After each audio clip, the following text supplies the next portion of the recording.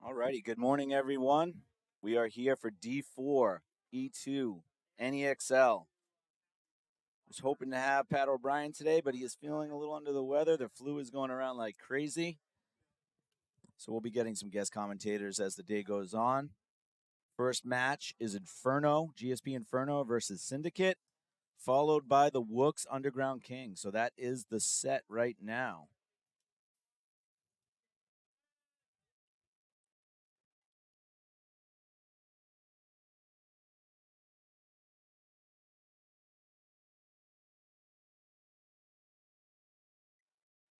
All right, we have 10 seconds to go. We have GSP Inferno and Salt City Syndicate. Looks like a lot of blur jerseys out there. A lot of blur jerseys on the Inferno side, so maybe 5 of the blur guys guesting for GSP Inferno. Looks like a full line of blur. Salt City Syndicate, a team that's familiar here with the NEXL. Had some trouble during COVID coming back out, but they're coming in for an event here. Very strong team. They shoot out one of the blur players out of their Dorito side can.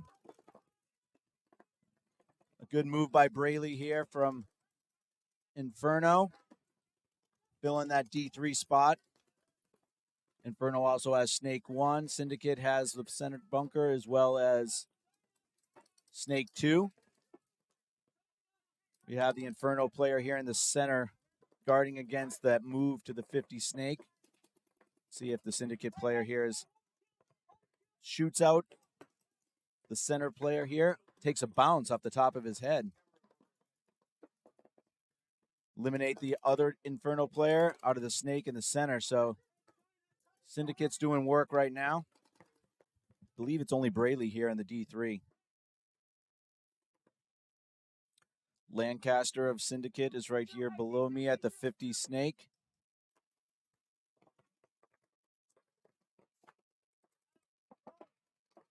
Syndicate eliminates the last player here.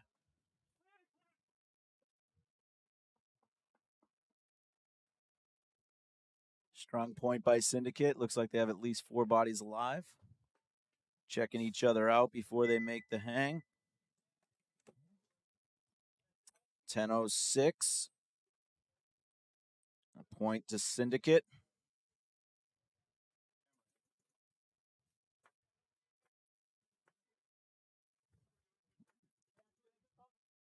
Lancaster did a good job pushing up the Snake that time. Also didn't play big, didn't try to overcommit on that Snake 2, knowing that there was a player in the center. So good job by him. Again, 1-0 Syndicate, 10:06 left on the clock. Now we've got the Wooks and Kings. Again, these are committed star points matches. I'll get into that a little bit between the next point of how that works. Again, I apologize, but Pat O'Brien is not feeling good today, so I'm running solo for this first match, and they are committed star matches. 10 seconds to the point.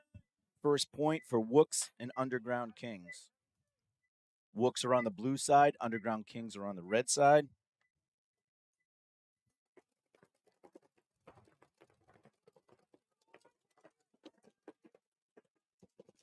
Looks like 5 alive for both squads.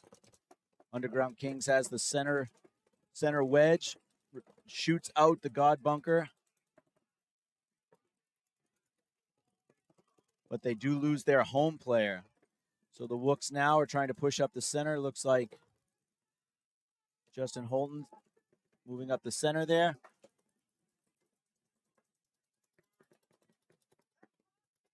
Underground Kings make a good move. I think that's Chris Townsend up the center trying to cut down that Dorito side. So right now the Wooks, it's a 4-on-3. They move into the Snake. But they do shoot out. Underground Kings shoot out one of the Wooks to make it a 3-on-3.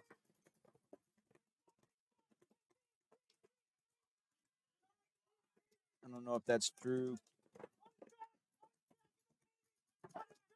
They have an elimination. Good shot there by the Snake player of the Wooks to shoot out the Snake side box. One player left for Underground Kings.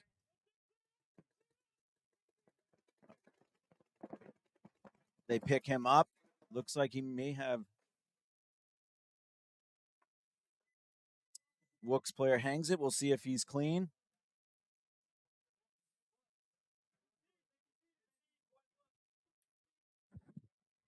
They did not concede.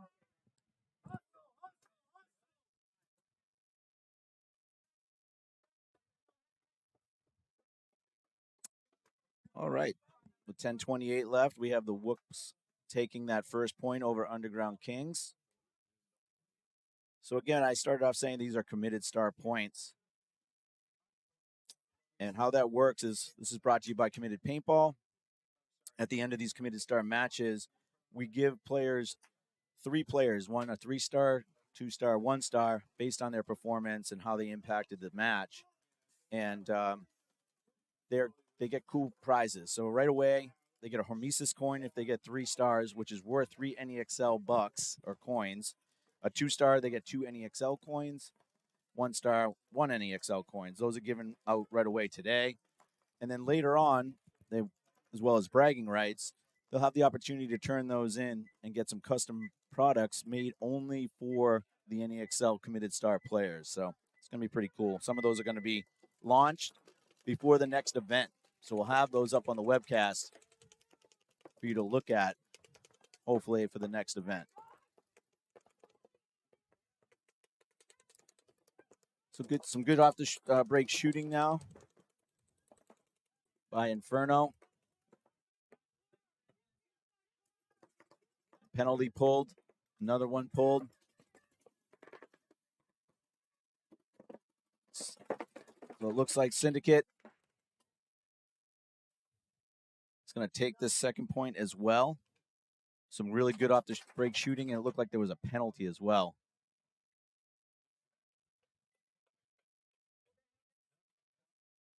Might have an illegal gun going on down below.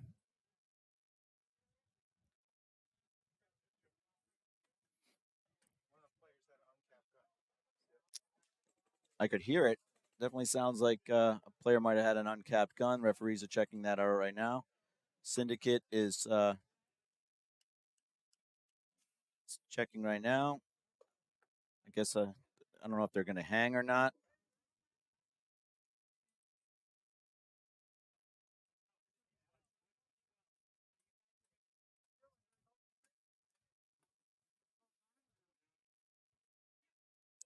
Checking to see if there's a penalty.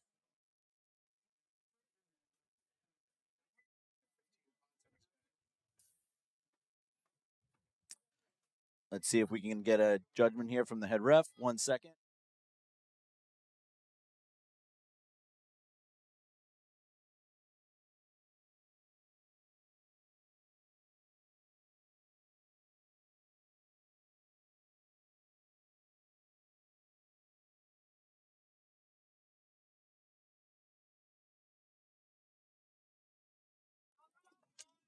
All right, so I got the clarification on that. It was an uncapped gun, and GSP will be starting down 2 players, so they'll be starting with 3.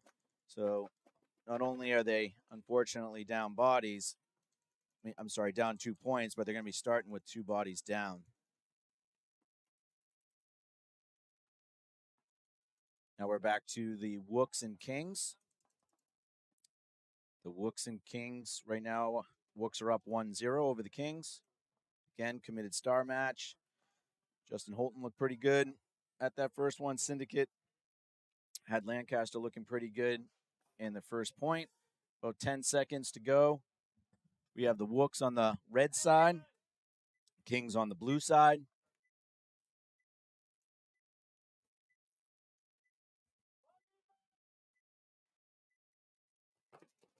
Wooks coming heavy guns. Underground Kings taking ground. So they got through those lanes and actually shoot one of the Wook players out of the can. Looking to get a check. I'm probably going to be looking for, yep. penalty there, so another Wook player is pulled out. Looks like there's 3 Wooks. Good move right there by the Snake player of Underground Kings, shooting out the Snake can right away and then wrapping and shooting the home. A pretty good fill right here by the Wooks player here. Another Wook is coming out of the Snake, so Underground Kings looking really good right now. They're in good spots. They have at least 4 bodies alive. Oh, well, they had 5, just lost 1, so they now have 4 bodies. So 4-on-2 for Underground Kings. Looks like we have Justin Holton in the center. Referee coming to take a look at him.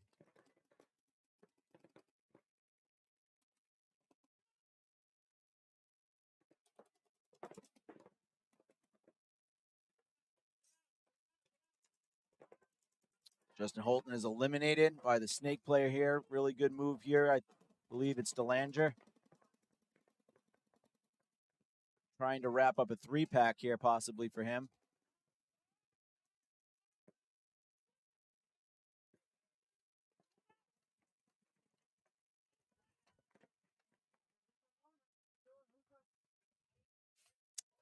Looks like we have a penalty.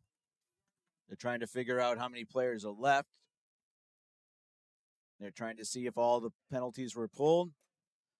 I think there are, which means there's one last Underground King going in for the hang. Yeah, I'd like to give him a star there, but he also got a penalty, so almost cost his team a point there. But it looks like we have a good hang right now for the Kings to tie that up. 1-1, 8:22 to go in that match.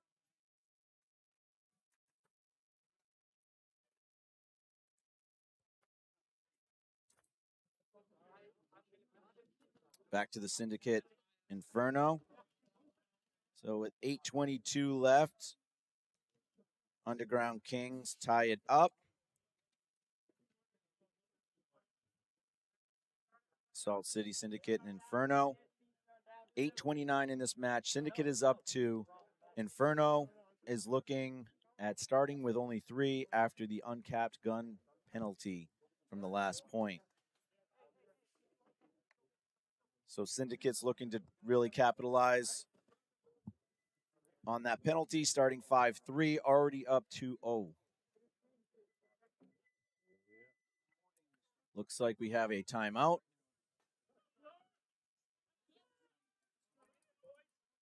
Yeah. But I can still shoot the right. Not the greatest use of a timeout, in my opinion. It'll be interesting. Yep. Yeah, because of that, the uncapped gun. Sorry, I can't do anything right now. They're playing for Inferno right now. They're just wearing their blurred jerseys. Looks like maybe one of the teams accidentally hit the button.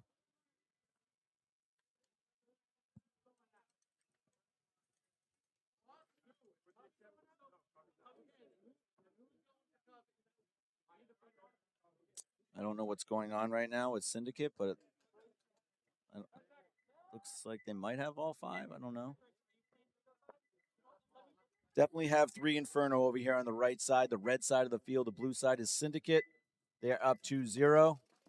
All 5 come out.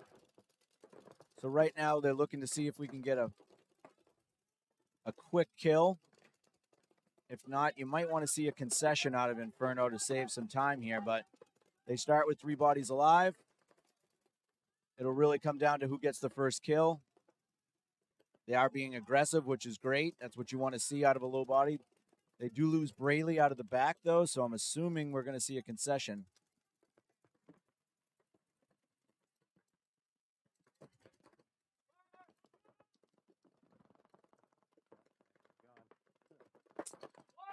Not the greatest field awareness going on this morning. I think we got some people sleeping. Here we go. Syndicate goes about 6 bunkers past the guy. Finally picks him up. So Syndicate's looking to go in for a 3-0 lead right now. That Dorito player that was coming down did a good job. Just needs to check the center off a little bit better. They do concede. Syndicate does go up 3-0. 7:22 left in that match.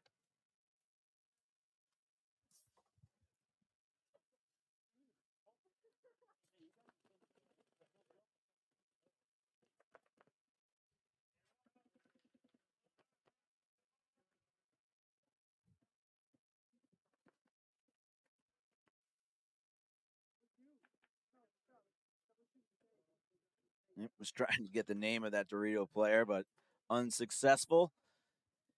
You'll hear this a lot from commentators, but making dark jerseys and then not filling in, using the dark jersey to fill in your number is a terrible idea if you want to get anybody to recognize you from a booth. All right, we have the Wooks Kings tied up, 8:22, 10 seconds to the point. Syndicate is up 3-0.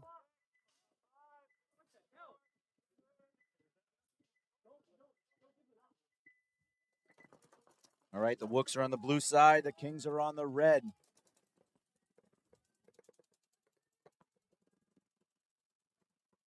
Let's see if we can... Who can get the first kill here? We have Underground Kings far up on their Snake side and Snake 2 trying to make Snake 50.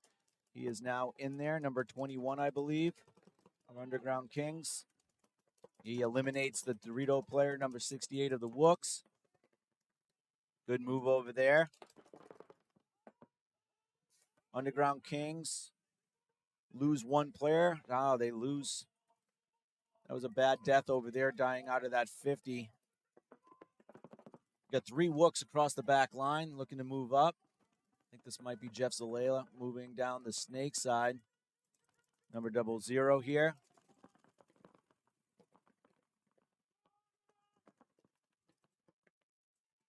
So we have 3 Wooks on the blue side of the field. Good job by Jeff right there, shooting out number 23. I think that's Chris Curry. He's got his hands in the air. I don't know what he's looking for quite yet. Maybe looking at his players to see where they are. Number 22, Perry, I think, is right here for Underground Kings. He's fighting 2 or 3 Wooks that are left.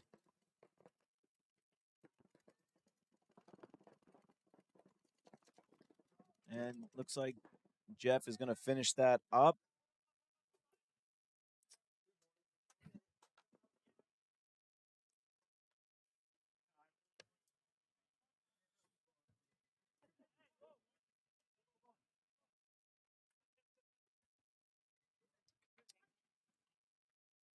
Okay, looks like they're having a little powwow here, trying to figure out if they're going to hang the flag or not. And there's a hang for the Wooks. 6-16.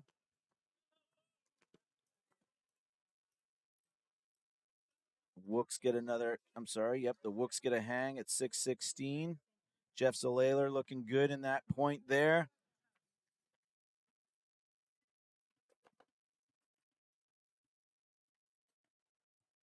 $7.22 in the Syndicate match.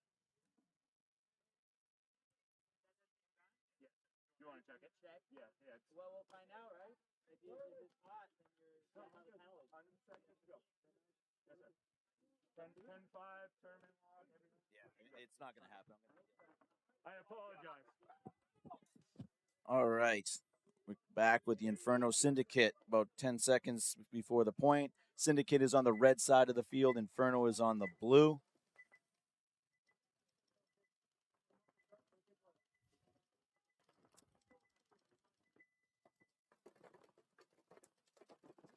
Carroll's a good off-the-break shooter, coming straight up the center. Inferno's trying to take a lot of ground.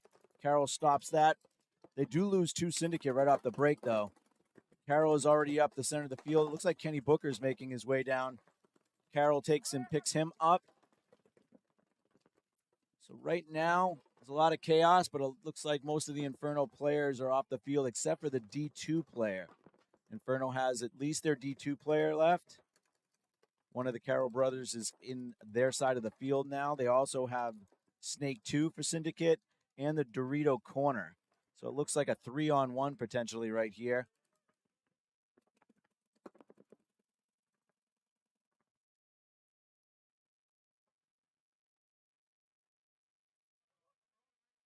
Okay, looks like this match is going to end with another good move. I think it's pronounced Foe. So Lancaster Foe Carroll looked really good for the Syndicate players during that match. So I'm sure they'll be getting some stars here. I'm going to try and figure out which stars they're going to get. So that was with 6:23 left in that match. That is a Mercy Rule win for Salt City Syndicate over Inferno. And number 97, I think it's pronounced Foe, will be getting a 3-star. And Mr. Carroll, with good play off the center, will be getting a 2-star. And then the Snake player, Lancaster, did really well in the first point. He'll be getting a 1-star. And that'll wrap up that first committed match. We're now going to be going to X-Ball with the Wooks and Kings. The Wooks are up 2-1 over the Kings. Right now there's 16 left in this match.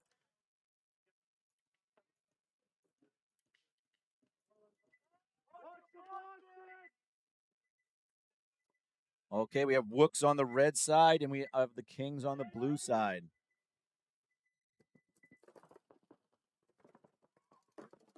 Oh, Wooks did good. Shot one of the Underground Kings right off the break out of the center, also out of the Snake side tower.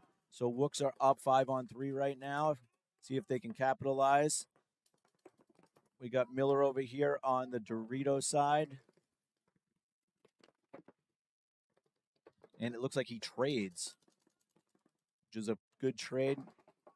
Right now there's only one or two Underground King. They're calling kill 4. See if their communication is right. It does look like there's only one Underground King. Number 14 right here on their side of the field. Once they realize where he is, he's going to have a hard time. That Snake should be able to pressure him. He's going to have to pick which side of the bunker he's going to try to die on here. Really needs to fight behind one of his guns. Try to actually pick one of them off at a time and just hope. He's eliminated by the Snake side. Okay. So now all the Wooks are alive. Looks like 4 out of 5. We have a concession. We're going to go into X-Ball now. So that'll be a 3-1 lead for the Wooks. Yep.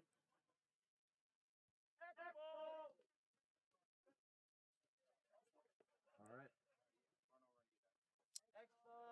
All right, so we have the Wooks 3-1 over the Kings. Committed stars. I'm going to talk about that again while we have a little bit more time to talk with a 2-minute X-Ball intermission. So Committed Stars brought to you by Committed Paintball. Are one match per event. Each team participates in a Committed Star match. During that match, we give a 3-star, 2-star, and a 1-star winner based on their performance and how they impacted the match. The 3-star winner gets a Hormesis coin. So thank you, Hormesis, Alex, and Oliver, for being part of this process and starting a really cool culture of giving back. So those Hormesis coins are worth 3 NEXL coins. So the 3-star gets one of those. The 2-star gets 2 NEXL coins. 1-star gets 1. At the end of the year, Committed Paintball is going to have a secret link for only coin redemption, similar to Dave & Buster's or your old school skee ball type places where you get to have some cool stuff, custom stuff that you will only be able to purchase as Committed Star points winners with your coins. Just a cool way to give back recognition. You could also trade those coins. You could challenge people with NEXL coins. You could challenge, your local pros with your Hormesis coins. So we're excited about it. We do it along with the NEPL. AG Paintball does it with the NEPL. So there's a lot of winners out there. We also are using the NEXL coins for one-on-ones. So anyone that wins a one-on-one has the opportunity to get an NEXL coin on top of that. So here we go, Wooks and Kings. Wooks up 3. They're on the blue side. Kings only are down 2 on the red side. Wooks come out real heavy on the Snake side. Take this little small insert brick. Looks like one Underground King is taken off the Snake side. A second Underground King. So, but one of the Wooks came off the D side. So we have 4 Wooks, 3 Underground Kings.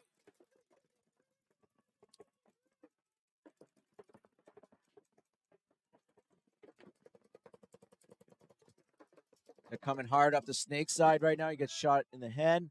Up as a trade.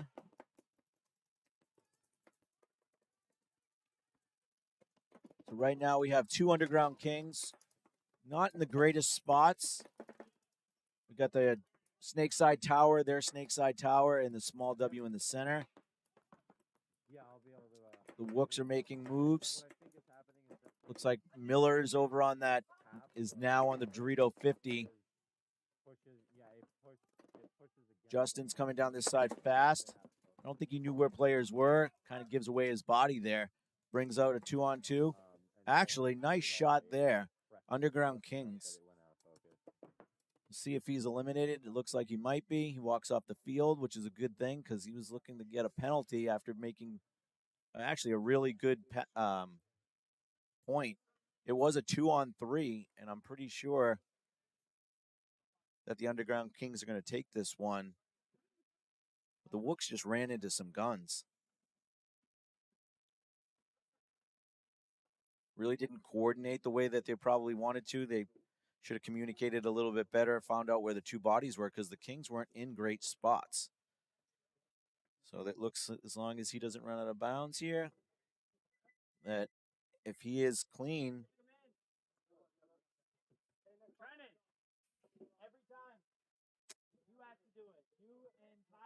All right, let's see if that is a good, which it looks to be good.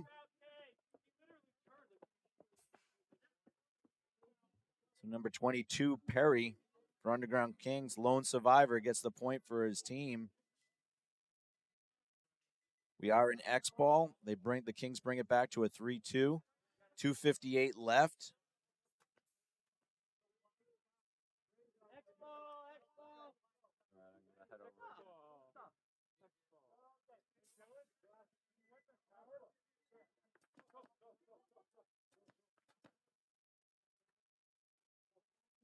So again, the Wooks are 3, Underground Kings are 2. 2:58 left in that match. This is a committed star match. So Mr. Perry over there on the Kings, being the low survivor, getting a point for his team. Playing tight in the bunker that wasn't ideal in a 2-on-3 situation. His other player did a lot of the damage, but one of the last players he traded with, he walked off the field smartly and left Perry there to hang the flag. So again, Wooks 3, Kings 2, committed star match. First set of the day.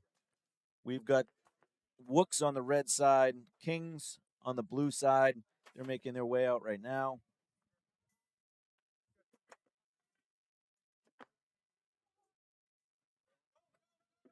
.258 left in this match.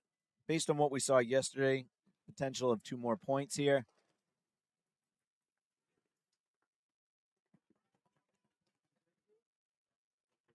Both teams should be starting with 5. Looks like they are. We'll see if the Wooks do a pocket play. They've been usually having 3 guns up. Coming out here short on the Dorito side normally. We'll see if they change. Well, they come out a little stronger and take ground over here and take the D2. But looks like Miller had a really good shot on the home. We'll see if he got him or not. The Underground Kings are right here. I believe that's Delanger in the Snake 2. Miller gets shot out of the D2. The Wooks player comes over and fills. Looks to be a 4-on-4 right now. Referee coming to check the Wooks player here in the temple.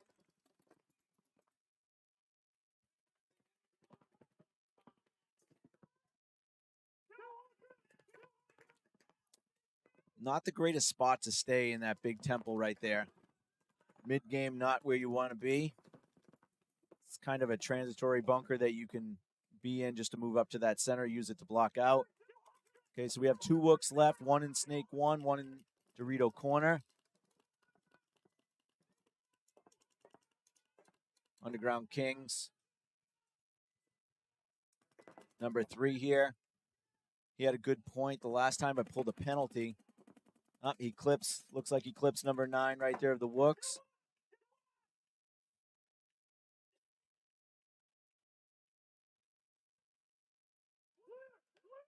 Looks like to Jagger. So a good point for the Underground Kings, looking to tie it up right now. And they do. With 1:18 left, they tie it up. 3 Wooks, 3 Kings.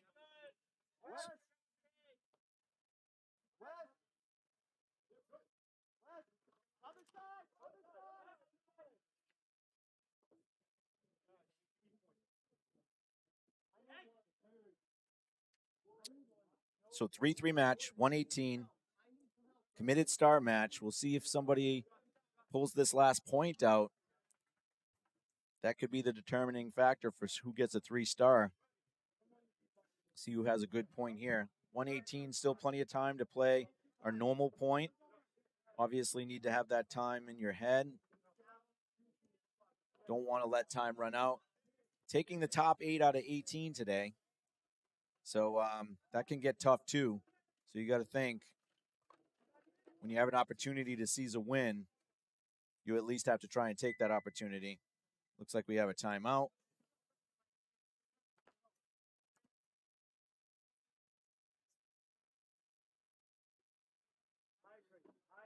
So we got Wooks and Kings, 3-3, 1:18 left in this match. This is the first set of the D4 X Ball NEXL event number 2. 18 teams here today, playing on 2 fields. Seems like there's a delay going on field 2, though, unless all their matches are already done.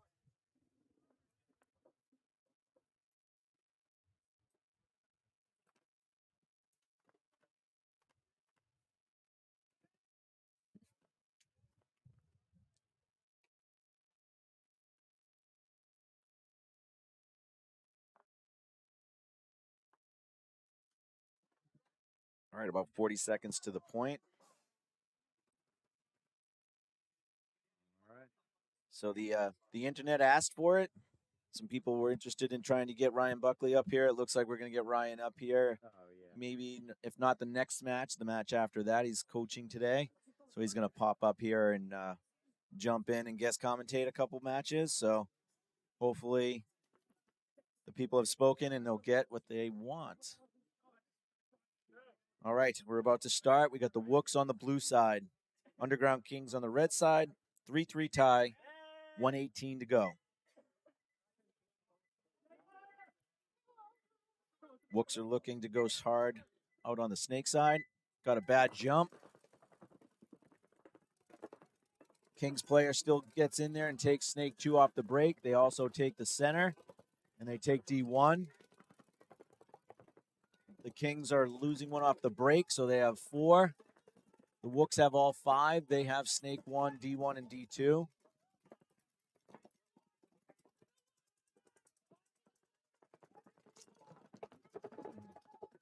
Wooks are in good spots here, but Underground Kings are taking it to them. They're over on the 50 snake side of their snake side. So very aggressive there. The Wooks are looking to match. Pushed up to D3. Oh, but he gets eliminated. But now the Wooks take their snake 50 and shoot out the middle person from Underground Kings. Jeff Zalela doing work over here. Already had a good point in this match. Shoots the second player. Going a little quick. He shoots number 3. He's going to leave one body alive, potentially. And he hangs the flag. We'll see if he is clean. And if so, he's looking to be a 3-star winner right there with that move, plus the good point he had before. Waiting to see if we got a thumbs up or not. Thumbs up. Jeff Zalela winning the match and the point for his team. With 9 seconds left, there will be no other point played. So good job, Jeff Zalela. You are going to be the 3-star winner of that match.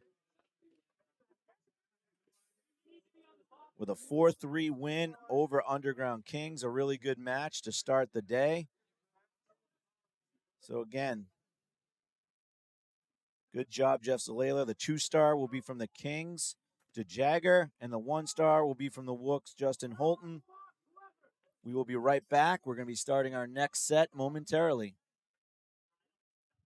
Yeah, we're burning it, right? Yeah, burning it. so you know, I'm commentating by myself out there. It's very hard to help. Yeah, I don't do it for the stuff. No, I you know, like I'm doing what you normally would do. Yeah. I don't like to assume, but I. Yeah, you're gonna. All right, Ruckus, Wooks, McGee, followed by Uprise. These are committed star matches. Hey.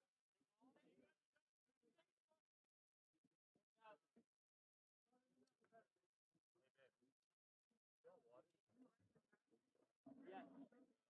I got him right here.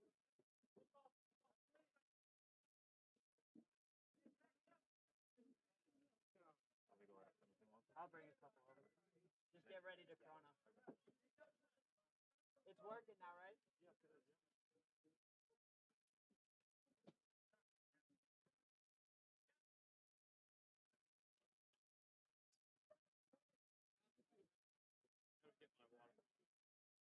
Ruckus and Wooks, McGee, first point. We can get 5 to the box. Followed by Uprise. How much time do we have, Anthony? Oh, 3 to 4 minutes.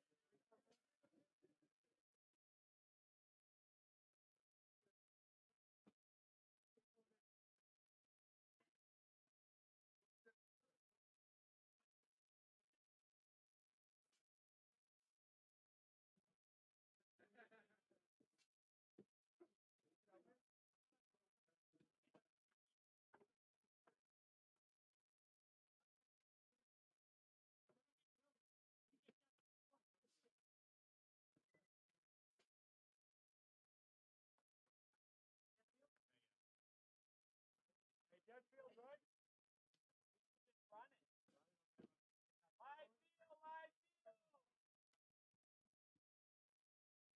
Ruckus and Wooks, 5 to the box.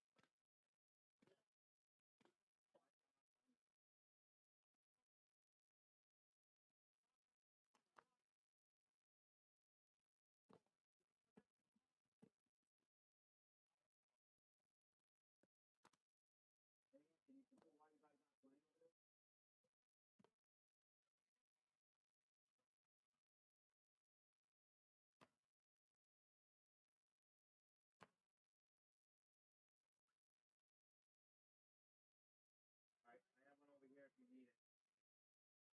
I walk you off again.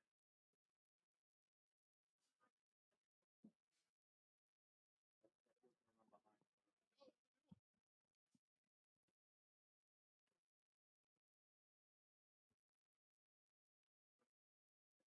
you go.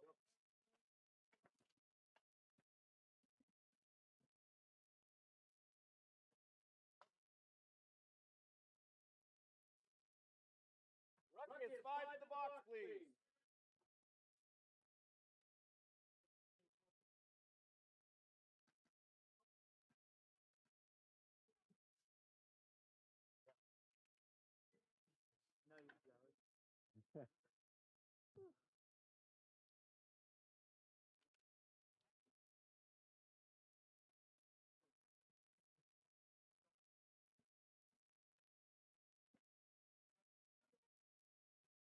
No, you don't. They still have 4 reps. They're fine. Yeah, we're good. It's the only thing we're good on. Not us, not us, not us.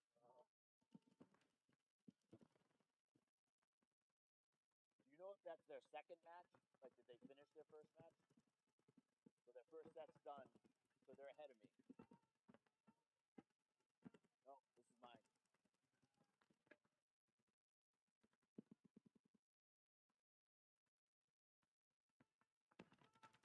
He's on his 9:30 games.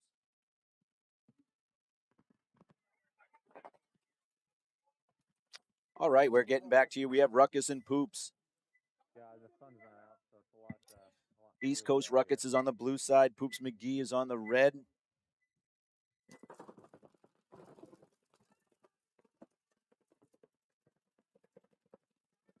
Looks like we have 5 bodies alive right now. Ruckus again is on the blue side. Poops McGee is over here. They took the D3. Oh, we got a penalty coming up on Ruckus, so 2 players eliminated off the Dorito side. But during that chaos, the Ruckus player did come over to the snake, and he's in snake 2. Matt Falvey over here in the D3.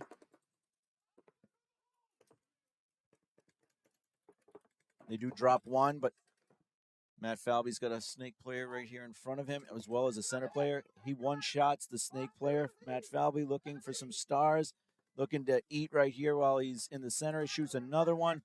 That is a 3-pack for Matt Falvey.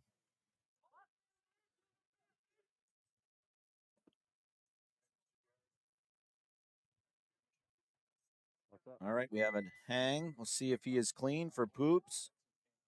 Oh yeah, I see that. Okay, point good. Matt Falvey doing a really good job on this Doritos side with a 3-pack for Poops McGee. Shooting people while commenting positively on the referees. That's a sponsored athlete right there. All right, so we have the Knights versus Uprise. These both are committed star point matches. So if you're just joining us, I'll get to that in a second. But these are both committed star points. We have the Knights and Uprise. Looks like we've got the Knights on the blue side, Uprise on the red side.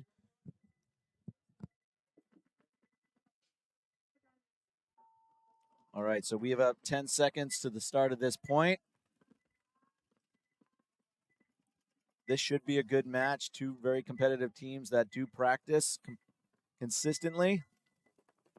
The Knights are out of AG Paintball. Uprise plays out of here in Maynard. I don't know if it says OJ, but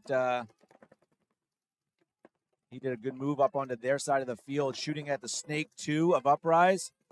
So we'll see if the Uprise player, might be John Lucy over there. He just needs to stay alive over there. Keep that gun on the center. Allow maybe if this is Tebow or not. And he does shoot him out. Nice move by the Uprise player on the Doritos side. He is now in this 50. Does not look to be John Lucy, actually. And he shoots out another player off the Doritos side. Looks to be Matt Chiat. But then he loses 2 fights. Looks like might be Fabio Tricana comes up and evens it up. Looks to be 2 players here. 2's in the Dorito. Great communication there by Fabio. We've got 3 players here from Uprise. I don't know if it's only 2 players for the Knights.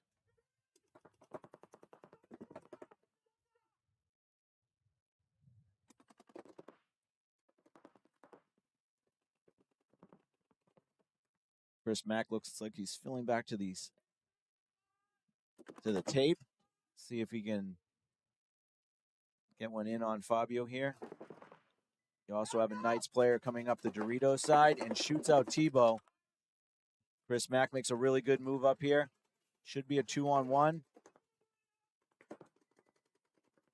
See if Anthony has a shot here, though. Hopefully he doesn't have a shot on his pack. All right. Chris Mack does make a great move there. Saves his point. Comes in for the hang. Chris Mack shooting the last 2 players and getting the point for Uprise. Yep. A back and forth point. Good closeout by Chris Mack. 10:03 left in that match.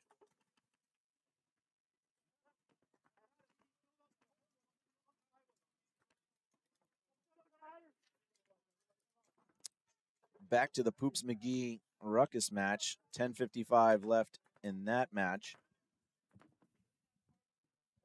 See how Poops McGee and Matt Falvey can do following up that last great point. See how Ruckus is going to bounce back here. They are on the red side. So we have Ruckus on the red side, Poops McGee on the blue side. Poops McGee took a lot of ground, was very aggressive in their last point, which was the first point of the match. We'll see how they come out here. Again, their Poops are on the blue side, Ruckus on the red. Ruckus takes a lot of ground. Omari looks to be in Snake 2. The home player for Ruckus looks to be clean. Ref went in and checked. 2 players for Poops McGee get shot pretty much off the break. We do have a Snake 2 player that eliminates. That might be Matt Falvey again. No.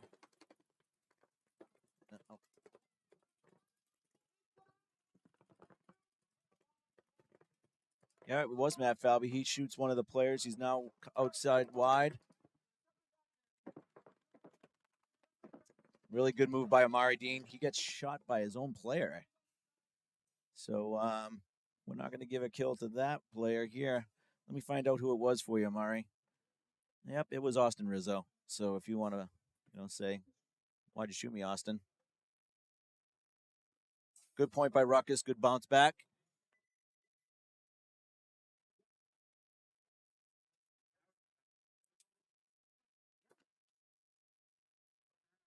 Point good. Ruckus. Yep.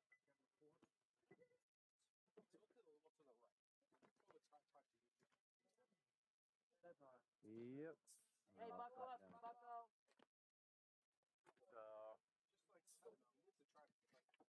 Good point there by Amari. So we got 1-1, Ruckus and Poops McGee. We're coming back now to the Knights Uprise. This is a Committed Star match brought to you by CommittedPaintball.com. So every event, each team gets a Committed Star match. We take the top 3 performance players during that match that impact the game. We give them a 3-star, 2-star, 1-star rating. 3-star gets a Hormesis coin that's worth 3 NEXL coins. 2-star gets 2 coins. 1-star gets 1 coin. They'll be able to use those to redeem for custom prizes they can only get through Committed Paintball. All right, we have Uprise on the blue side, Knights on the red. Knights take a lot of ground up the center and on the snake side insert brick. We saw the Knights D3 team taking that insert brick a lot. Looking inside, good move, shoots Perry out of the center for Uprise. Oh, unfortunately, Anthony gets a penalty and takes out his D side with him, Chris Max. One of the Knights comes off the snake side. Another Knight comes off the center home. Doing work right here in the center. See if Snake 2, he can shoot this center guy out. Up. It is John Lucy. I thought it was him on that other side. So he's doing some work here. He's going to get somebody out in the center. He's really doing some work here. And that is a 4-pack for John Lucy. And a hang. So we really brought that point back. The Knights were up bodies after a penalty on Anthony Nicoli. So, Anthony, you owe John a beer, saving that point for you. So with 9:03 left, John Lucy comes through with a 4-pack and a hang, putting Uprise 2-0 over the Knights.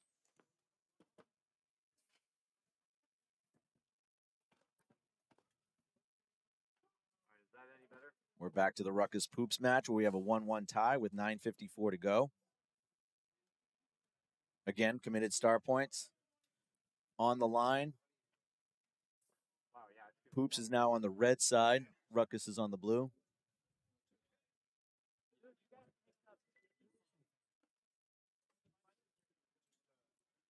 "15 seconds to the point. 9:54 in the match. Ruckus and Poops are tied 1-1. Yeah. All right. Yeah, I just moved the leg a little bit. Ruckus heavy guns, 2 in the back center, 1 up the center tower. We have at least 1 Poops McGee coming off on the Doritos. I'm sorry, the Snakes, their snake side. Their second player comes off that same snake side. So the farthest person wide is this back center. Matt Falvey is pushing up into the D2, trying to counter. But Ruckus already has this their Dorito side 50 with a second player as well. So it is kill 3 for Ruckus. And we have Amari Dean doing work over here on the Dorito side. Shoots the last 2 players. Ruckus may have 4 alive. 4 alive, maybe even 5. Amari's saying, hey, I'm not going in there this time to hang the flag. You shot me last time. He's calming everybody down. They're looking over each other before they hit that button. Looks like Amari's going to hit it and score the second point for Ruckus. With 8:49 left, Ruckus is going up 2-1 over Poops McGee. And Omari is definitely making his statement for some stars.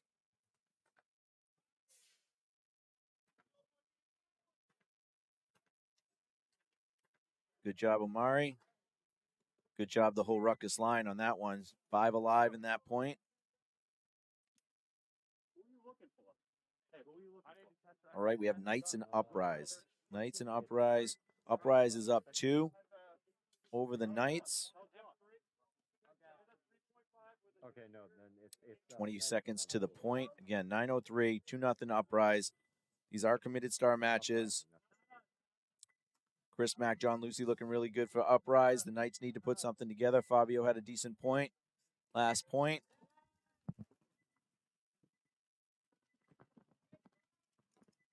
Uprise is on the red side, Knights on the blue. Knights get a really good jump up the center.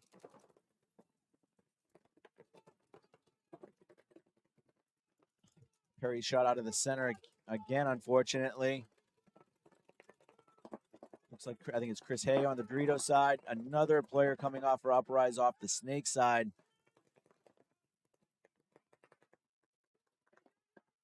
Knights are already in the Snake 50.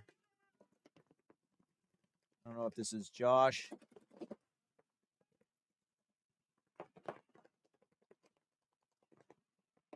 Chris Hayes shoots out the Dorito corner.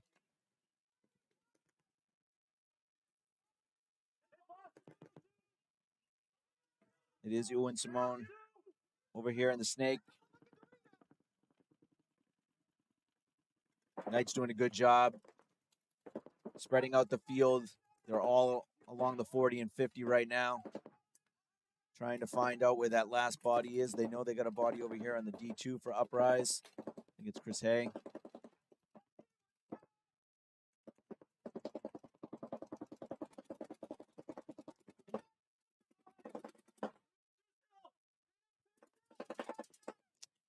They're going to find out real soon that he is the last one, so Hay is eliminated.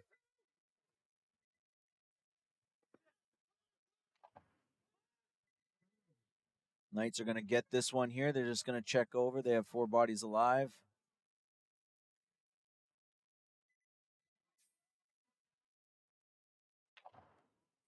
Two to 1. Uprise over the Knights now with 7:19 remaining.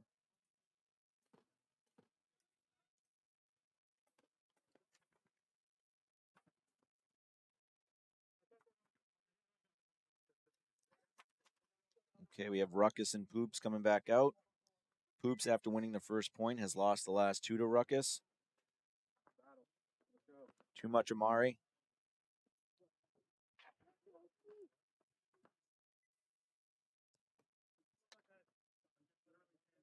All right, we're going to have Ruckus on the red side. Poops on the blue.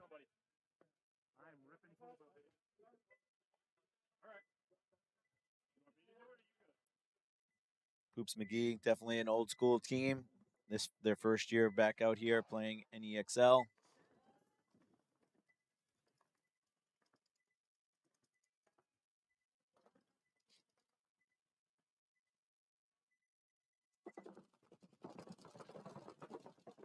Both play more of a pocket with a couple out, but Ruckus takes the walk first. Omari and a second Ruckus player coming out of the center.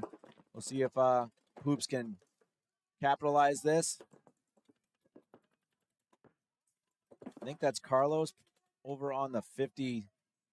It would be his Dorito 50.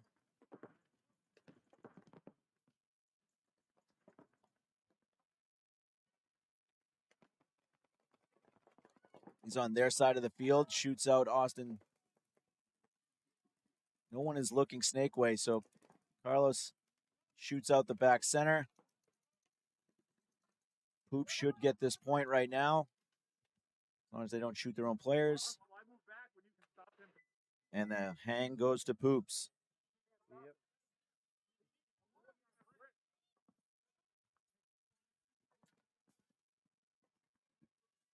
Yep. With 7:55 left in that match, Poops McGee comes back, ties it up on a good point by Carlos.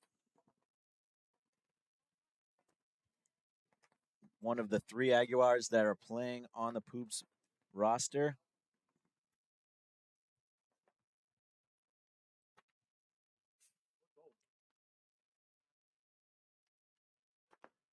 Now we have a 2-2 tie, Ruckus and Poops. And we have Knights and Uprise right now. 7:19 left in this match. Uprise is up 2-1.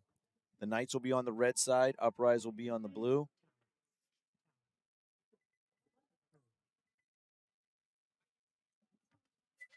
Here we go. 10 seconds.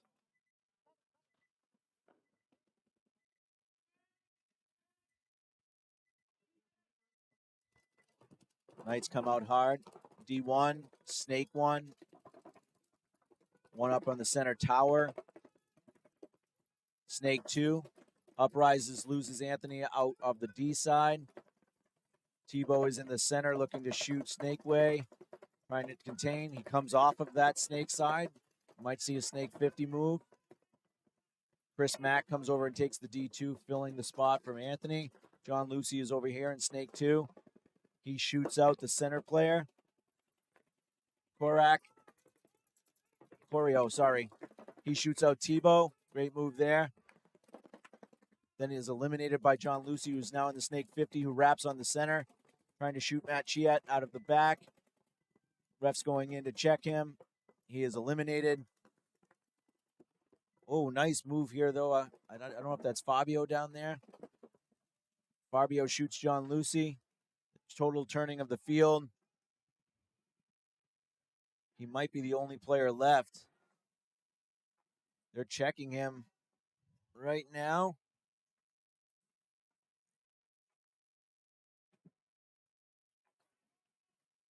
Fabio hangs. What a great point by Fabio, completely turning the field. John Lucy was doing work over here, and Fabio was doing work on the other side, completely turned it around. 2-2 tie, 5:56 left.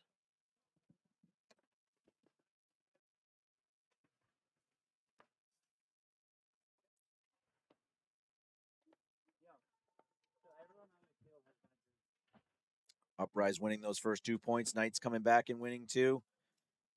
Again, great point by Fabio there. Both him and John Lucy were going down the field. Fabio broke through first. Saw John Lucy's back, even while John was on their side of the field. Last player alive. Now we've got Ruckus and Poops, also in a 2-2 tie. 7:55 left here. Poops McGee will be on the red side, Ruckus on the blue. Poops won the last point to tie it up 2-2.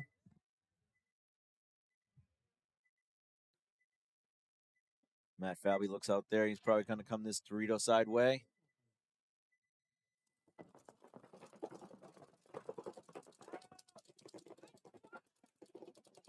Poops loses 2 off the break. Looks like Matt Falvey actually went up the center and is on their side of the field. If he can get his gun up real quick. There he goes. He gets Omari going to the Snake. That is a spin. We should see a penalty potentially. And the refs might have missed one on that one.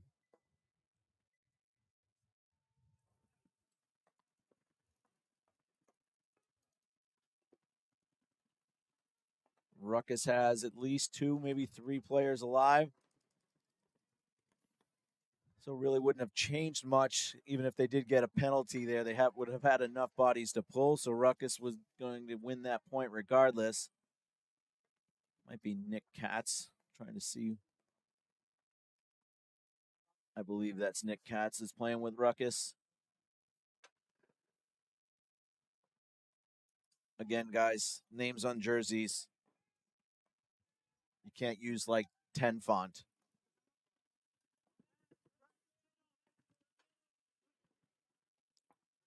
Looks like Ruckus is hoping Poops is going to concede. And they do. So now we have a 3-2 match, 6:32 remaining. And we are going to have a scoreboard issue, unfortunately, so we are going to have to reboot. So there's going to be a little bit of a technical timeout here.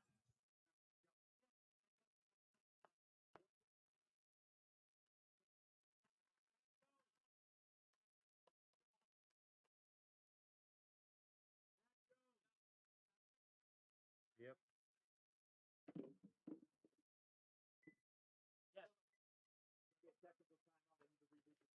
Okay, technical. So Ruckus just scored the point, correct? Correct. They're up 3-2. Correct.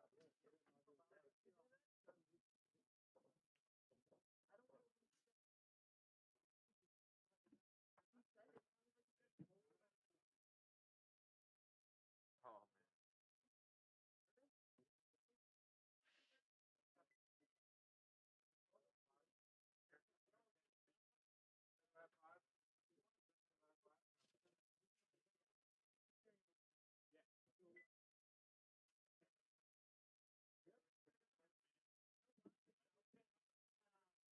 man.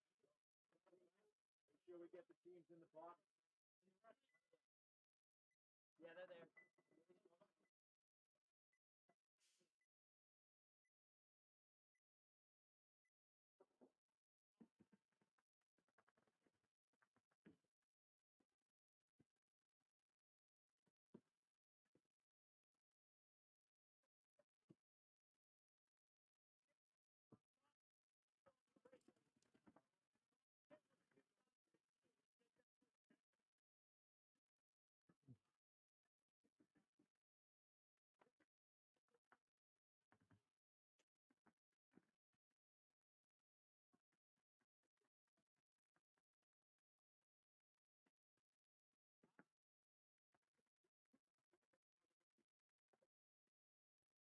Oh yeah.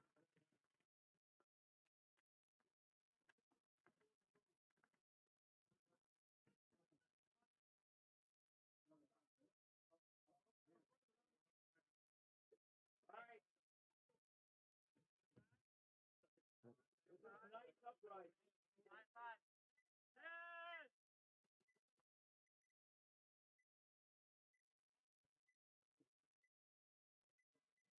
All right, we have Knights Uprise, 2-2, 5:56.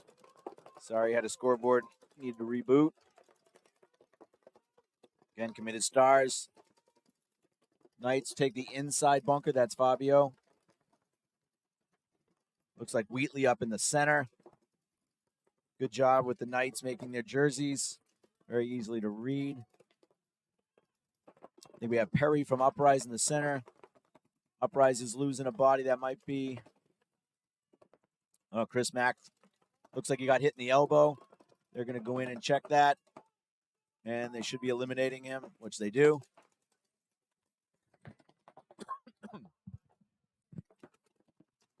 All right, we have Anthony Coley over here in the D2. Perry's over the top trying to shoot down on the snake player here for the Knights.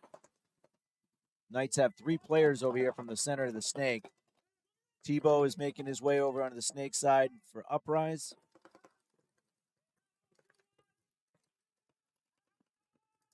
I don't see the 4th player for Uprise.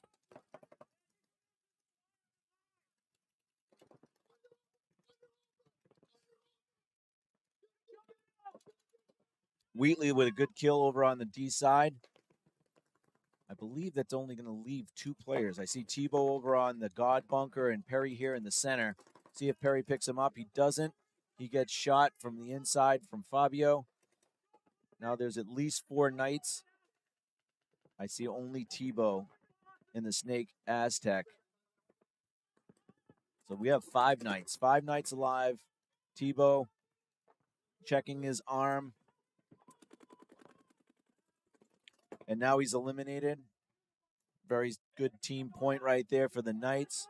Wheatley looked really good. 5 alive. We have a concession.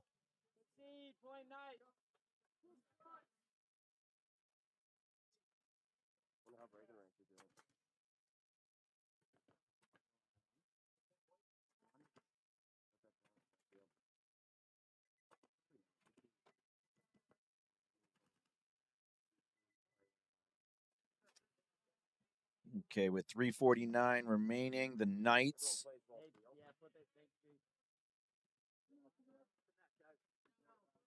One second, we're going to need to do a little timeout again. 1 second.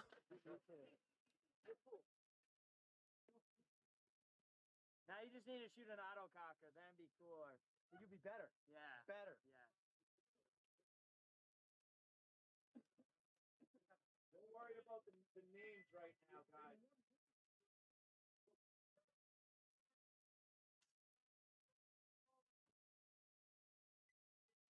Don't worry about the names on the monitors.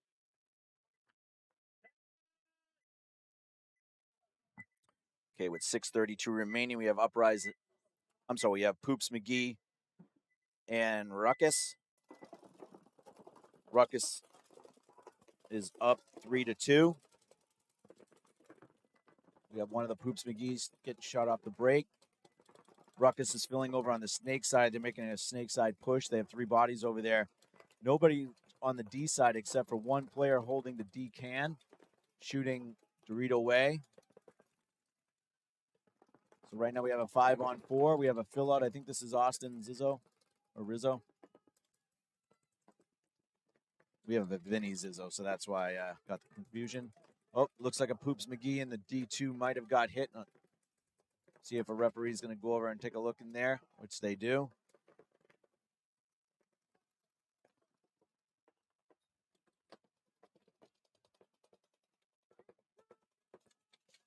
Oh, we got another ref coming in. Hopefully he doesn't see anything. Oh. Good job there. Good job there by Ruckus. Picked up Carlos on that move to the D50. Believe we have a 5-on-3 for Ruckus right now. Can still see the guy on the left. So. Center player number 32 is doing well. That whole Dorito side for Poops McGee. Actually, there's still one in the D2. So Poops McGee has 3 alive, one in the center tower that really need to get out of there. One on the the snake side tower. Poops is not in the greatest spots right now. The D2 is fine. These other 2 spots are not the greatest spots when they start bearing down on you. Nice elimination there, though.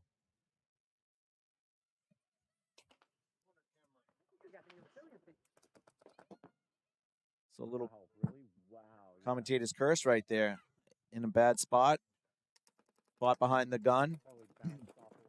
And they took 2 players out. So Poops right now turns that right around. And has a 3-on-1, I believe. I believe we only see the D2 player for Ruckus. I think this is Little Aguar. Or it's Mama.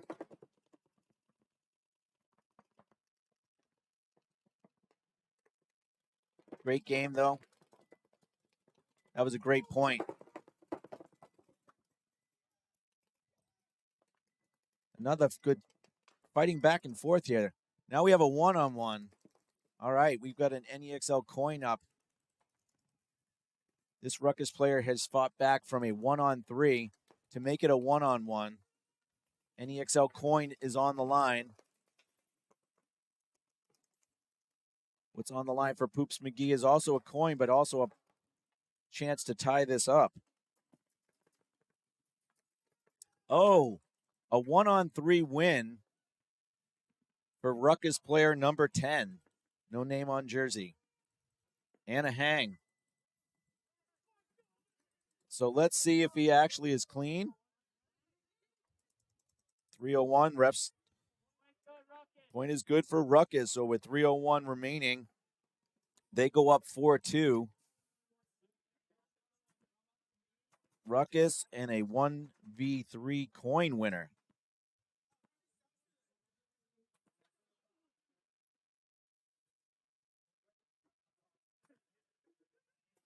All right, we have the Knights and Uprise coming back out with 3:49 remaining. Knights are up 3-2. Uprise won the first 2 points, and Knights have gone 3 in a row here. to bring it back. These are committed star points. The Knights had really good points from Fabio, Wheatley, Simone. Good points from Uprise, Chris Mack, John Lucy. Let's see who has it in them today and right now to try and bring this back. Very tight match. Again, 3-2. Knights, Uprise. Knights are on the red side. Uprise is on the blue. We'll be joined shortly with a guest commentator that the fans have been asking for. Put in the comments who you think it is. If you were listening earlier, you already know. All right, Uprise goes into the snake. Goes into D2. Uprise 5 alive. Knights 5 alive. They have snake 2. Looks like Uprise lost their snake body. They also lost Tebow. So we have 5 Knights versus 3 Uprise right now. Nobody is alive on the snake side for Uprise. We'll see if the Knights realize that and try to capitalize.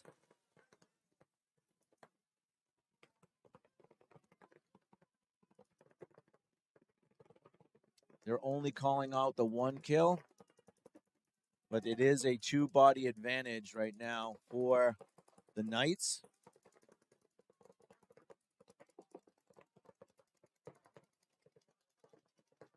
Perry's here in the center. He's going to be potentially exposing his back. If we can see the Knight player, number 79, makes one more bump, he's going to get a free kill. Uprise shoot another player, and it looks like a flag's coming in potentially. And Perry's being eliminated. Oh, and a red. They're going to start short the next point.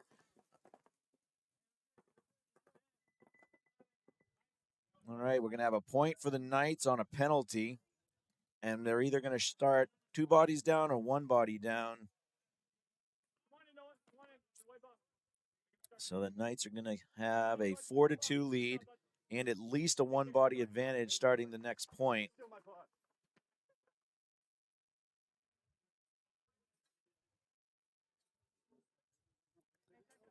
All right, 3 minutes left in the Ruckus Poops McGee match here. If you'd missed that last point, Ruckus, player number 10, wish I knew his name, pulled off a 1-on-3. So Poops McGee, they were down, I think, on a 3-on-4.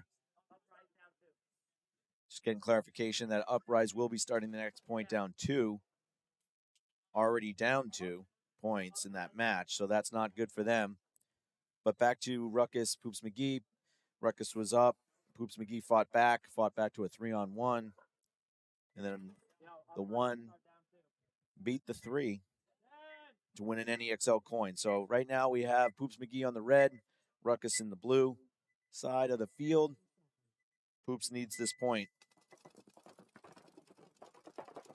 Matt Falvey takes the D2. Poops McGee also takes the center. Ruckus takes the center. Omari's in snake 2. Omari shoots out the center player.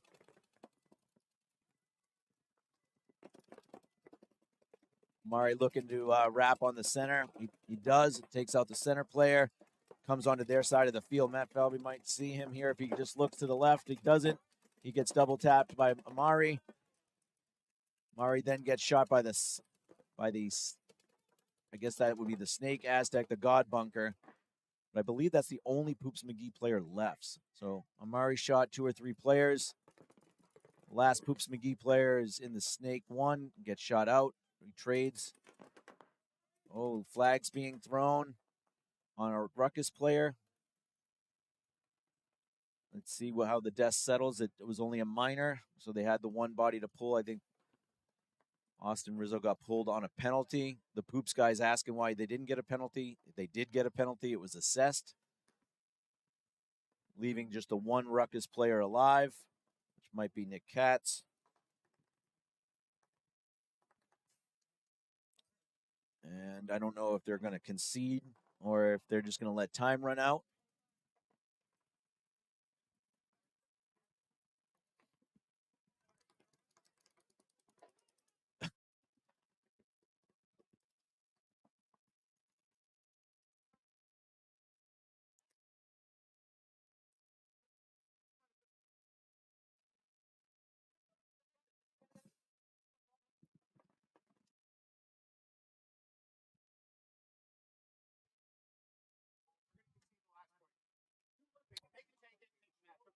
Okay, I'm going to let time run out then.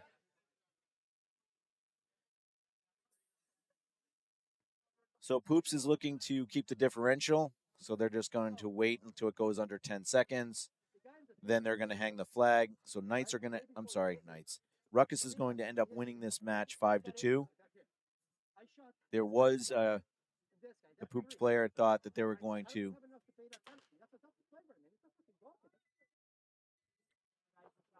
So this match is going to be over. We'll be going right back to the next match, the Knights Uprise. So 1 second.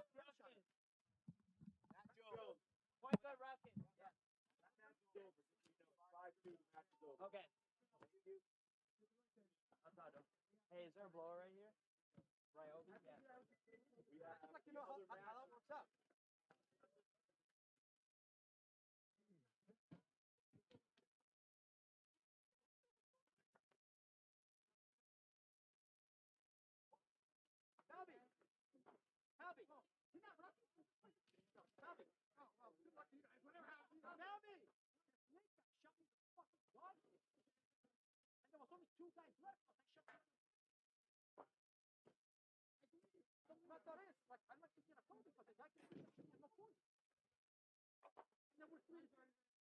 They did pull a penalty, just so the Ruckus, they did get a penalty.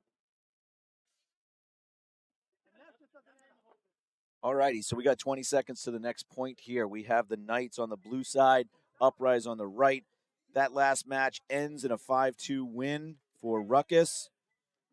Omari's going to get the 3-star, followed by the 2-star play of number 10, and Matt Falvey's going to get a 1-star.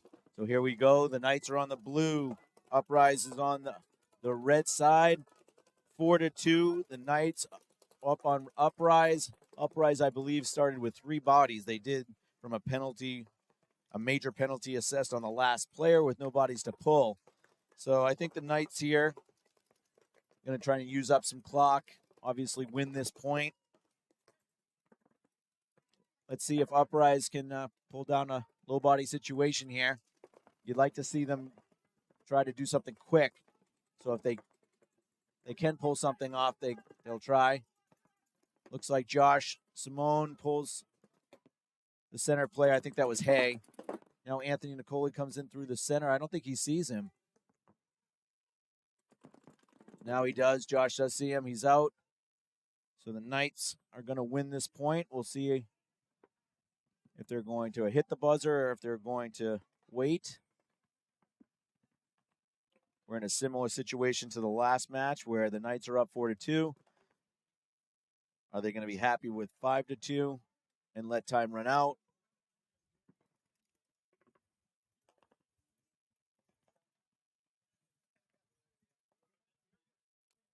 It's hard to win those 5-on-3 situations. But Uprise did take it to the Knights, trying to make something happen, knowing that they're already down 2 points with very little time left on the clock. It looks like they're going to be happy with a 5-2 loss and keep the 3-point differential. So the Knights are waiting until under 10 seconds, I'm assuming, and then going to hit the buzzer here. So let's just look at some committed star points for the Knights. Fabio, Wheatley, Simone. I feel like Fabio and Simone definitely are up there. So I'm going to go with 3 stars for Fabio, 2 stars for Josh. And Chris Mack had a really good point that I'm going to give him a 1 star. So that's how that's going to end. They hang the flag. That's going to give us a 5-2 victory for the Knights.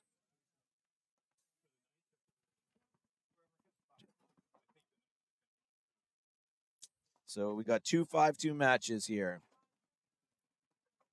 We're moving on to the next match. The next set of matches is Boston Armada, Shellshock, Mysfits, Ruckus, SS. We'll be back to you soon.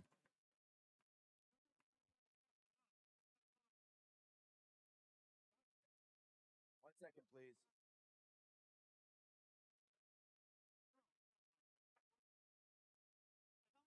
Next point, Armada, Shellshock. Armada, Shellshock. Followed by Mysfits, Ruckus, SS. 4 minutes to the point. On the right? Check your schedule, please. Talk to our captain.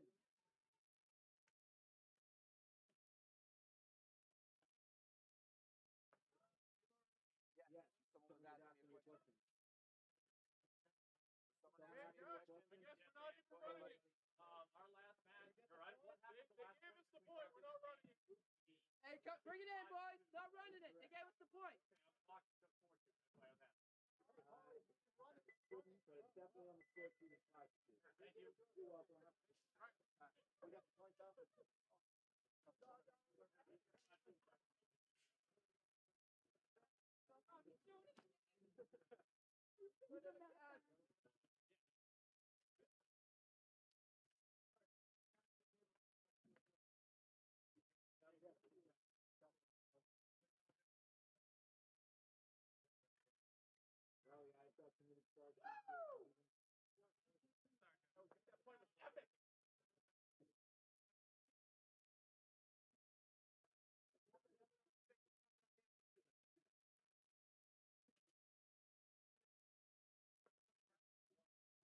Armada Shellshock, 5 to the box, please.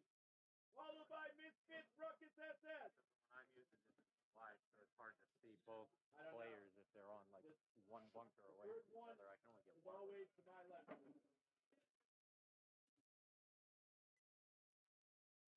Yeah.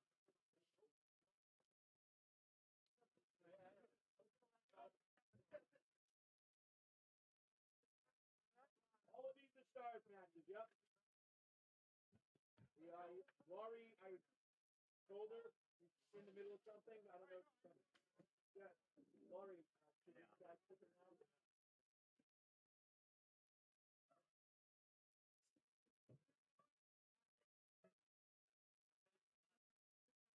You got a 1-star.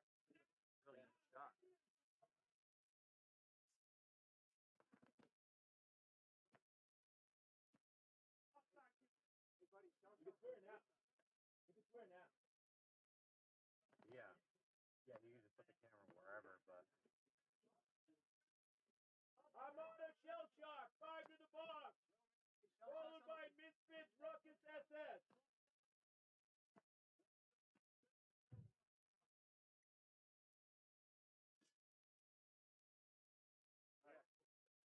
yeah, this is so much nicer than yesterday.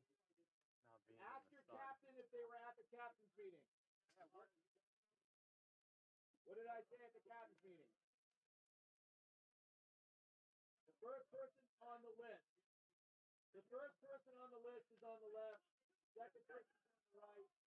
If they're already staged there, you can go in the opposite one. Doesn't make a difference.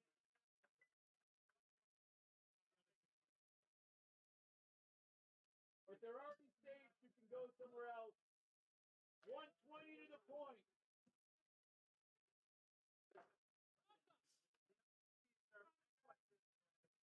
Yeah, it's tough.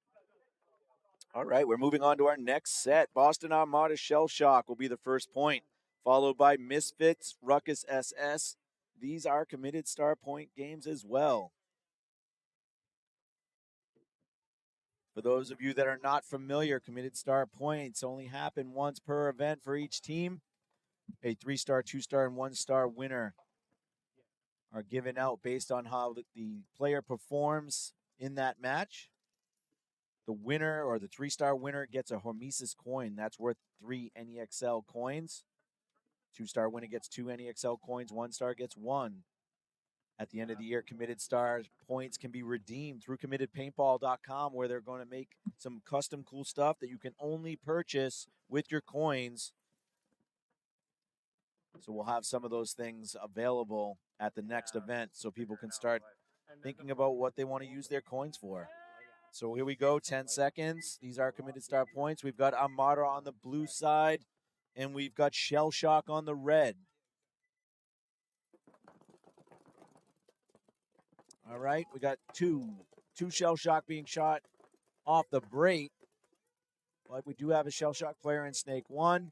One on the Dorito side can. One in the Snake side tower. Armada loses one off the Dorito side. So it's 4-3. Armada has the center bunker. Looks like Braca's coming up onto their side of the field in the center now. Or, nope, that's not Braca.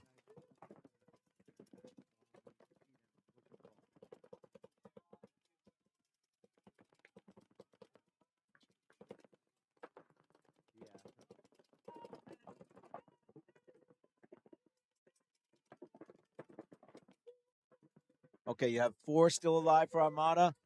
Shellshock loses their Dorito player. So now Shellshock just have their Snake player and their Snake tower. Their Snake player needs to look up and he'll get a free kill. He does. That is Braca. That's eliminated there. Another kill. Anthony gets a kill out of the Snake tower, so only the Snake player is left for Shellshock. He's going to get run down. That looks like Skip, maybe?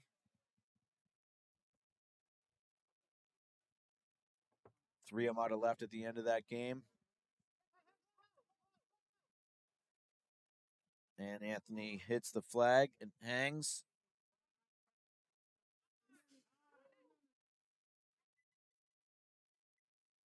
Armada gets that point. 10:22 left.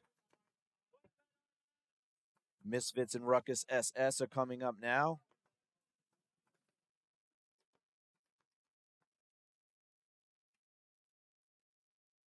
Yo, OTB is on this team. All right.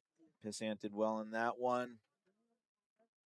Good win for Armada off the start there. Shellshock tough. Losing 2 bodies off the break is very tough. So now we have the second match of this set, which is Mysfits Ruckus SS. This is also a committed star match. So we have Ruckus SS on the right-hand side. That's the red. Then we have Mysfits on the blue side.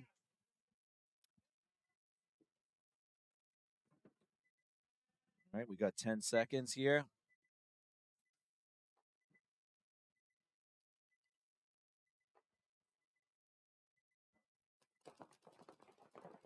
Ruckus takes D1. Mysfits take the snake off the break. Into number 2. They're calling out a player that's hit on the hopper. Oh, and now he gets a penalty, so Ruckus loses his 2. But Mysfits lose 1 as well. But they do have Snake 2 looking to wrap here. I don't know if this is Sansa's. It is. He's now in Snake 50.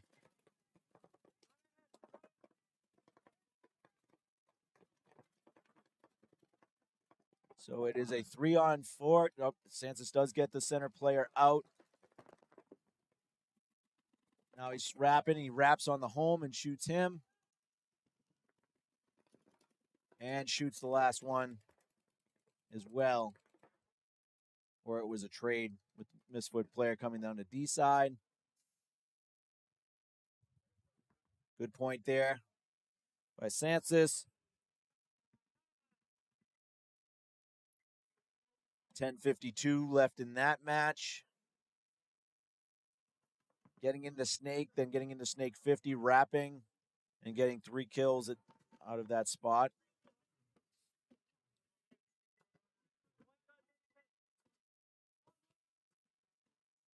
Going back to the Armada match right now, but that was some good bidding there for some stars by Mr. Sansis. 10:22 left in this match. Armada Shellshock. See if Shellshock can make some adjustments there, not lose bodies off the break. Shellshock will be starting on the blue side this time, Armada on the red.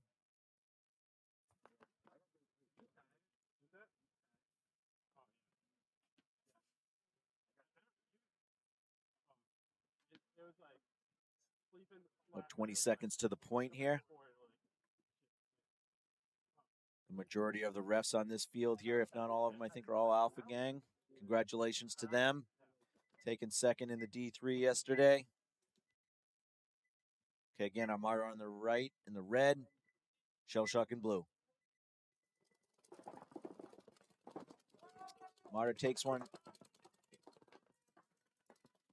Armada loses one as well as Shellshock off the break, so we have a 4-on-4. Shellshock's in the better spots, though. They're in Snake 2 here. Shellshock loses another player out of the center. Ryan Dorval from Armada fills out on this Dorito side. He's going to need to get a little wider here to keep this Snake in check. They have the center player from Armada trying to make sure he doesn't make the bump to the Snake 50. That's Brian. Oh, he got shot in the face. It was a good wrap there by the Snake player of Shellshock. Let's see if he doesn't see Dorval here. Oh, he gets shot across anyway. think that was Colin that shot him from the snake. Now Colin's coming down. I don't think he sees his player here. Colin makes a good move, shoots Shellshock in the back.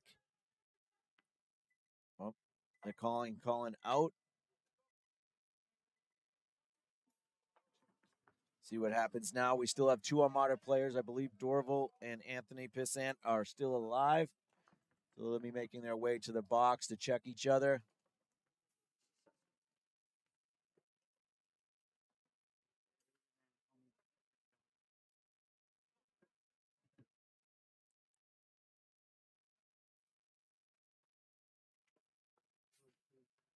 So Armada's looking to take some time off. Hopefully Shellshock will see that they need to be conceding this point. So Shellshock on the far side of the field right now. Can't see that they're delayed. Hopefully they'll pick up on it and hit the concede button.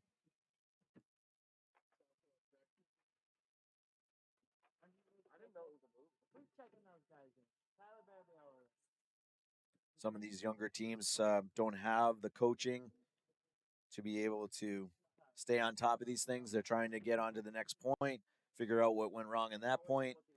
Meanwhile, someone's not paying attention to the game time. So hopefully someone will see this sooner than later.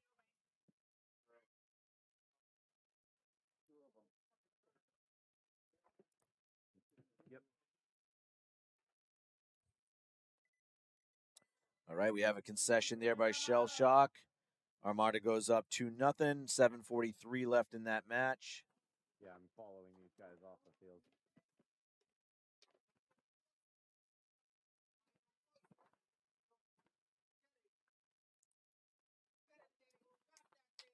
Pissant survivability for those matches have been good. He's been alive at the end of both of those points. All right, we got 10:52 left in this match. Mysfits are up 1-0 over Ruckus SS. Switching sides of the field. So we have Ruckus on the blue side, Mysfits on the red side. Committed star match here as well. Ruckus is going to have to try to slow down the snake push here. Mysfits had a really good snake push.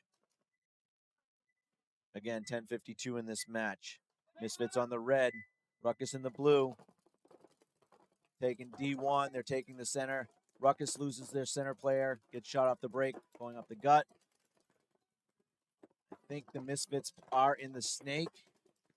They're also in a really good spot here, but I don't think they saw that he got into the snake. We're going to see a free kill probably here. Oh, we picked him up. Nice pickup from the Mysfits player. So the Mysfits are in the snake 50, the center 50.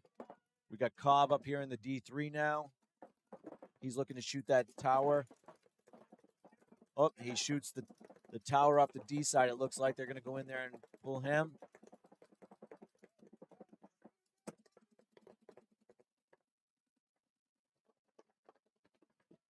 Nope, I think they're feeling all right about that one. Nope, he is out. Kind of threw his body away there, but Cobb picks it up. Cobb picks up the last one. Really good point for Cobb there. With 3 confirmed kills for him. That's the second point for Mysfits. 9:47 left in that match. All right, Cobb, you're out. Cobb, you're out. Cobb, you're out. You're out. Trying to see what's going on right now. I'm going to put you on pause 1 second. You got all your body? I got him then. Yeah. Hold on. Yo, was that a... Damn, was that a concede? What? Hey, what? They conceded? Okay. They won up.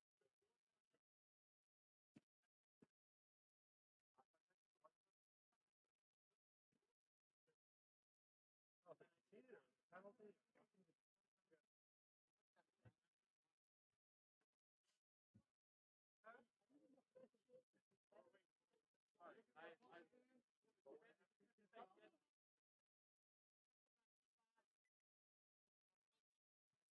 Sorry, we're waiting here to see. The referees are getting together. I think what had happened is there was a potentially of a penalty, but there was a concession before the penalty was assessed. Matt, what is it? They had bodies to feel everything. Yep. And they conceded too.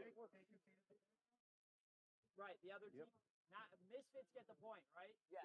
Yes. You conceded the button. You hit the concede button. 100%. Yep. Yeah, you can't. That's unfortunate.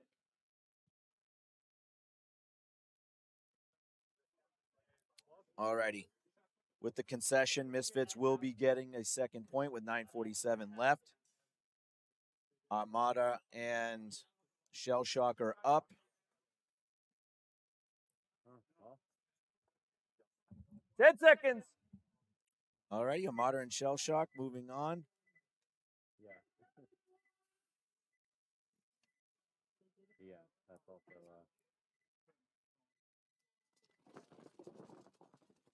Third point here. Armada is up 2-0 on Shellshock.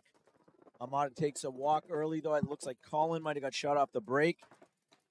Shellshock, they're running in on one of their center players to see if they are eliminated. They're not. Shellshock looks like they have all 5 alive, but all 5 bodies are in the middle of the field to the snake side. There is not one player on the Dorito side. Have plenty of players shooting Dorito way. At least 3. They do have Snake 2. We got Anthony here on Snake 1 for Armada. Looks like Brock is in the center. Skip is making a move over to D3. I don't know if that's one of the Maces over there as well, but Shellshock's dropping 2 bodies, one out of the center and one out of the Snake 2. And another one out of the Snake Tower. The Dorito corner here really can't see anything. They need to get out wide.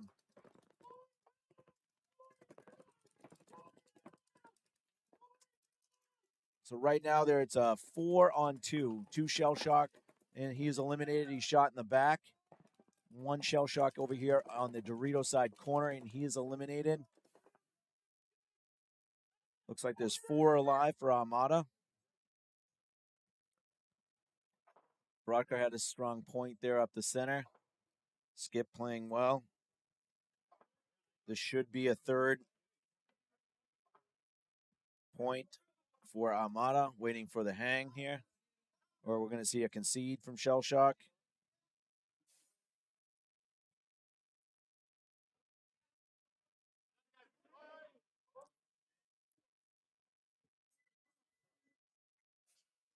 All right. With 5:41 left in that match, Armada goes up 3-0 over Shellshock. We have the Mysfits and Ruckus SS with 9:47 left in this match. Mysfits are up 2-0. Strong point from Cobb last point.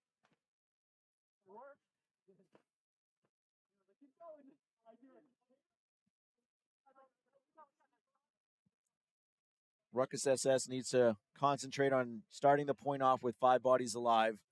They've been having some issues with deaths off the break. So whether that be a more conservative point or adjust your route, like to see what Ruckus SS can do with 5 bodies alive. All right, here we go. Ruckus on the red side, Mysfits on the blue.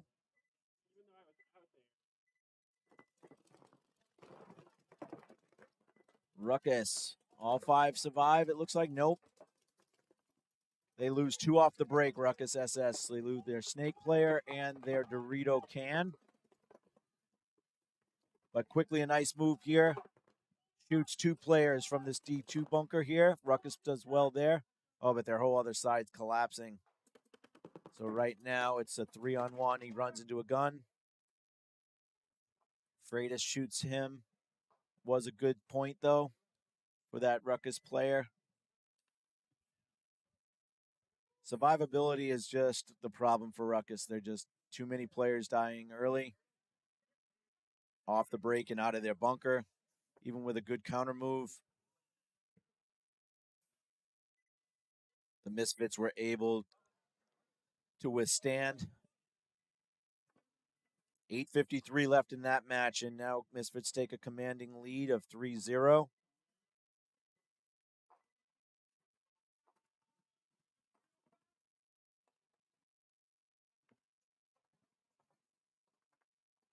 So both matches now 3-0.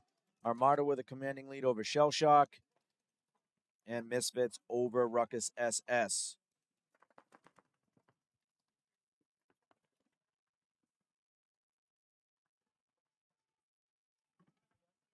Armada will be on the red side for this point. Shellshock will be on the blue.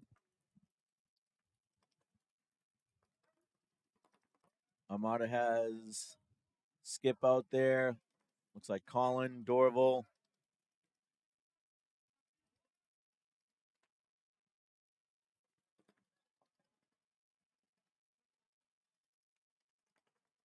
Looks like Brian.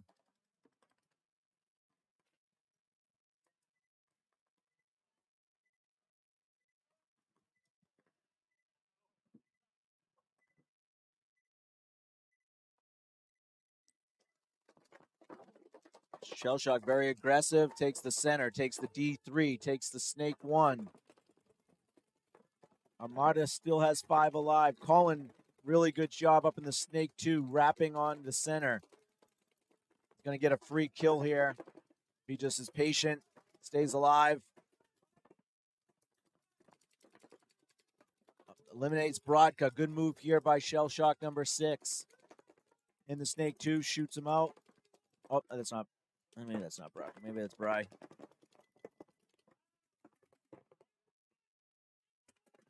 Shellshock looking really good right here. Wrapping around, trying to shoot Dorval in the back. Now they know where Colin is. He's in trouble as he's fighting a 3-on-1 over there. Nobody looking this way. Dorval is eliminated.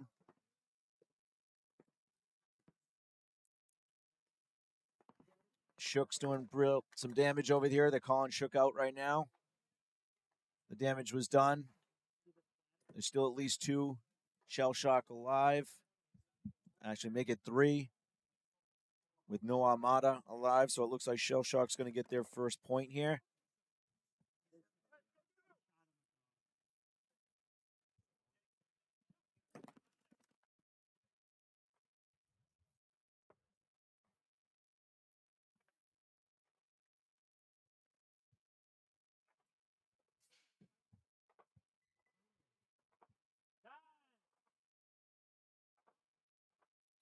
All right, with 3:57 to go in that match, Shellshock gets a point to bring that to 3-1. I'm going to put you on hold for a second while I grab a pen. Yo, just take your squeegee and stick it under the bunker that's right next to you. Like I have it right next to the beam over there.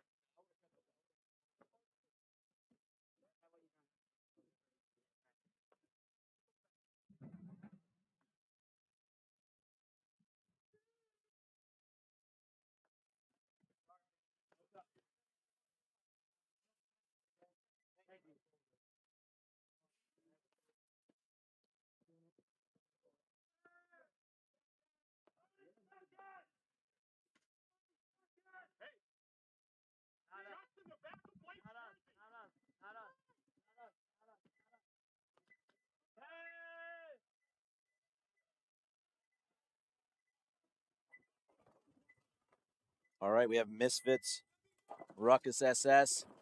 Ruckus SS is on the blue side. Mysfits are on the red.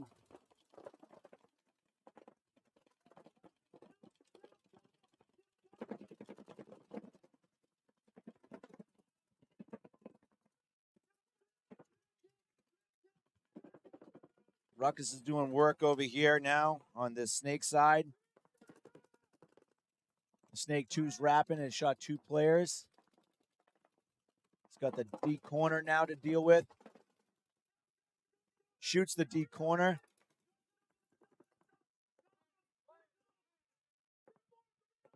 Oh, a penalty coming on the Ruckus player.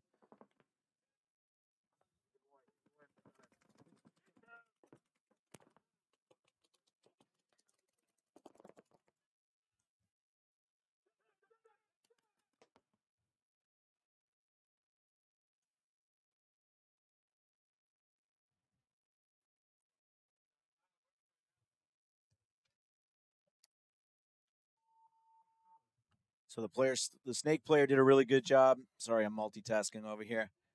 He's not hitting the button. There we go. So Ruckus SS also scores their first point with 7:30 to go off the play of their snake player, who was pulled on a penalty from their center player getting a penalty. So 7:30 left in that match. Mysfits are up 3-1. Armada Shellshock with 3:57 left in this one.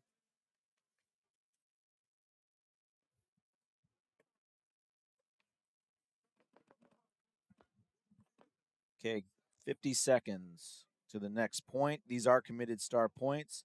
Armada is up 3-1. Armada will be on the blue side. Shellshock is on the red. Yeah, this is Ryan. Can you set him up? You can come in mid-match too if you want. It's okay. All righty. 15 seconds. Armada on the blue. Shellshock in the red. Armada's up 3-1. This is a committed star match. See what we have. Armada on that blue side. Shellshock looking to take ground. They come out hard. Come out really wide on this D side. Take the D2, D3. They also take the center. They follow up with the D2. They're in Snake 1 as well. Armada is in D3. The center bunker, Snake 2. Looks like Collins in Snake 2. Nice move right here. Ruckus player here. Number 2. I'm going to pronounce this wrong, but his last name is Cook. He's eliminated, but he does shoot 2. Looking to trade. Oh, nice move over there. He did back himself up. Looks like one Armada player. Oh, and he gets eliminated as well. Shellshock looking to get their second point right here in a row. Got Sean Combs alive. So they're looking to get that point. There we go. 2:41 left in that match. Shellshock gets their second point. And Mr. Cook looked really good in that one. So he'll be in the conversation potentially as well for some stars.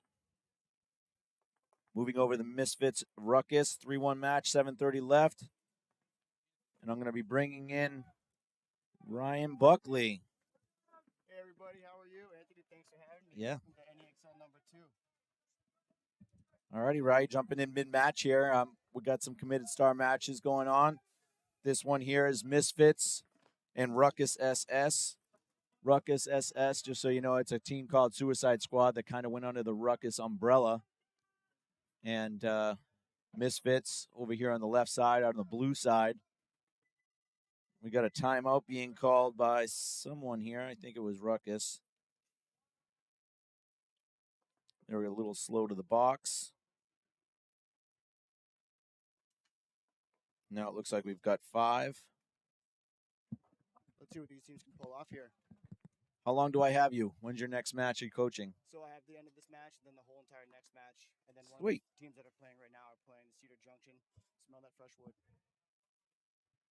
All right, yeah, this is a great day. Thanks for having us. Awesome weather.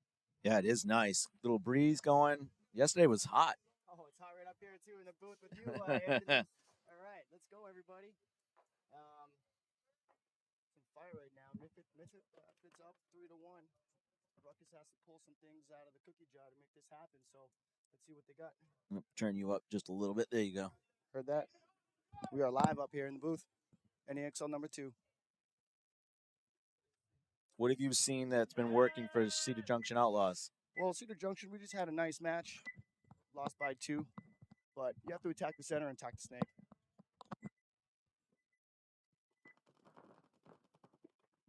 Real aggressive here from Ruckus SS, trying to even this match up. Looks like refs going in here, checking out this D2 player. Well, you said they wanted to be aggressive up the middle, and Ruckus SS did that. That's the only way. Aggressive up the center and aggressive in the snake. And you got those are the two big battles right now. Everyone else is heavy on the backs.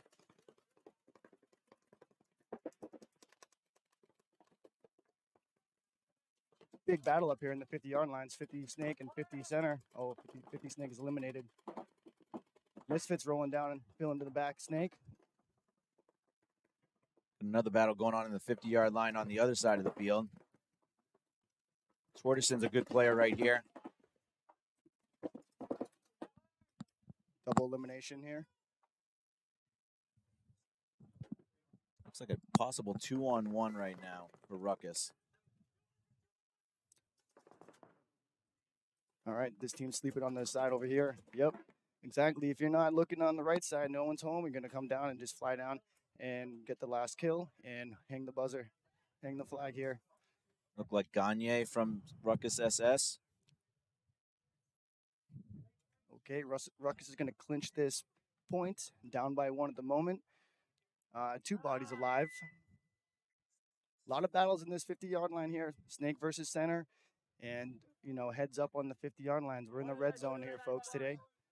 I want to reiterate, if you're not looking left to right and you don't know what's going on in your team and your side, this side's going to get blown down. So let's keep the head on the swivel out there.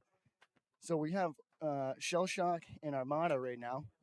Shellshock is down by 1. Armada's picking up the lead right now. Let's see if they can hold the lead. You know, this field is kind of crazy. We had Damage winning the last NXL. So setting the pace for everyone, kind of eyeballing down the lines, and everything's flip-flopped on this field. And I don't have too much experience on this field. I'm representing the Droogs and playing overseas. So we're set for 2 weeks out on the first NXL European Pro debut. That must feel pretty good to be able to travel again, right? Yeah, man. You know, you just have to make sure everything's good and travel and pick your destination. Like, you have to believe in yourself.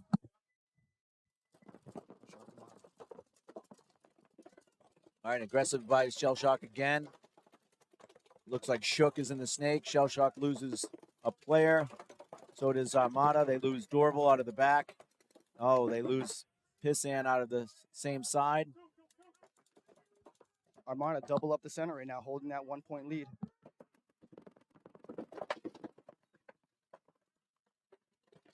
Oh, my God. I don't know how he got through.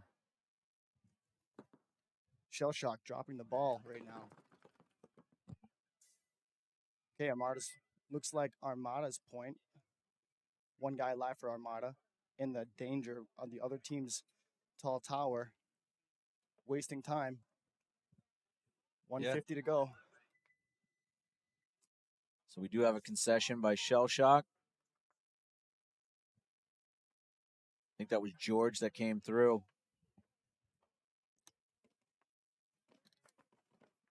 Real quick point right there. Big missed opportunity from Shellshock. The Armada player ran down the wire. He missed him for days. You know, I could have made my bed and tucked in my pillowcases and done a load of laundry by the time that guy had to shoot the player running down the field. So, you know, if your eyes, you got to shoot that dude that's in the open. So, again, Armada will go up 1 more point, 4-2. Armada. Yes. Moving on to Ruckus and Mysfits. Mysfits up by 1.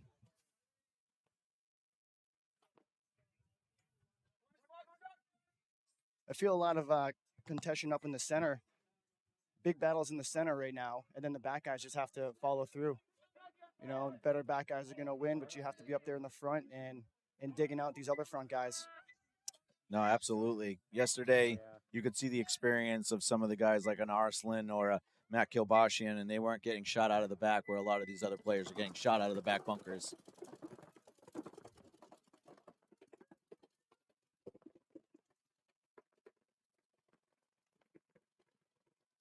So SS loses a body, so does Mysfits. Another Misfit, Cobb, is getting shot out. 3-on-4 now. Ruckus player comes out, so it's some 3-on-3. Misfits up by 1. Ruckus is down by It's 2-3 right now. We have some snake action going on here. Uh-oh. He's eliminated. We have a kill out of the snake. Yep. That was sloppy. Gagne, it was a good idea. Your head was in the right spot. You just needed to commit to the move.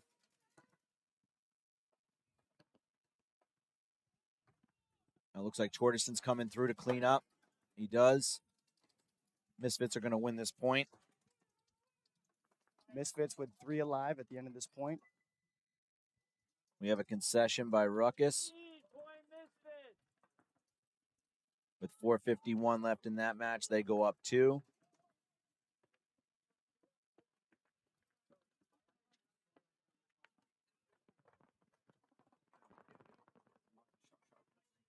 So we got Armada and Shellshock. We got 1 minute and 48 seconds on the clock. Armada's up by 2, leading this match 4-2. And you know, Armada last point, they just went up to the 50-yard lines. They sent 2 up there. They locked it down. They know that they want to attack the snake, right? And they just basically shut their snake attack down. And if you can't find another way to attack on any field, I mean, you're gonna lose. You know, if you only have one game plan, one attacker, you got to have your offense and defense flip sides and start attacking on that weak side. So we have 1:48. Let's see if Shellshock has a little shock left in him to boost up the energy over there. Yeah, they got to think about the time clock too. They got to win this one with some time left to try and tie it up. So 1 point at a time. Shellshock on the red side coming out strong in the center, matched by Armada. Oh, Okay. we got a quick kill. Colin gets the kill. The rep needs to get in there and check that guy in the center. Colin keeps on wrapping and shoots another one, but unfortunately for Colin, we didn't have a ref go in and check that guy in the red brick. He has a shot for sure. But with another kill there, Colin's having himself a game. Armada's cleaning up. Armada smells the blood in the water here. Yep. Colin wants 3 stars. He's going to kill all 5. Yep. All 5 kills for Colin there. I'm going to give him the one that he should have got. On fire. So good move there by Colin, the young guy on Armada. So we'll see if Shellshock concedes or if they're just going to let this match run out and be a 5-2 win for Armada. I mean, Armada had good energy on that last one. They kind of knew they were going to win by just their body language. And so now they're up 5-2 with 47 seconds left to go. All right. I mean, you know, Shellshock was down by 2. So you needed some magic out there. And if you don't have it, the other team's just going to smell the blood in the water like they did. Colin, awesome, amazing, 5-pack? 5-pack in that one, yeah. You just got to be in the right spot at the right time. And if you're feeling it, you got to feel it, and you just go out there and do it. Just again, I want to thank you for having me up here. You know, this is my first commentating session, you know, and I feel good just helping out. And glad to be a part of New England. I know I'm the people's people, and I did remember Twan requesting me up here with you. So I'm going to try to bring some fire and some energy. Yeah. And can't let them down. That's right, dude. So here we are, you know, getting the kind of the first round jitters out and trying to relax and just smell the cedar wood. Cedar Junction. 4:51 left in this match. 10 seconds to the point. We have Mysfits up 4-2. Mysfits on the blue side. Ruckus on the red. Whoa. Hold on. Time.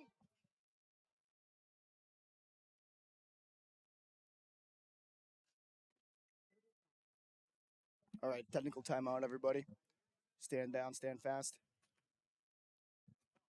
Matt, go up, do a verbal right now.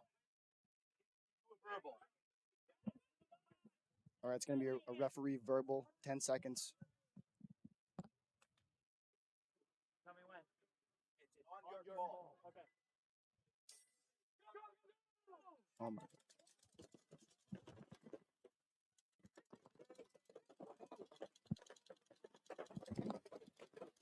All right, guys, we had malfunction on the score clock here. Nevertheless, Mysfits are up by 2. They had a slow start, but they're coming back. All right, 3 kills now from Mysfits. Ruckus walking off with 1 body alive left. Mysfits with 3 alive. Double elimination here. Right now I see Mysfits with 3 alive. No, 4 alive, my mistake. And we have a concession by Ruckus. Which will give Mysfits a 5-2 lead with 3:53 left. 3:53. 5-2 lead. We definitely slipped into the matrix on that one. A couple glitches. They might have found our headquarters, but looks like we're back to normal. We got the clock back running up, and we're still going off the refs. We're going to reset here. We're going to have a quick little reset. Matt, get 5 in the box. I'm going to reset the clock. All right, we're doing a technical reset on the clock. We're going to be doing a referee countdown. What's going on for refs this time? No, I'm going to reset. Got you.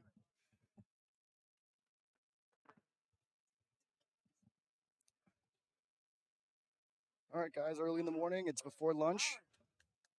Right now we have some good competition out here. It's looking like everybody's attacking the center, right, and attacking the snake side on their close side. I've been seeing a lot of teams go snake off the break and right up the center. Those guys are having the most success shooting out the center players. Basically, front players are now attacking front players, and that's kind of what's been happening here on this layout. Honestly, in my opinion, this is the funkiest layout that I've ever seen. Played it only once or twice. I did not attend the last US NXL. But I do know that Damage did clinch that one, and that was amazing win for Damage. So out here, we have Armada and Shellshock. Armada's up in the lead right now. They're kind of more playing relaxed. They're a veteran seasoned team. They've been around for a long time, so it's just another day on the job site for Armada. Shellshock up and coming right here. A lot of young teams in the NEXL, a lot of veteran teams in the NEXL, so good place to come out and play. Beautiful fields. We have 2 fully sized X-ball fields up here, 2 towers, level turf. Everything's looking good, man. These refs out here are doing great work. Can't see everything. It's paintball, you know what I mean? So that's why we have such fierce penalties, you know. So let's see if Armada can hold this lead. Number 4 too? Is everybody number 4? No, he's number I think that they just stick to their game plan. Go up to the center, lock down the snake side. All these teams are pushing snake, kind of waiting to attack on the Dorito side after they see what shakes down. All right, get ready. Tell them get ready for 10. Get ready for 10. 10 seconds. Hey, 15.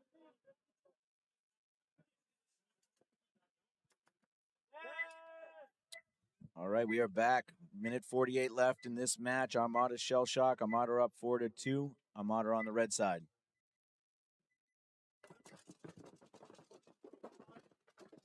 Shellshock coming out crazy hard on that Dorito side. Let's go. Shellshock in the 50 Dorito right now off the break. He is eliminated, though. But they get a kill. Brian Dorval eliminated for Armada. Armada across the back. Just trying to really just hold this one off.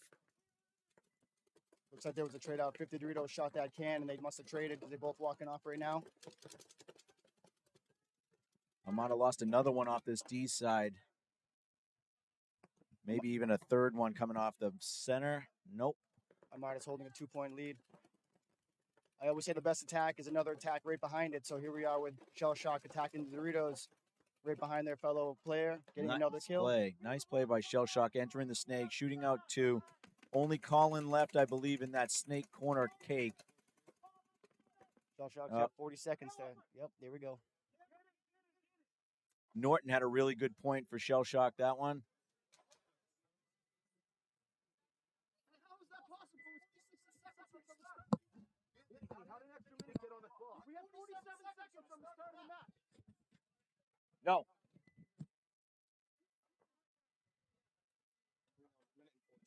Yeah.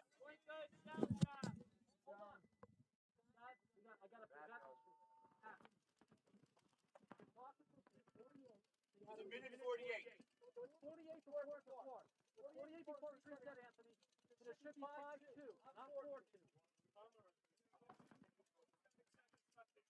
All right, guys, so that last point right there, we had a 50 Dorito off the break. That run right there just paved the way for their back guys to come up. You see one of your homies making a huge run up there to that 50 Dorito. Everyone gets a little more energy on the field and starts playing a little bit out of their element, a little better. So we have 34 seconds on the clock. But it should be 5. So you're saying there was one whole point missed? It was 5. When we left the field, it was 5-3 with 48 seconds left. Okay. So 5-2 when we came out with 48 seconds. And you just set the clock. It was 1:48 4-2. Okay, go back to the pit. So it's going to be 5-3 right now. All right. With 34 seconds left.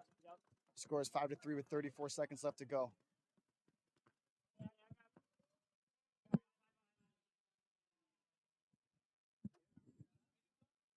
Mysfits and Ruckus up right now.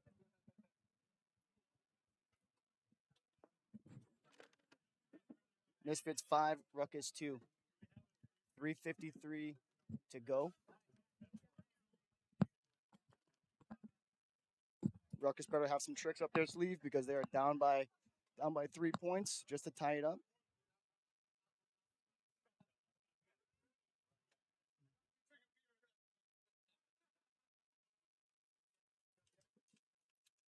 Moving over to the Mysfits Ruckus match, 3:53 left in this match. Mysfits are up 5-2. There was a clerical error on my part, so it is 5-3. Nope, I already got a lot of that. Armada 5-3 Correct. Yeah. on the last match. Again, it's still a lot better than this. All right, we got Ruckus here trying to hold the lead. Got 4 minutes basically. Not dying a heat stroke out here.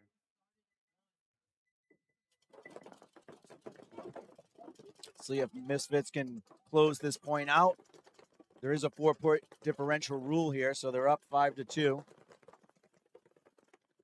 Attacking both 50-yard lines. Snake off the break and Dorito 2, now Dorito 50.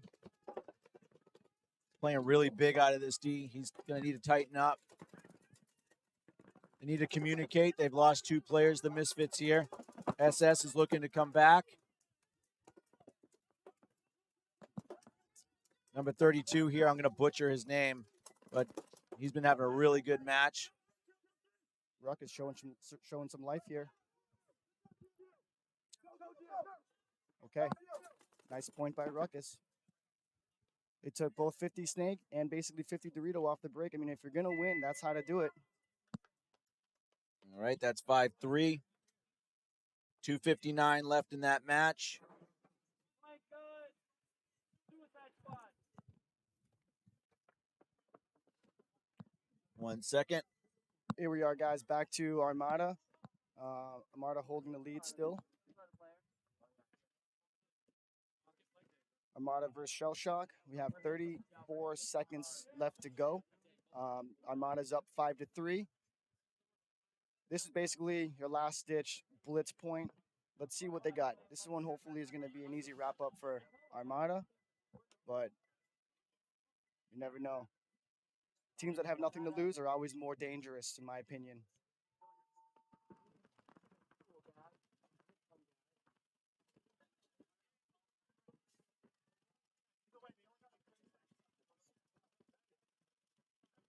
Honestly, I think it's harder to hold a lead in some cases. You have nothing to lose. It's a full send. And let's go. Shellshock looking hungry. 3 runners from Shellshock. Yep, 1 elimination. Armada's up 5 bodies to 4. Shellshock in the Snake, and now in the 50-yard line. Shellshock, big fill over here on Dorito side. Heavy push down the Snake side. 1 person walking off from Armada. We have center brick, Snake. Armada got another kill, very important kill out of the 50 Snake. Shellshock not caring though, filling it again. Game over. Okay, Armada's gonna take that win. 5-3. Nice job, Armada. One of our seasoned veteran teams here at the NEXL.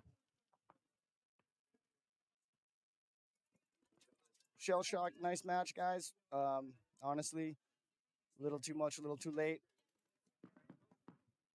We're gonna bounce back over to our other match, Ruckus, SS Ruckus, and Mysfits. Mysfits up 5, Ruckus 3. We have 2 minutes and 59 seconds to go. Recapping, Ruckus did show some life that last point. All right. Right now we are on X-Ball. X-Ball for 3 minutes. 2 minutes and 59. Mysfits and Ruckus.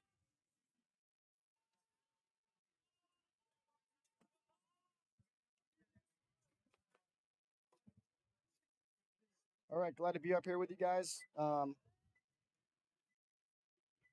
Honestly, please leave a 5-star rating. Yeah. We're running around with heads chopped off today. The flu's gone crazy. It ripped through like 3 of my employees, 3 refs, Pat O'Brien. Oh my God, yep. So Pat, if you're watching here, man, I got your back. I got your back, boo. All right, Mysfits lose the Dorito 3 player. Ruckus is in really good shape. Shoot another player out of the center here. So Ruckus right now has all 5 bodies alive and all the good spots. Oh my goodness. Ruckus making it look easy here. Told you, holding the lead is hard to do, guys. Here we go, just feasting. Smelling the blood in the water. Good move here by Gagne, shooting out the back. He just needs to relax. Plenty of time on the clock. There he goes, shoots out Tortison. 1 player left for Mysfits. It's Cobb over in the D2. And he is eliminated. Ruckus playing hot right now. They do want to leave some time on the clock, though, so they want to get in there and hit that buzzer. He just went out of bounds. He better not hit that button. That's not good. That's going to be a penalty.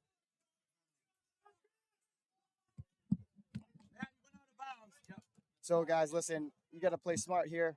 You had all the time in the world. He ran out of bounds, ran behind the dead box, and then reached over. Yep, that's going to be a point for Mysfits, unfortunately.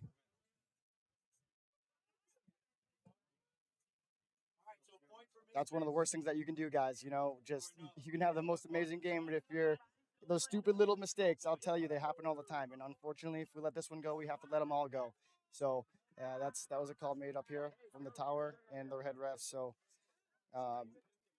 doesn't matter though. SS Ruckus, they're still playing on fire, and if they take that, they have 1 minute and 48 seconds.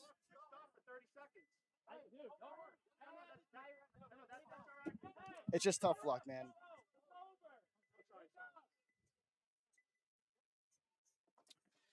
Yeah, unfortunately there was a major for an eliminated player hitting the button. They did have enough bodies to pull, so there was no swing point or anything like that, so it's just going to be a no point. Okay. Ruckus and Mysfits are going to play. 1:48 left. That's a tough break. You know what, Anthony? He's never going to do that again, is he? No. I don't think so. You got to learn from your lessons, and you know, unfortunately, things happen. But you know, they are on fire though. You know, they came back 2 uncontested points, and they still have that same energy. Hopefully, this does not hit them down 1 notch. They have to actually step above that. All right. They're only down by 2. They have 1 minute for each point. They're fine. They're in good position right now as long as they can keep on attacking. 1:48 left in this match. That was a no point, so Mysfits remain up 5-3.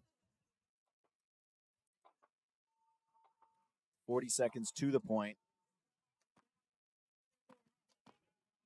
We're still in X-Ball, everybody. So, I mean, everyone's running. Everyone's minds are going a mile a minute. And unfortunately, it's attention to detail when you come down to just closing and being calm.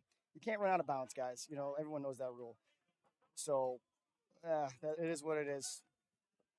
Would have been a 1-point game. Now it's a 2-point game. And honestly, they still had to win. They still have to win every point. So if they can't do that, it's going to be curtains for Ruckus. But we'll see what happens. Ruckus is on the red. Mysfits get 5 into the box. Guys, that's the buzzer. Yeah, very bad break for Mysfits off the box, but they do shoot the snake runner. Wow. Mysfits do lose 2 off the break themselves, I think. Yeah, they do. Oh, nice counter move here, though, by Sansis. Sansis is playing good. Needs to watch it on his wire, though. Misfit player on fire right now. Gagne here could just win this point for him potentially. We might have a one-on-one. I think we do have a one-on-one. If he just goes for the buzzer, he does not get a coin, but he's still going to be smart and get the point. Amazing. Boom. Heads up play right there. Especially when they need the time. 2 minutes. Ruckus is up. Ruckus is down only 1 point now. Hey, this sport is attention to detail. You know, if you're not going on the buzzer, if you're stepping out of bounds, this whole sport is changing every second. So, guys, attention to detail. So, we have Ruckus, 3 uncontested points right now, down by 1, 1:05 left to go in the ball game. Let's see if we can have any. Let's see if we can flip this. I don't know. This field, as long as you're attacking and the other team doesn't know, hard to see from side to side.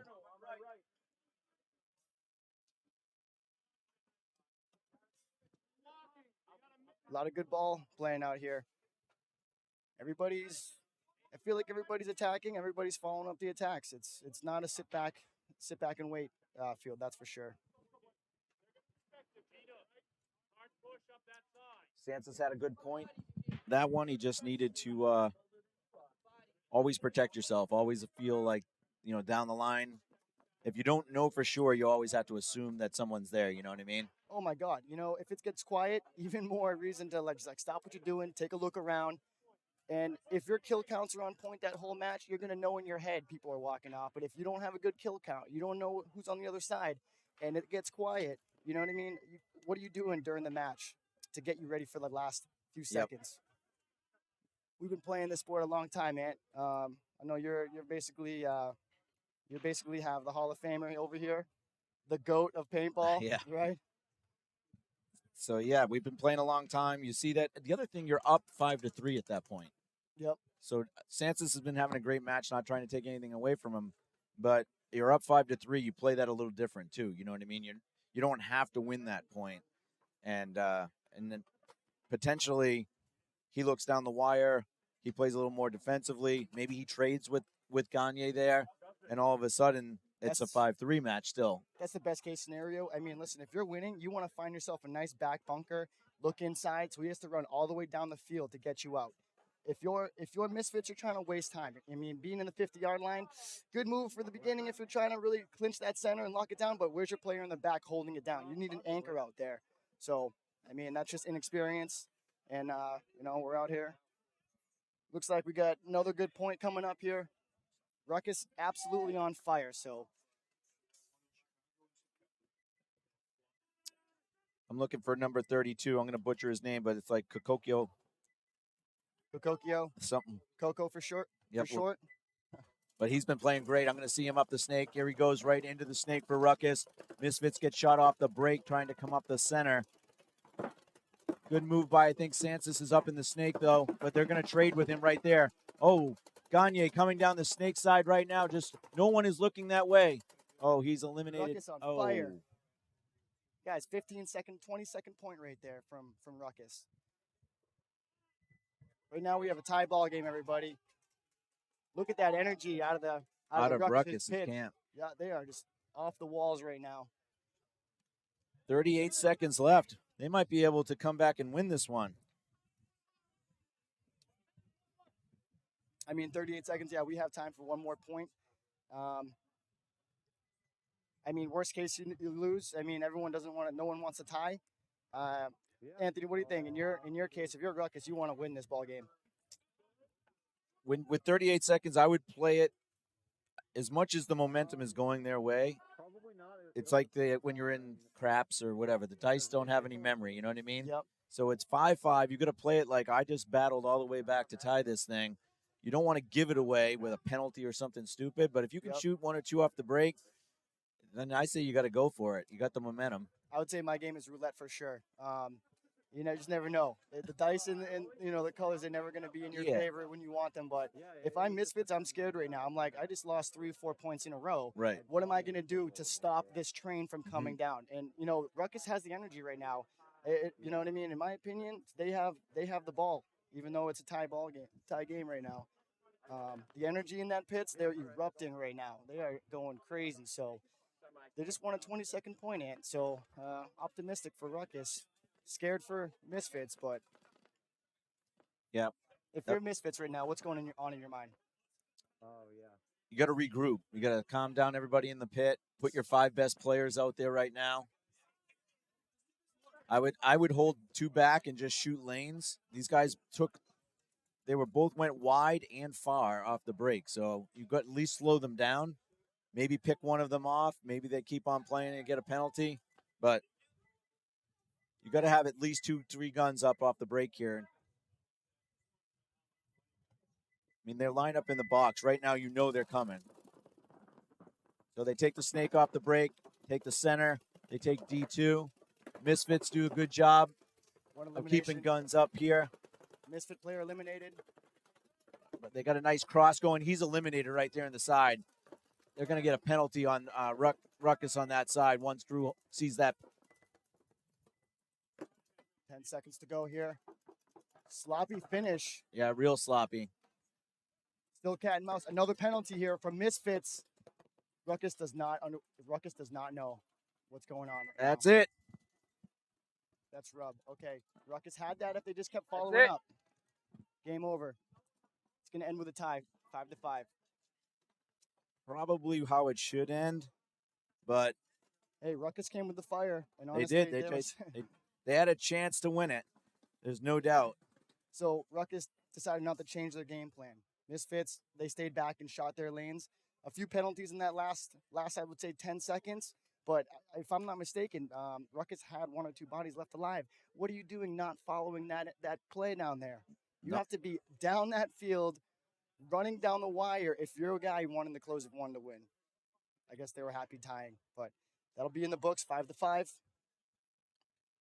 Yes, it will. Gagne, the younger Gagne, 88, he did well, and he played real consistent. Number 32 from the Snake for Ruckus had a really good match. He's going to be a 3-star winner, actually. And then Roy Sansas, he did really well, and he's going to get a 1-star. So when Laurie gets up here, she'll be able to grab this. But again, really good match. All right, you know what? It's a shame Ruckus came back, 4 points in a row? Ooh, it was so close. And if they didn't have that controversial out-of-bounds tag, they would have actually been up and they actually would have won that. So small mistakes, guys. It'll cost you the whole match. It's all right. Who do we have up next? We got Breaking Ranks and Blackout, and they're playing in a committed star match. So we're going to have to see who's doing really well in that match. And then we have the regular Ruckus versus Inferno. I hate to call you regular Ruckus, but you decided to call your one team Ruckus SS, so that's not on me. So we have SS, and this is the Ruckus. Yes. Okay, cool. I got you. So Breaking Ranks, Blackout, Ruckus, Inferno.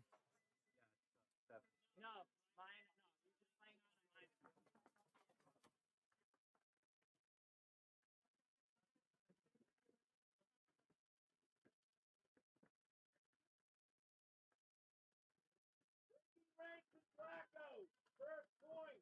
Ruckus Inferno, second point. Cruising right along here in this day. Breaking Ranks versus Blackout.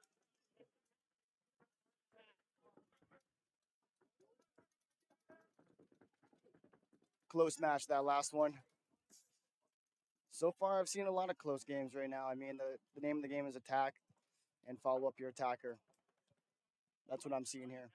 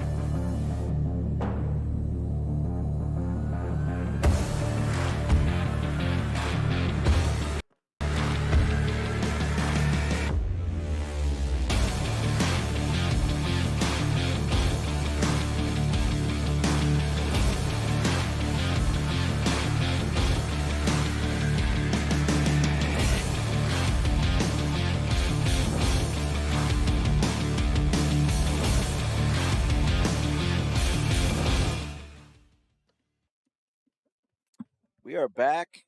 Another set here. This is a committed star match. At least this first one is. Breaking Ranks versus Blackout.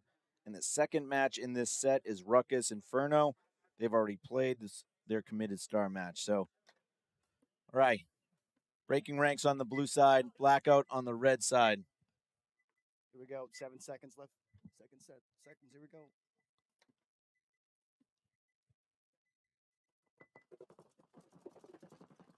Breaking Ranks, they actually beat Cedar Junction last match, playing against my team. They're losing one off the break. They had good lanes, and they were always attacking the snake and always attacking the center. It looks like they kept with that same game plan. If it's working, don't give it up. Keep going. You must know this player here. He's from Apex. I forget his last name. Yep, he's from the Matt's Outback camp here. Yeah, he's on their side of the field. He already has 2. Definitely a baller. Any protection? He's one-man game doing it himself. You guys got to just wait for your backup. Looks like you traded out, so that was a 3-pack for Apex. We'll call it's Chan, I guess is his last name. Breaking Ranks, Chan. All right, after the dust settles, Breaking Ranks is in the 50-yard lines. I mean, that's the best place to be. Blackout making a last-ditch effort down here on the snake side. Looking, he got clipped. Breaking Ranks with, looks like 2 bodies alive here. Digging out this back snake corner. That's Hamill. I believe Marchant is left as well. Hamill with the flag hang will give Breaking Ranks a 1-0 lead.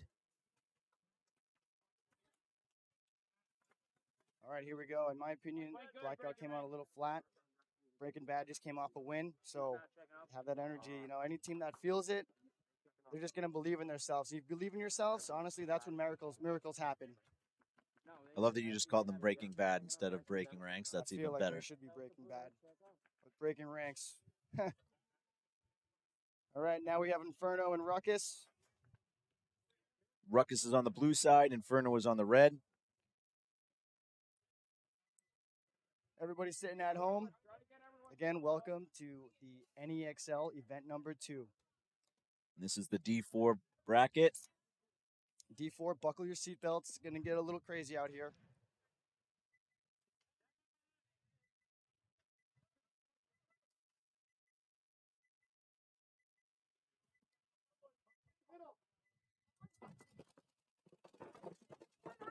Strong breakout over here. Both teams took the snake off the break. I feel like if you're not getting shot going to the snake, go right in there.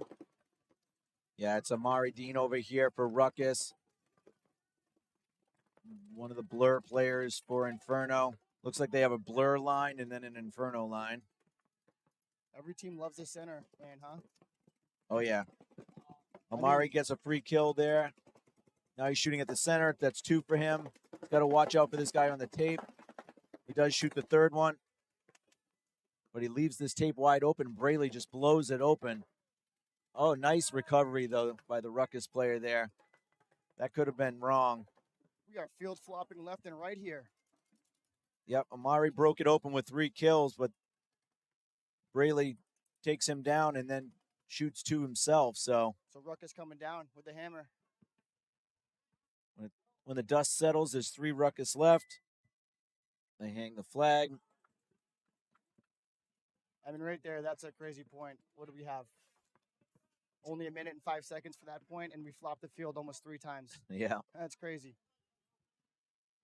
Everyone's hungry out here. Everyone's looking for their win. So we got Breaking Ranks and Blackout coming out right now.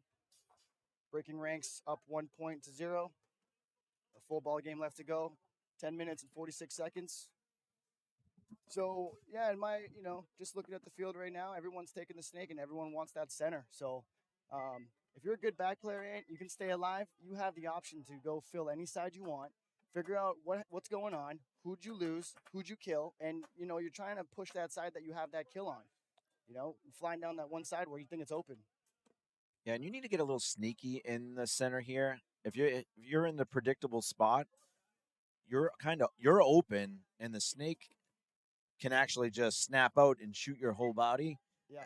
Over the last 2 days, the snake is winning 8 out of 10 of those battles. So I feel like in the center, you can't.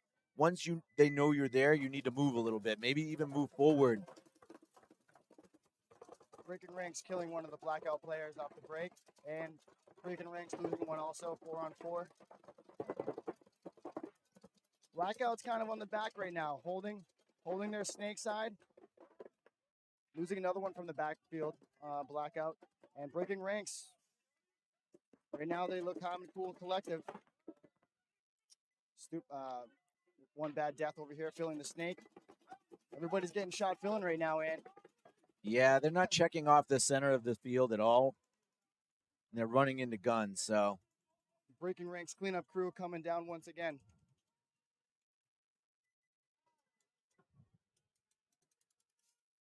All right, so there you have it. Breaking Ranks goes up by 2.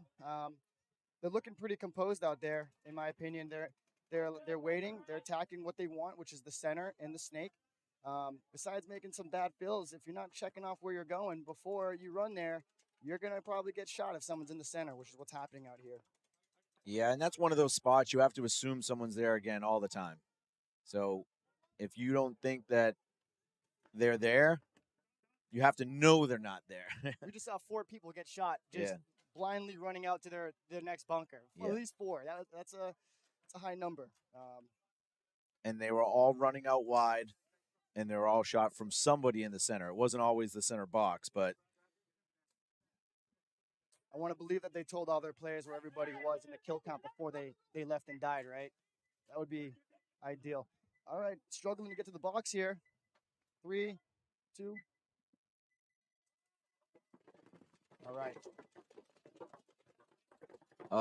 Team on the blue side losing 3 off the break by not getting out there in time.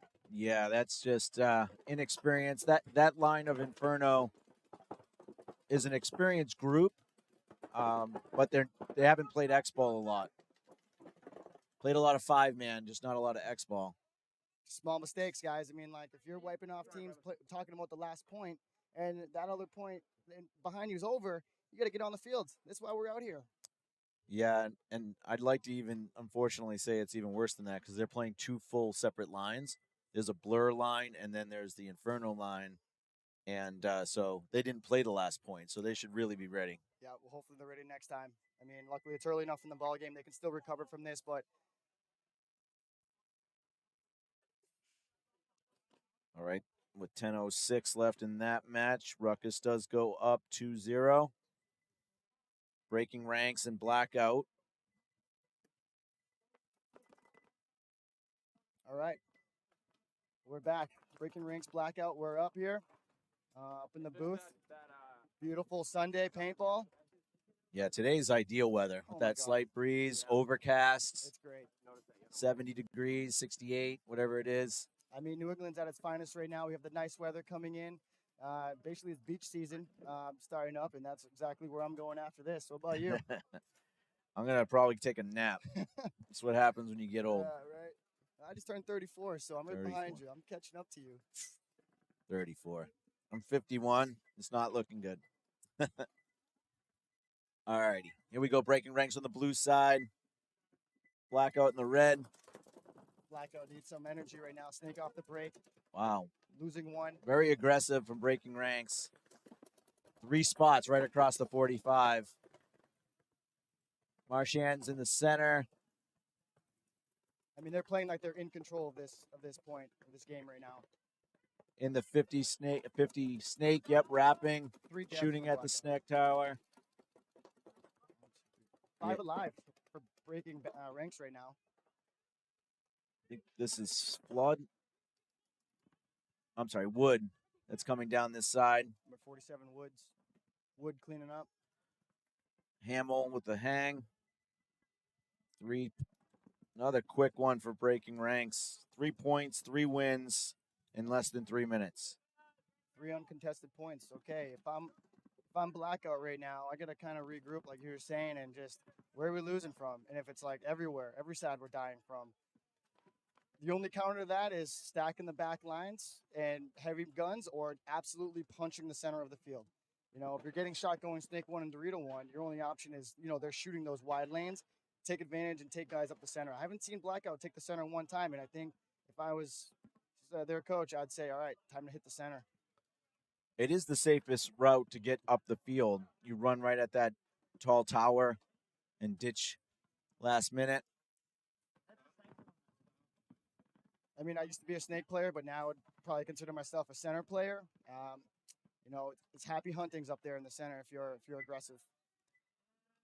Yep, this layout is no different.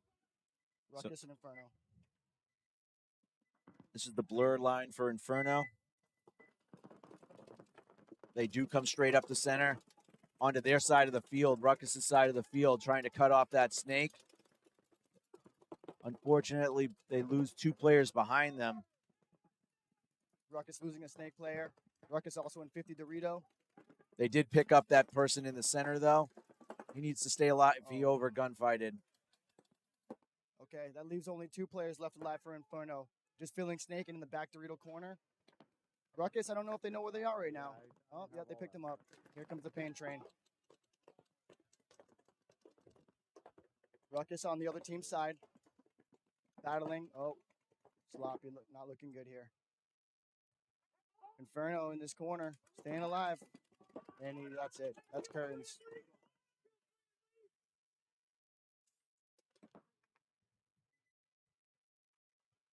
Almost identical matches happening right now. I was just thinking that, you know, 3 uncontested points from both teams. So, you know what? If I was the coach of these other 2 teams, I would throw that playbook away and I would just start going out there, like guns blazing, play aggressive.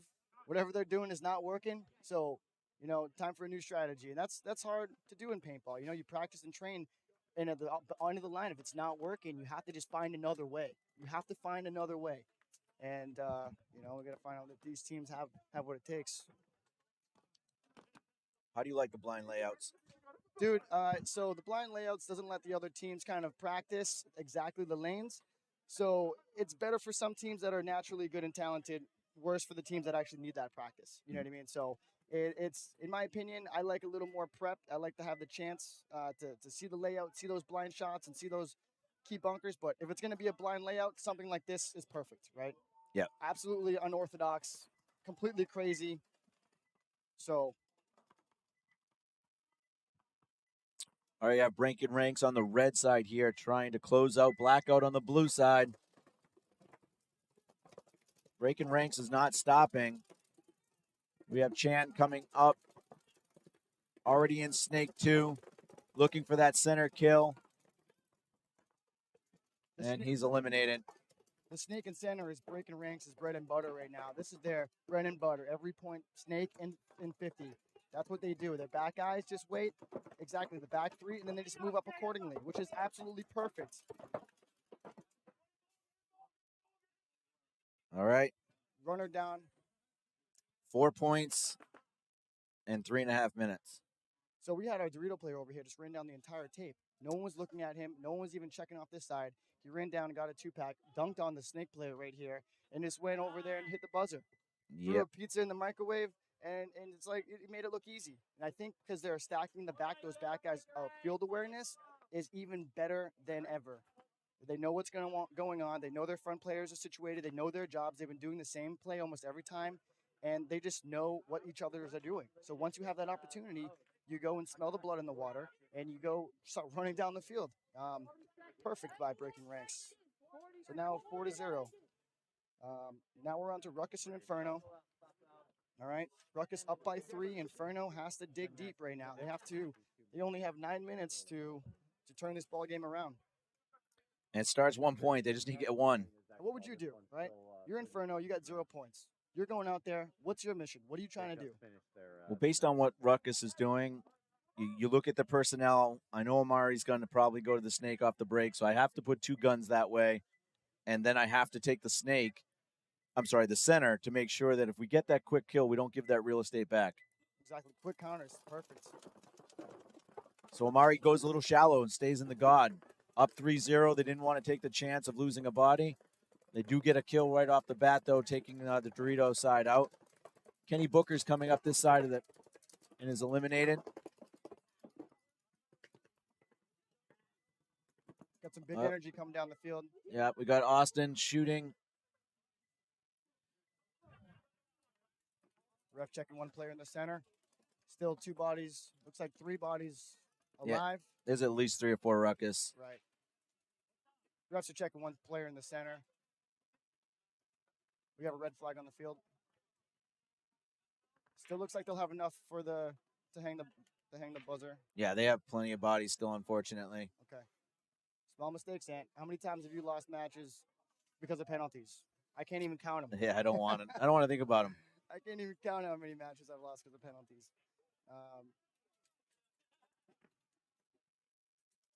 So still looks like a good point.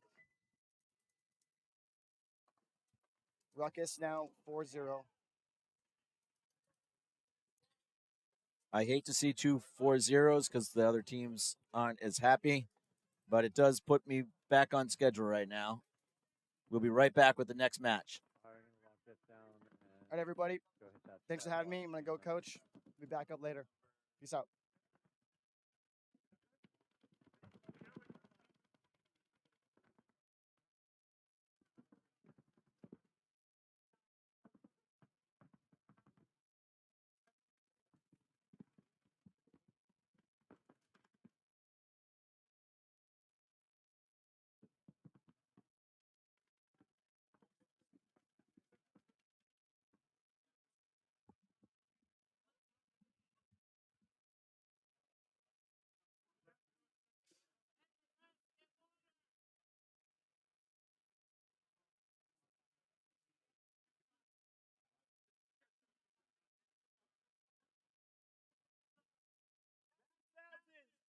Junction Outlaws, first point, followed by Raptors, Darkside.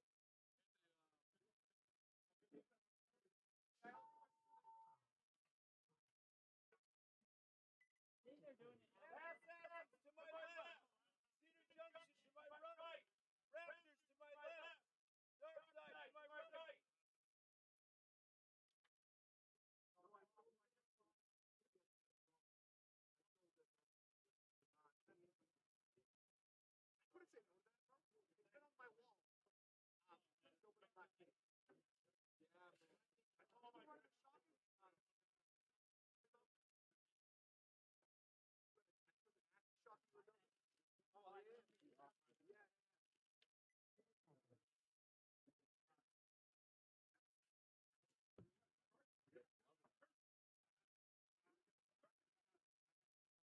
Jones.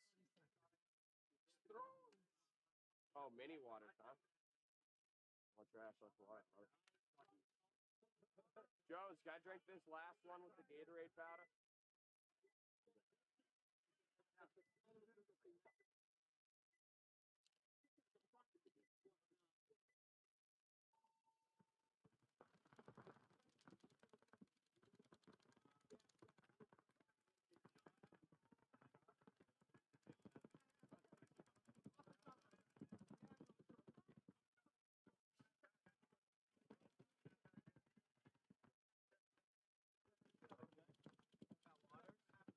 Hey, we got waters in us?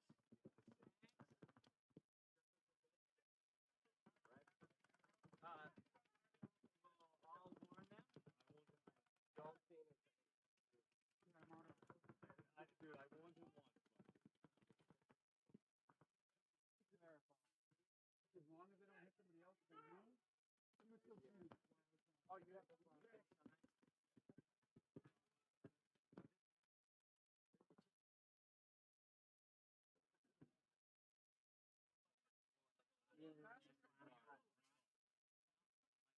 I love fruit snacks. Assassin Outlaws to the first point lead, followed by Raptors, Darkside. Oh my God! Roll up the full grade. These are the canvas ones. Look. Massive sugar rush.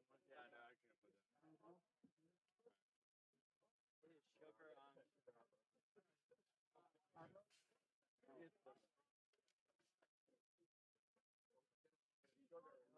No, you think thumb tattoos. Thumb tattoos for roll? Yeah. Even though they're still made them.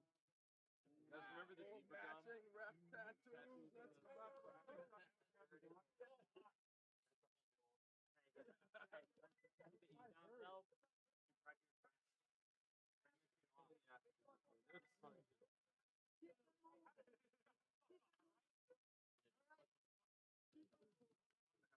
Wooks didn't fit 11. Didn't work enough like this today.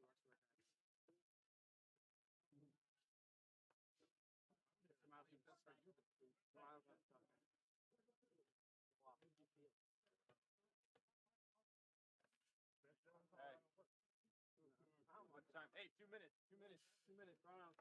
Right field. Run out.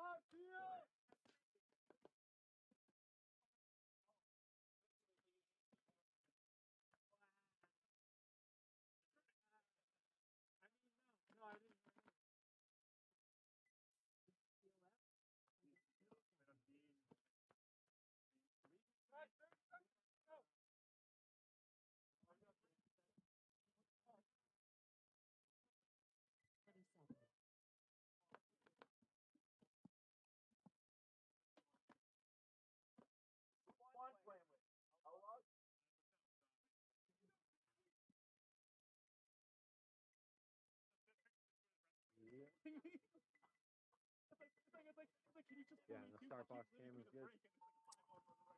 Alrighty.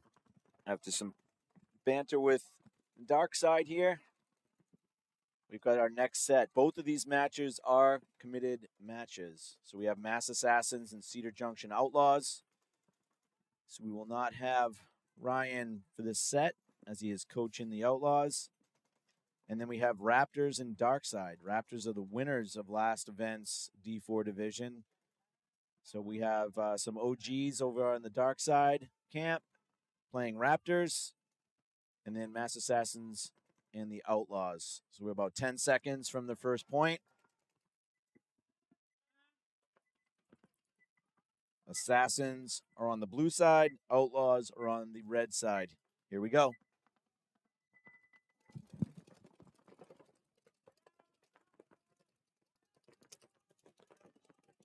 Bad breakout for the Outlaws. Losing 2 off the break. Oh, the Assassin comes out of the center. Aztec being shot out.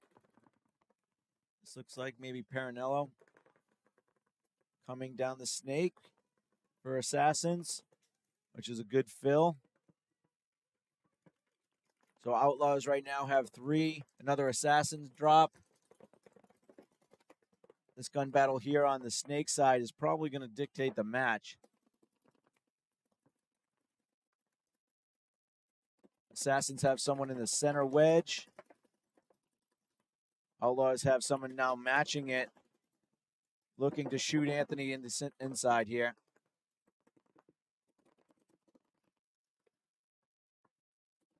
Needs to really play tight. Oh, and another player. They're going to get behind him now. Unfortunately, I think there's 3 Outlaws and only 1 Assassin left. He takes a bounce. Oh, it's a hit off his head, and the Assassins concede. So really good point for the Outlaws. Haven't lost 2 off the break. That's a concede, right? They concede, get a concede win. So the Outlaws are up.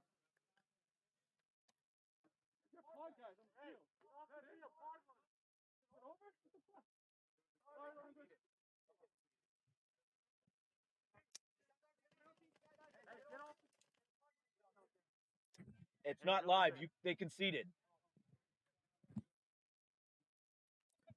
All right. Outlaws were not convinced that the point was won. They wanted to make sure. But with 10:43, they go up 1-0 over the Assassins. Raptors Darkside are taking the next point here. So in about 15 seconds, we'll start that one. Hopefully they get out here. It's going to be close.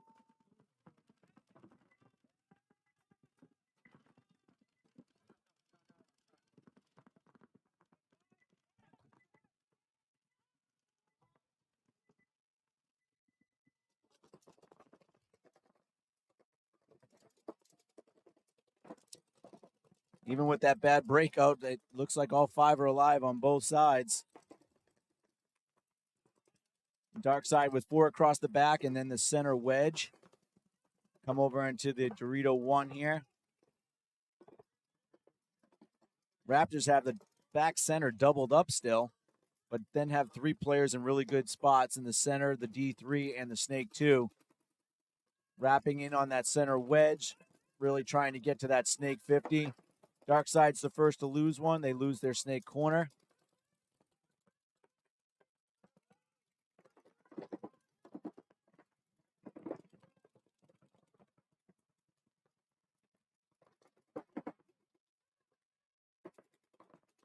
Really good move here by Raptors player in the Snake. He gets another kill, gets Dave Painter out of the center if he comes out, which is always questionable. Dave's trying to call for a check, maybe? Nope.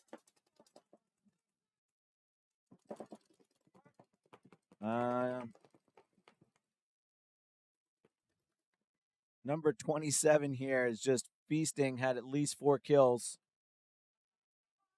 on Darkside there.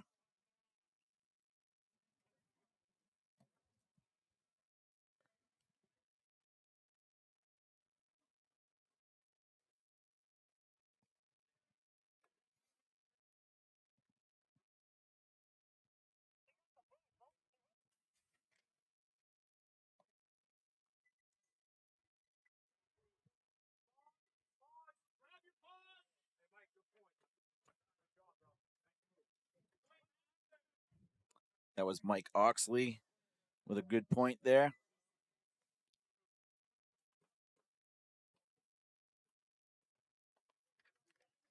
Masson Cedar, 1 second.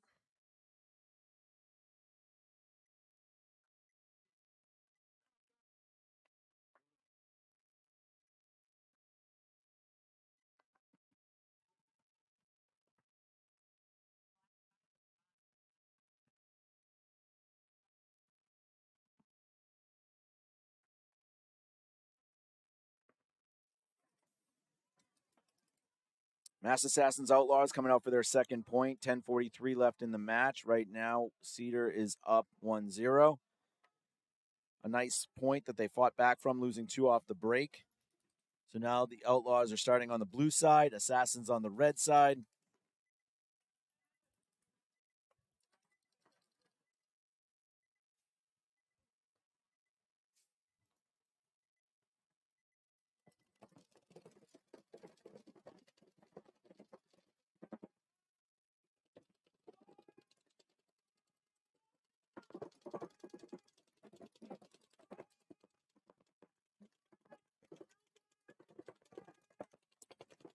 Mass Assassins are in good shape as far as the center goes, and the Snake too. They shot one of the Outlaws, but I believe they lost one as well. So we have a 4-on-4 right now. Outlaw Snake 2 players really putting it hard on the center. Assassins player now takes the Snake 50, wrapping a little inside, looking to shoot out that tower. Assassins lose their back up to the Snake side. So that Snake 50 is now on an island. Inside player now recognizes that they're in the D3, gets shot. I think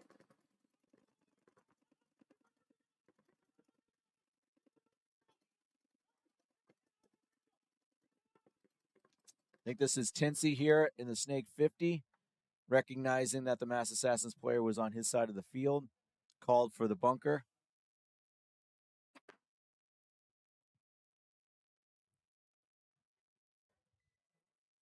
Uh-oh, starting to rain. And Tinsey goes in for the hang for the second point for the Outlaws. You want me to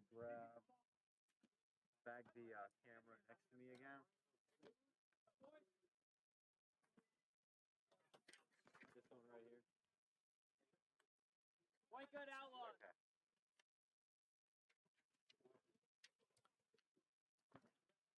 So Raptors and Darkside are back up. 10:06 left in this match. Raptors scored the first point. Mike Oxley looked really good. Again, these are committed star points matches.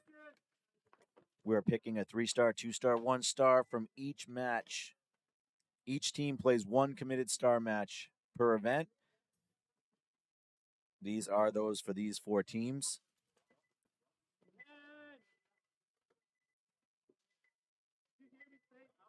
Raptors on the red side, Darkside on the blue.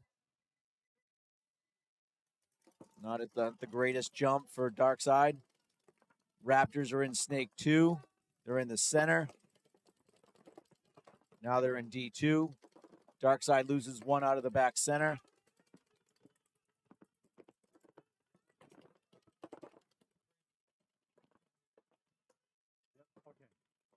Raptors are in the Snake 50 right now. They're wrapping around. They shoot another Darkside player off the Dorito side, trying to trade. We see a Darkside player now move up to the D3, trying to contest the Raptor player on the 50 Snake. And he is eliminated. Raptors still have 5 alive. There's only 2 Darkside players left. I think might be Noel Tran in the Snake side tower. He's going to take the walk. Very convincing win by the Raptors there with 5 alive.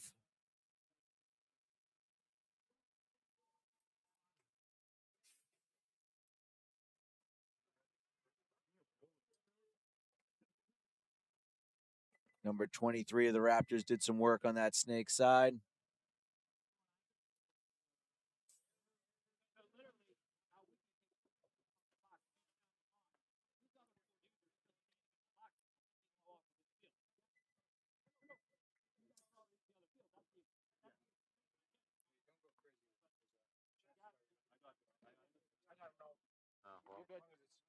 I just needed, well, the problem is I needed it enough that it wasn't. All right, we have a concession, so Raptors are up 2-0. Matt, I need a name on 23.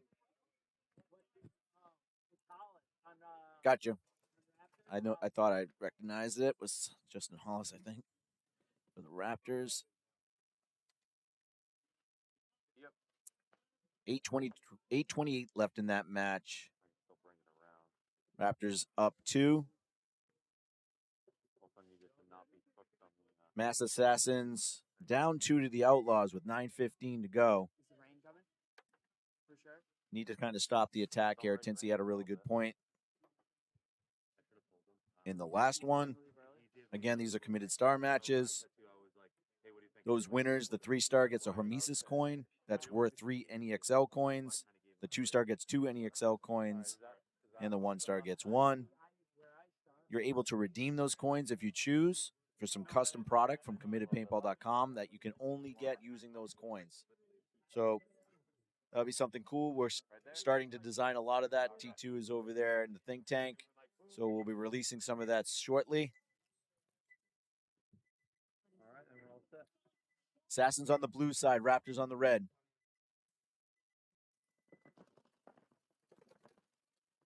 Oh, yeah. Assassins come out. 5 alive. Something they definitely needed. Looks like they shot, I think that's Tinsy, or they definitely shot the snake player for Outlaws. I don't know if it's Tinsy. Outlaws have 2 in the back, 1 in the D2, and then 1 in the center. Assassins are making their way down to Snake 2. Outlaws did pick that up, so they know that there is somebody there. They're pounding that bunker.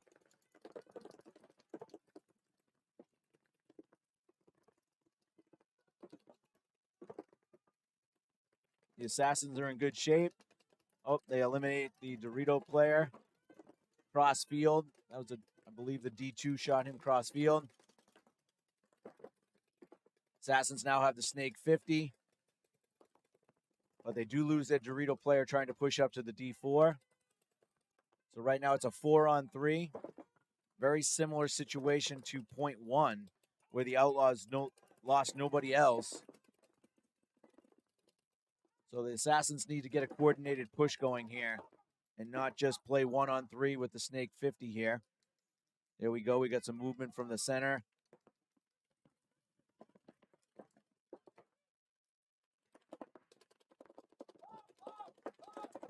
What a move right there by the Mass Assassins player. Went up to the center and shot the rest of them. Just kind of broke down the cross.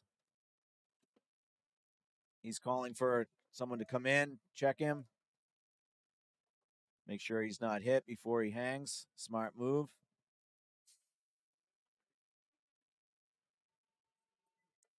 And he does hang. Oh yeah, that's really coming. Mass down. Assassins put themselves on the board.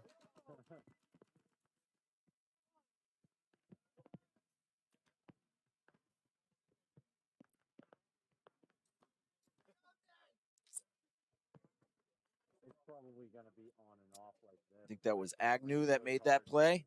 Like 5 seconds. Yeah, point match. Figured it's better to have everything bagged up. So Mass Assassins with 7:17 left in that match scores their first point on the back of Mr. Agnew, making a great move, splitting the middle.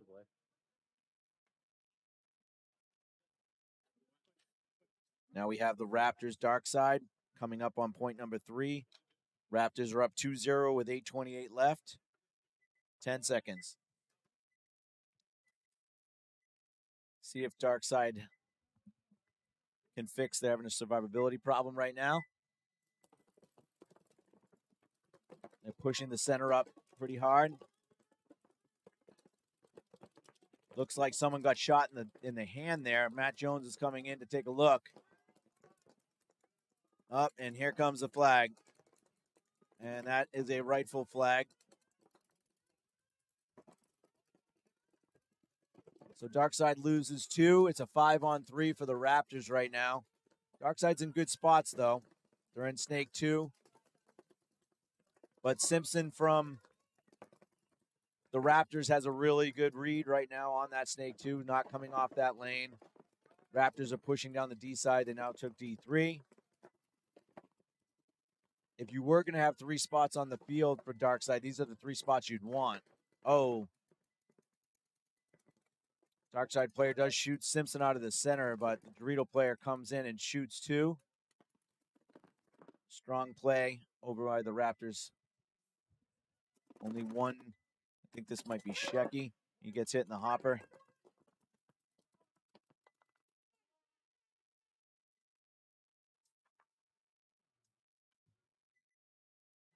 Darkside concedes.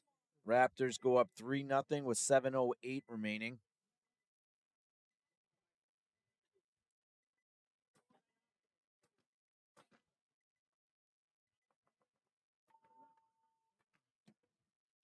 No, good job, Sean. Some good plays there by the Dorito side. Might have been Nelson. Moving on to point 4 of the Mass Assassins Outlaws. Outlaws are up 2-1. Assassins took the last point. Strong play from Agnew up the center.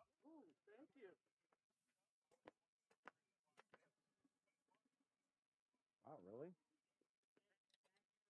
Well, that's for All right, we got 5 seconds. qualifiers. See if all the Outlaws make it. They do. Not the greatest break for the Outlaws, but they do make the center bunker. Assassins, all 5 alive. Outlaws taking the loss with 2 bodies. They're 2 and they're 4. Come off. Look, and I think the Snake corner was just filled by the Outlaws, leaving the Dorito side wide open. They're trying to fill. Outlaw player goes over to the can. Seems to have made it. They also eliminate one of the Assassins, so it's a 4. It's a 4-on-3 right now. The Assassin player comes and shoots the center player while taking the Snake 50. So it is now a 4-on-2. They're coming down to clear the field right now. Both teams were looking. Tinsey gets shot, and the last player is going to get shot.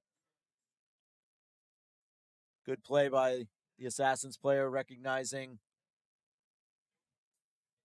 right away that both players were looking the wrong way.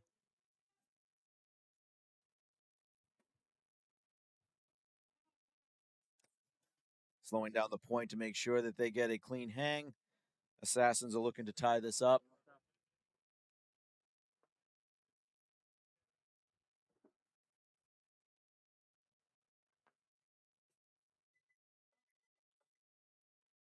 Assassins hang. See if that's clean. 5:42 left in that match.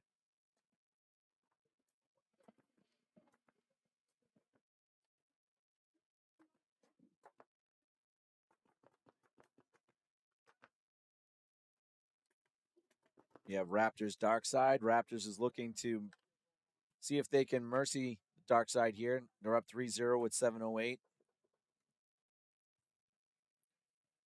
Strong play by Oxley, Hollis, Nelson over those last 3 points. Darkside's going to start on the blue side.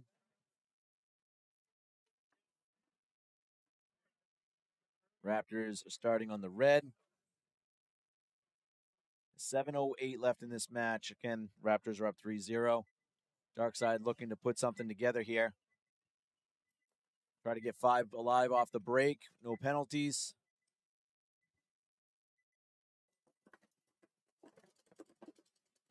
They do get 5 alive. They've got D2 and 4 across the back.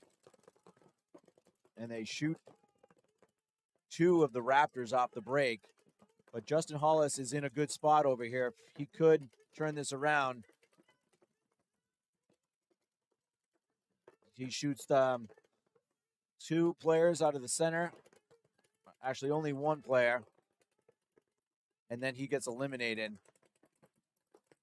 The dark side's trying to come down here, and they've got 2 players looking the wrong way. That might be Saltify. Oh.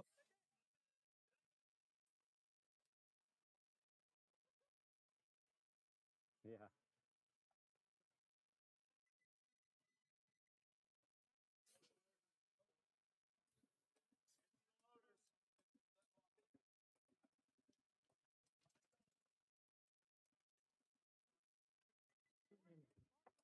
So Darkside gets a point. Yeah. Good point there. I'm pretty sure that was Derek Saltify. I don't have rosters. I'm just going by actually their body language. Means I've been watching too many of these games. So 6:14 left in that match, and Darkside puts a point on the board. So now we're back at 5:42 with the Assassins and Outlaws all tied up.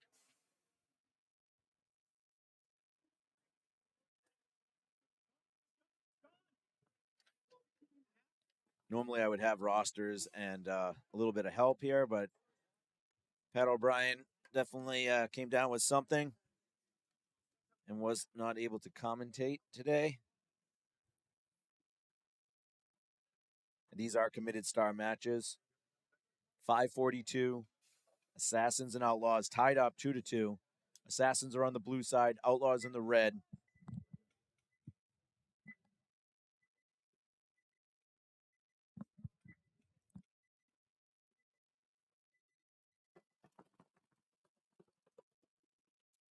Outlaws taking a lot of ground, come on to their side, the Assassin side of the field on the 50, shooting snake side. Assassins lose a Dorito player. Then they also lose another Dorito player trying to fill, and they lose the Dorito tower. So it is now a 4-on-2. And they're both looking the same way. We've been seeing the same point.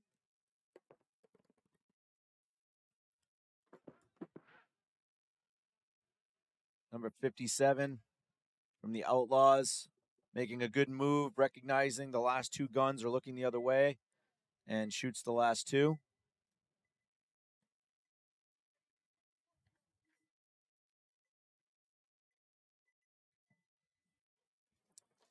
And we have a concession there. Outlaws will be getting that point. Tell your guy he doesn't have to do that. What's that? Oh, I thought you were talking about Tyler.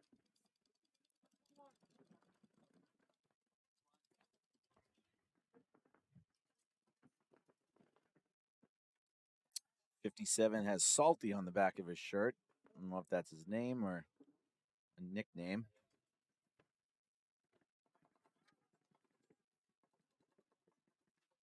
So with 4:45 left, Outlaws take the lead back at 3-2. Stop that momentum of the Assassins winning 2 in a row. We're back to the Raptors' Darkside, 6:14 remaining in this match. Raptors are up 3-1. Raptors are now on the blue side, Darkside on the red.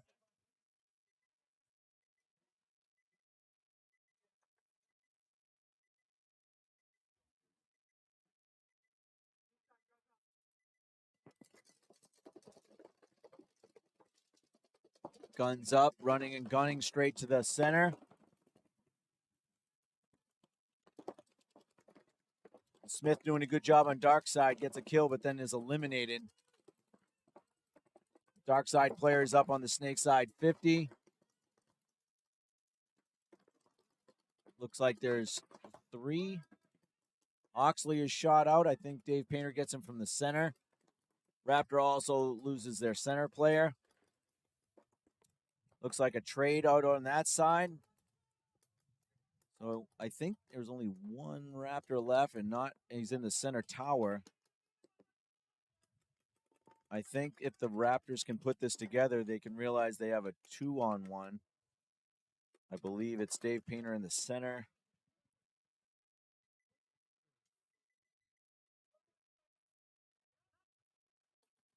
This player here from Raptors just needs to listen. Dave Painter doing a good job right here. Trying to crawl up and see if he can see anything different. This Dorito player looking over him.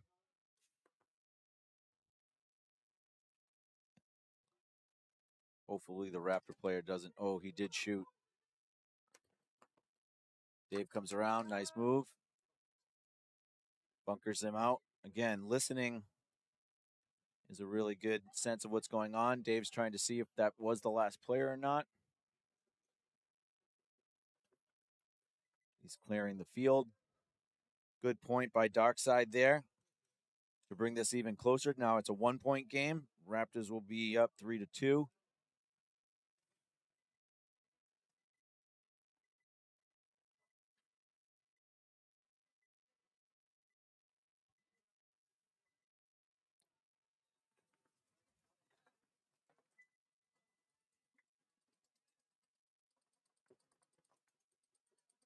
All right, with 4 minutes remaining, they do bring it to a 1-point game. So it's 3. Raptors started off with 3 straight points. Darkside scores 2 to bring it right back to a 1-point match with 4 minutes remaining.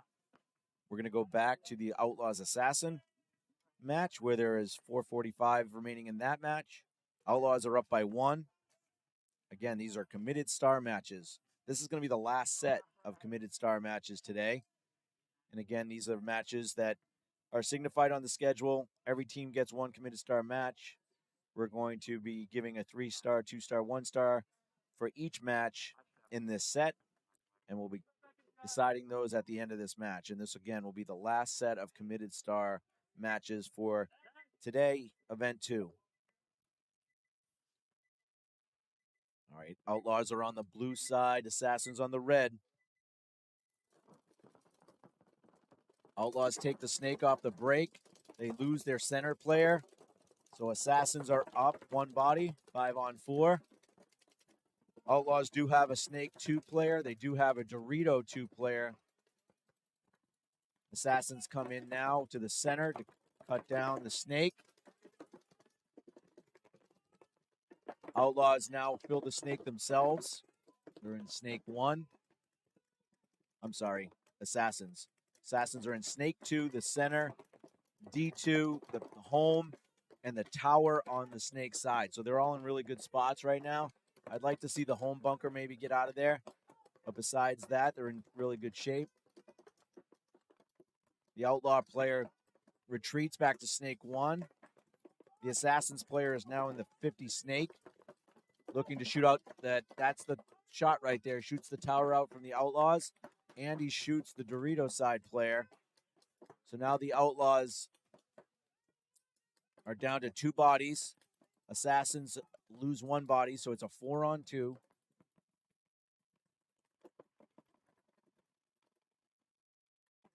They know he's in the snake. They know he's in snake 1.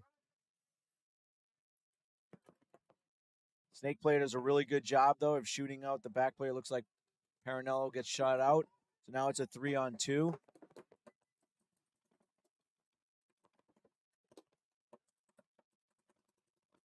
The Outlaw player tries to get out wide to the Dorito can.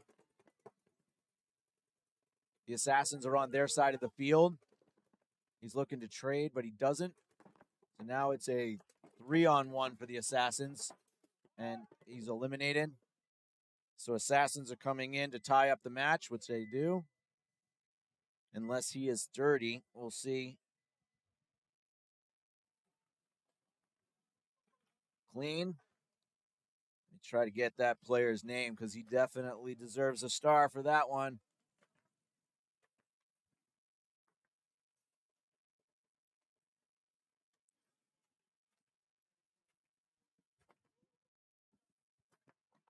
All right, well, I look to see that player. There's 241 left in that match. 241.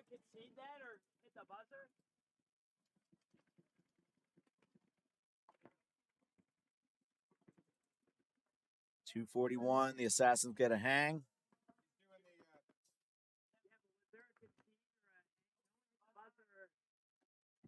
1 second.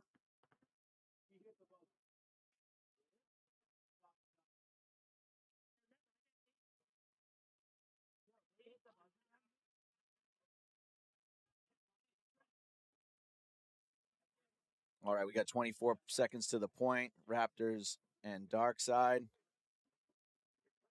4 minutes left in this match.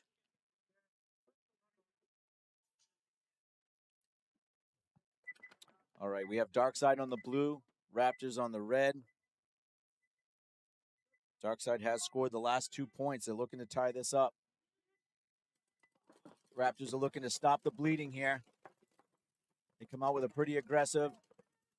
Up, we're looking to see if a ref comes in, see if Simpson is hit or not.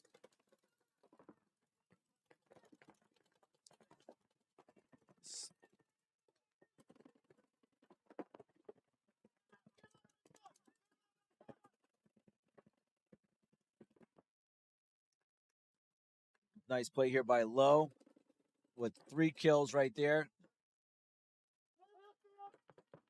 That's the end of it. Lowe's pretty confident that we get a concession. Raptors go up 4-2. Great counter move by Lowe.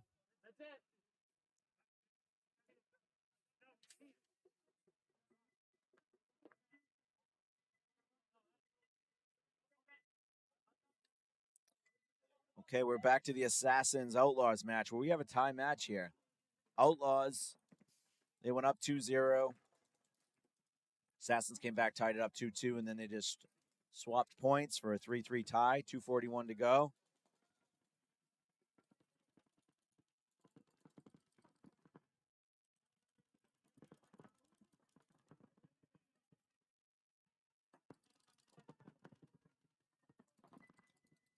All right, we have a timeout from the Outlaws. A timeout.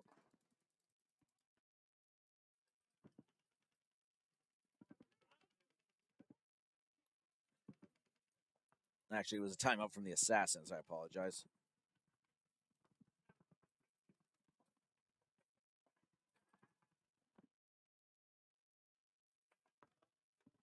I'm going to take this timeout to get someone's name. Matt Jones.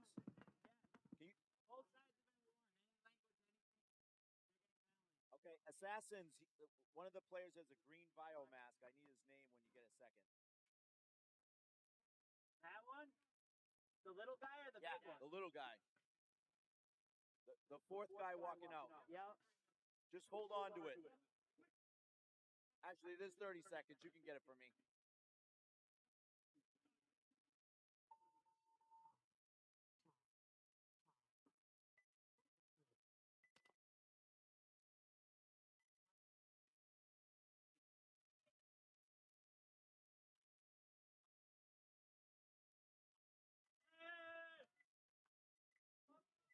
All right, 7 seconds to go.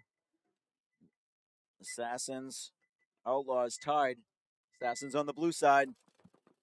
Outlaws come out, lose a player coming out on this D side out of the can, off the break, but the Outlaws do have Snake 2. Assassins do have 5 alive. Move a player up into that center wedge to try and trap that Outlaw. Another Outlaw shot out of his bunker.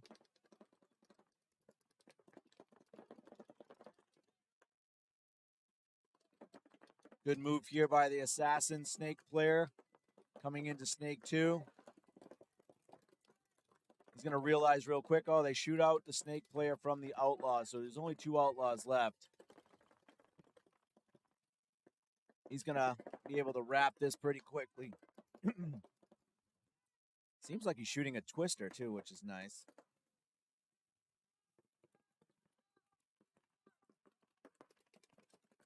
Clear blue-black fade. 5 alive for the Assassins. I think it's Trey Aguirre that's in this bunker here, the same player that played the Snake side last point. So he's having himself a match, trying to make himself a candidate, and they concede. Outlaws concede. Assassins go up 4-3 with 1:15 left.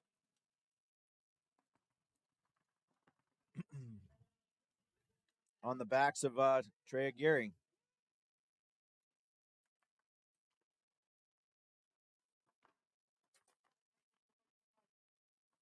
$1:15 left in that match, and they do go up 4-3. The Mass Assassins. Back to the Raptors Darkside match. 3:18 left. Raptors are up 4-2.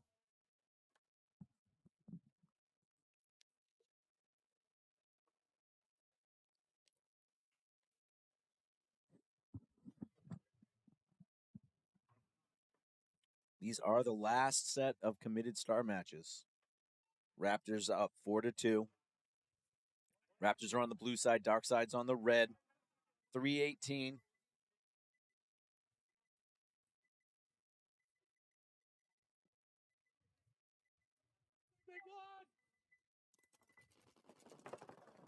Darkside pushing up the center. They're doubling up this Dorito side. A little unconventional, but gets it done.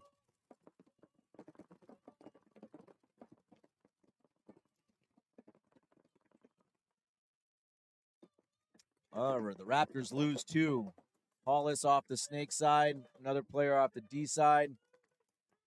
Darkside's in real good shape right now with at least 4 alive. I think 5 alive. Yep, they now have Snake 2. All 5 bodies alive for Darkside. Only 3 alive for Raptors, and they're not in good spots. They're all trapped in the pocket, trying to get outside, and he's eliminated, and the center's eliminated. So we have a 5-on-1 right now.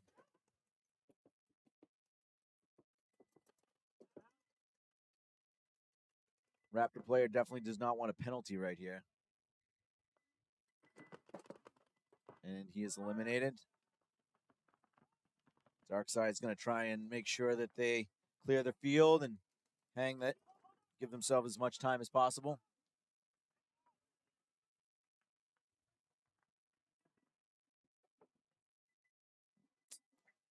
Darkside hangs it. 1:55 left on the clock.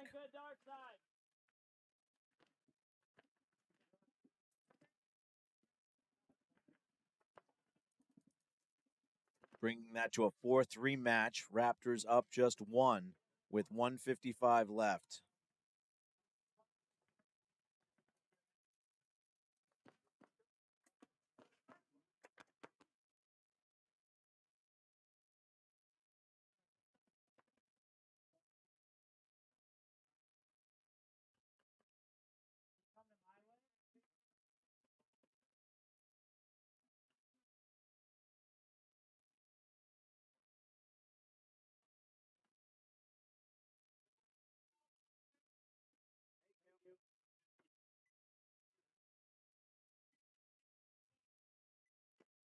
Alrighty, 10 seconds. Assassins, Outlaws. Assassins are up 1. 2 close matches, both 4-3. Assassins are on the red. Outlaws are on the blue side. Very aggressive breakout for Outlaws. They're going for the 50 off the break.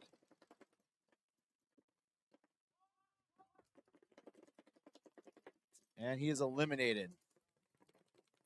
Assassins double up the home.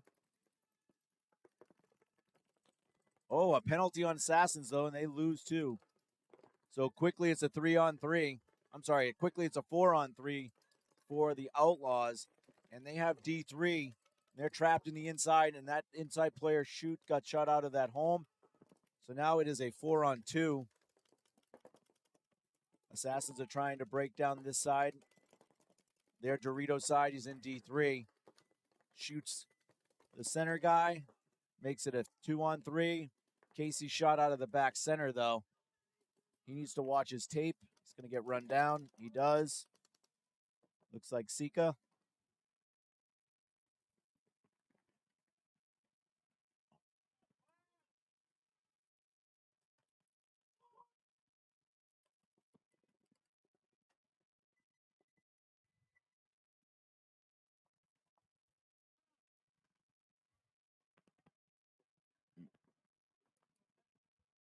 Time has run out. We're going to see what the referees say. Looked like the player went out of bounds before he even attempted to touch it.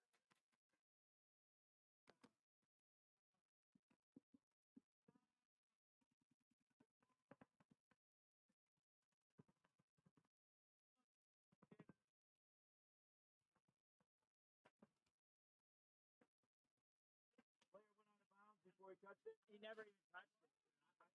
Right? Didn't go out of bounds first. He went out of bounds. Yep, so he's out. So no point? No point. Mass Assassins won? Mass Assassins won? It's already over. Time's over. Mass Assassins won that point? What? Yeah, but we... That's why I'm... I don't know. All right, unfortunately, that player did go out of bounds before he touched the box. Running behind the bunker before he even looked to see where the buzzer was, unfortunately, is going to make that point a no point. So it's a 4-3 win for Mass Assassins. Trey Aguirre is going to get the 3-star. I appreciate you, Matt. How you doing, buddy? Salty is going to get the 2-star. And Agnew is going to get the 1-star. Here we go, Raptors Darkside.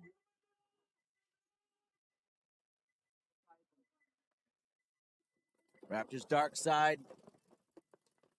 Darkside is on the blue. Raptors is on the red side. 5 alive for both teams.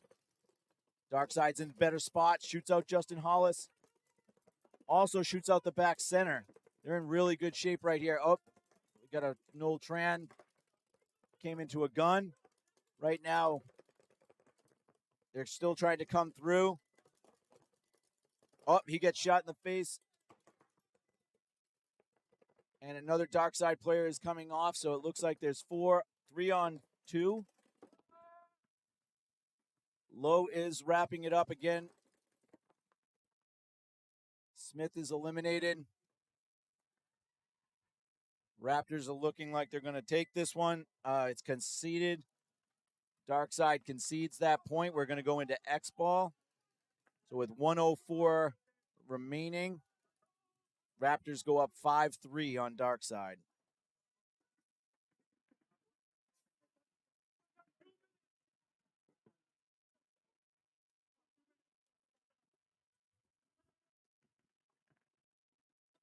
So we are in X-Ball now. The last match has ended. So Mass Assassins 4-3 over Cedar Junction. Again, 3 stars going to Trey Aguirre. 1 star from the Assassins Agnew. 2 stars for the Outlaws Salty. So now we have the Raptors Darkside in X-Ball. 1:04 left, 5-3. Darkside's going to have to put together 2 fast points to come back and tie this one here.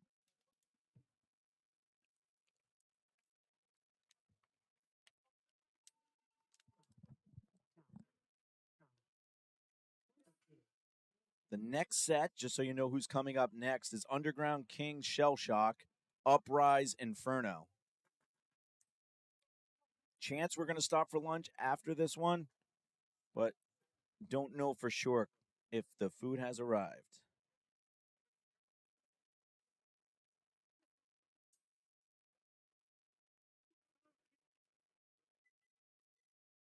Raptors take a timeout, or Darkside did. I'm sorry.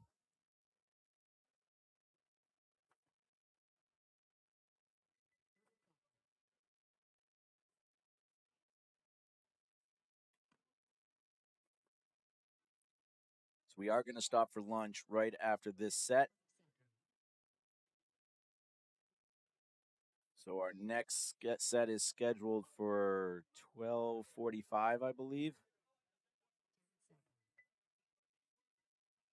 So that'll be really close to on time because we'll stop for lunch for 12:30.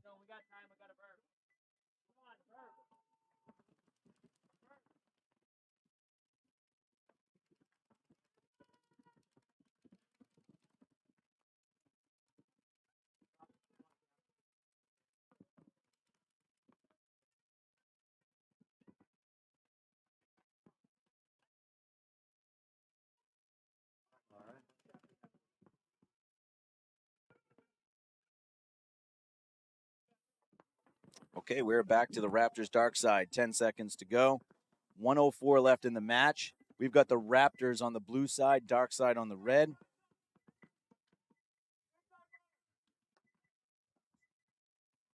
This is a committed star match. Raptor player goes into snake 1. Darkside's on their side of the field up the center. And we have a penalty coming in on Smith. And I don't know if that's Oxley. No. Raptor player. Yeah, I do think that's Oxley. Is trying to shoot the last 2 players. He's eliminated. There is 1 Darkside and 3 Raptors left. All right. He's doing a good job back there. I'm going to see which player that is, but he brought it back to a 1-on-2. So let's see. He is eliminated.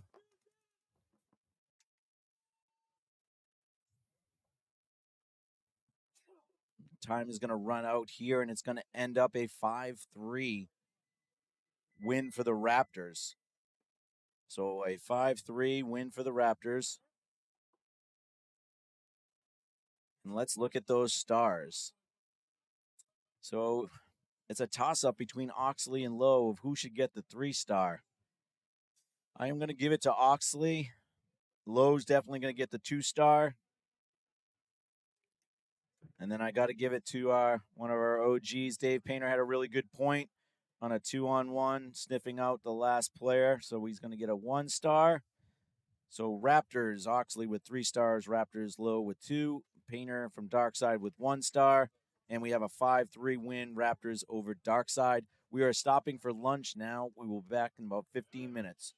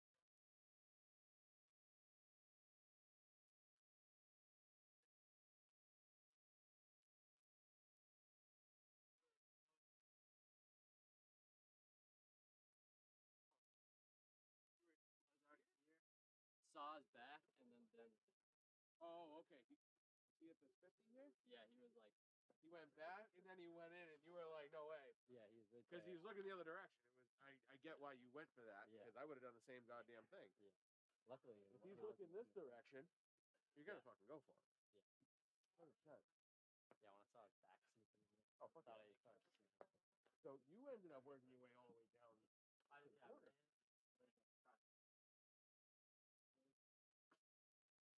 Saw you feeling down over here.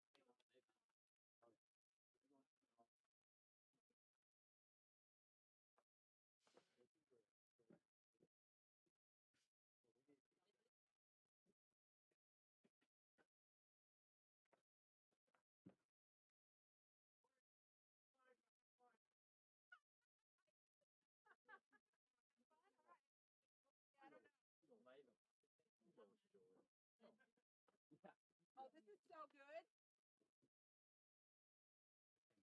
Oh. My God. Oh.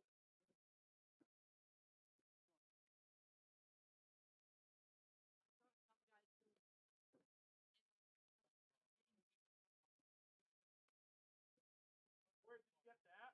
I'm trying. That's what I'm trying. That's my practice. Cooper! Cooper! Look at Lori!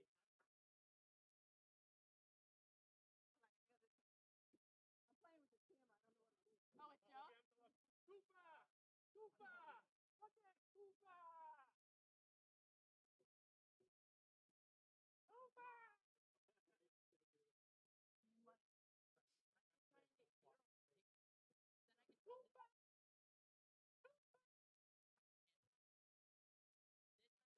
Baseball baby!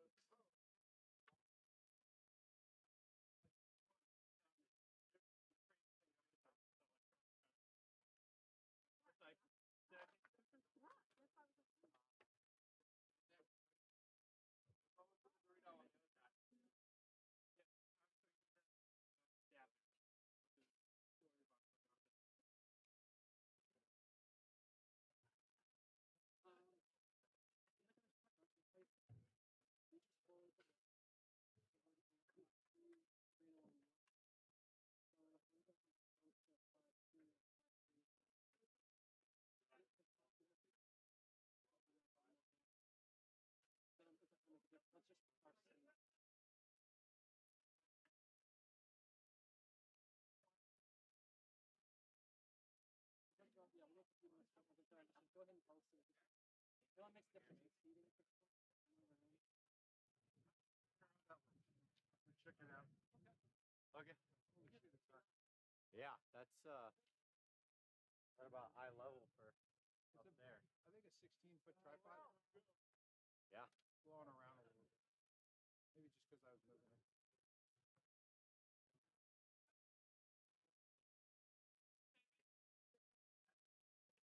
Yeah, I think it's a 16-foot tripod. I bought these like over the last year or two, and they weren't expensive. They were like $60 each. Yeah, I mean, It's not bad. $16, 60 bucks, 16 feet. I wanted a 20-foot tripod. It was $300.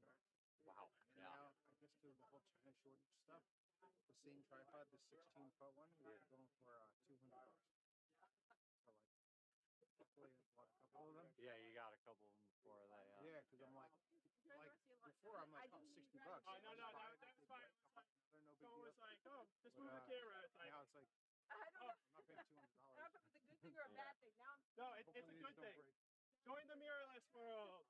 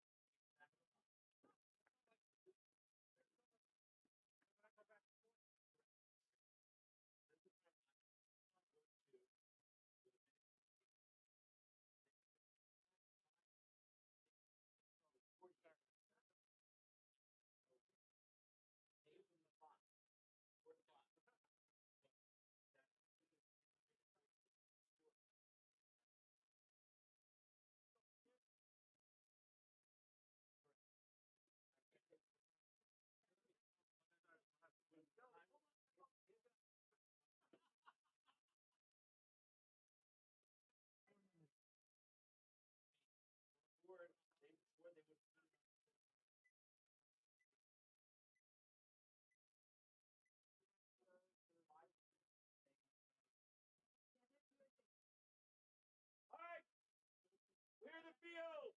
I need 5 kings, 5 Shellshock. Field is live. All right, guys, I need all the refs out there, please.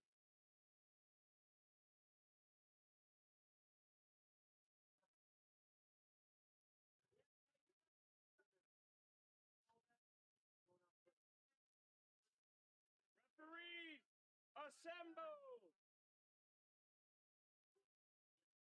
Assemble. You throw one over the net. Don't give it to me. I can't ref like this.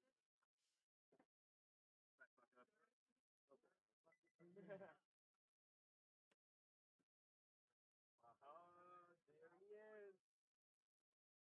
Prelims over. For me, it is.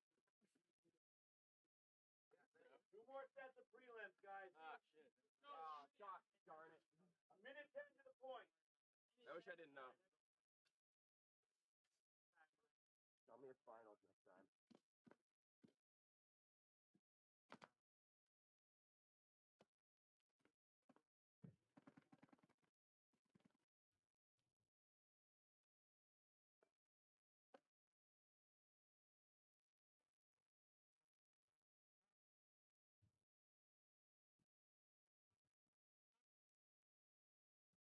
All right, Kings, let's go. Mark.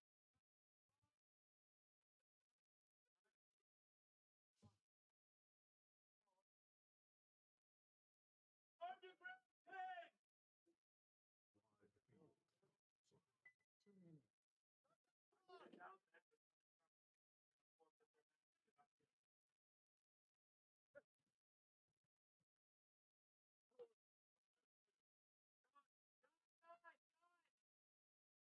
Rats, Kurt Bunker. Underground King. Yeah, the underground team will make their field.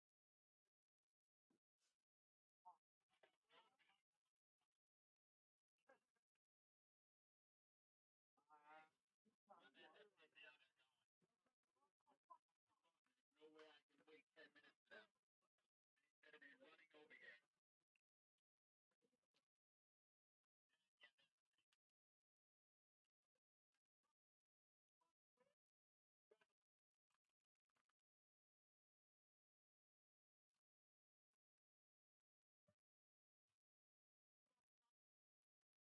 You're up on the block right now.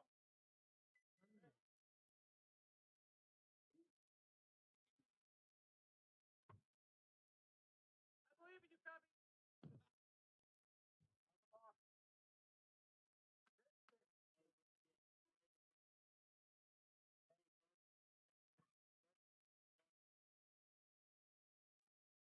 Matt, you have your whole.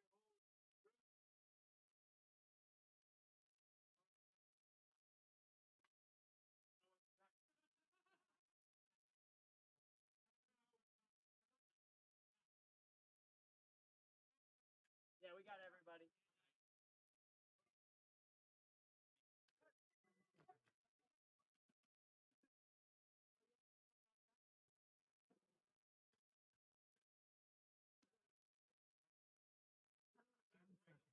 Yep.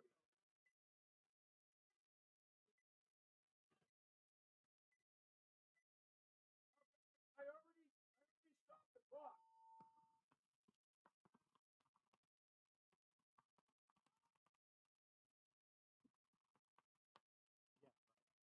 Okay, there you go. Run it. Still use that timeout, Yellow.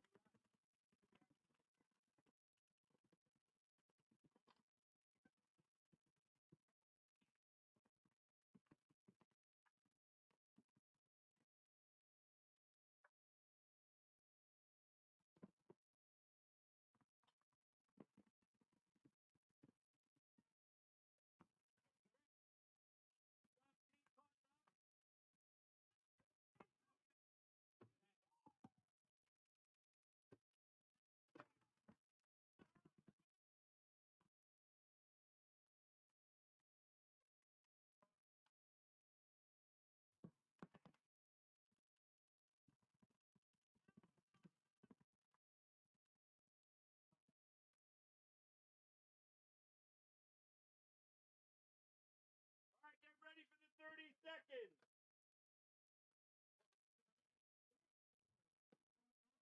On deck, Uprise, Inferno.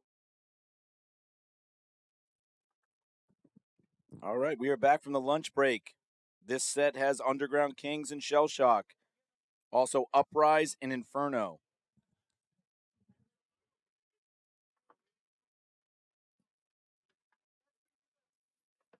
We have the Kings on the blue side. Shellshock is on the red side.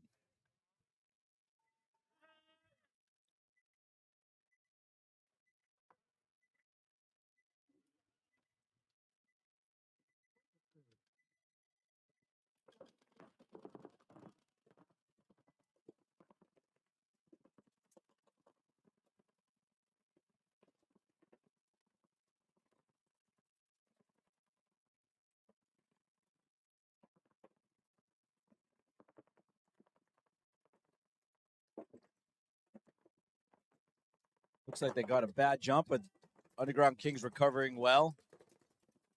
I believe it's a 4-on-5. They lose another one. Shellshock is now up 5-on-3. Got Ryan Buckley getting ready to join me again. 2 sets left in the prelims here. Shellshock coming down. Sean Combs shoots. Up, he gets eliminated, but a good move to clear out Chris Curry. It's a 4-on-1 Shellshock now with only 1 Shellshock remaining on the D side can.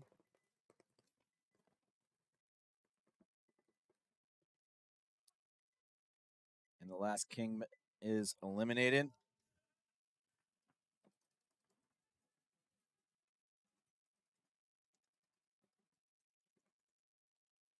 All right, Ryan, we just started here. You just only missed 1 point between the Kings and Shellshock. It looks like the Shellshock is going to take this one. Hey, Ant, thanks for having me back up here. Cedar Junction, we lost our second match, so again, stepped out of bounds, and that was curtains for us. So sorry, you guys had to see that. Yeah, and even if you had tried to hit the button and didn't hit the button but stayed in bounds, I would have made sure that they got that point because I told teams at the beginning that the button is not on the bunker, it's right behind the bunker. But I said if it's in a time crunch, we would, if you just hit the bunker, you know what I mean? So, absolutely. Everyone knows the rules out here, guys. So small mistakes, you know. That was a nail biter. We lost 2-3. yeah, you would have tied that one. It would have been a nice comeback. All right, so moving forward here, we have Uprise and Inferno. Yeah, the breeze is blowing up here. Seeing some good paintball from New England out here, the up-and-comers D4 division here at the NXL event number 2. All right, so we have Inferno over on the red side here, and they're 2 distinct lines. Blur is a 5-man team that plays NEPL, and it looks like they're, you know, getting their feet wet in the X-Ball division here, playing with Inferno as well. I mean, the best way to get experience is to be here, doing it, bashing here at NEXL. All right, Uprise is on the blue side.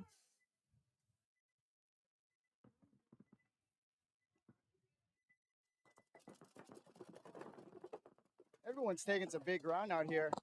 Up the center, both wides. Blurs loses one of their back players out of the center.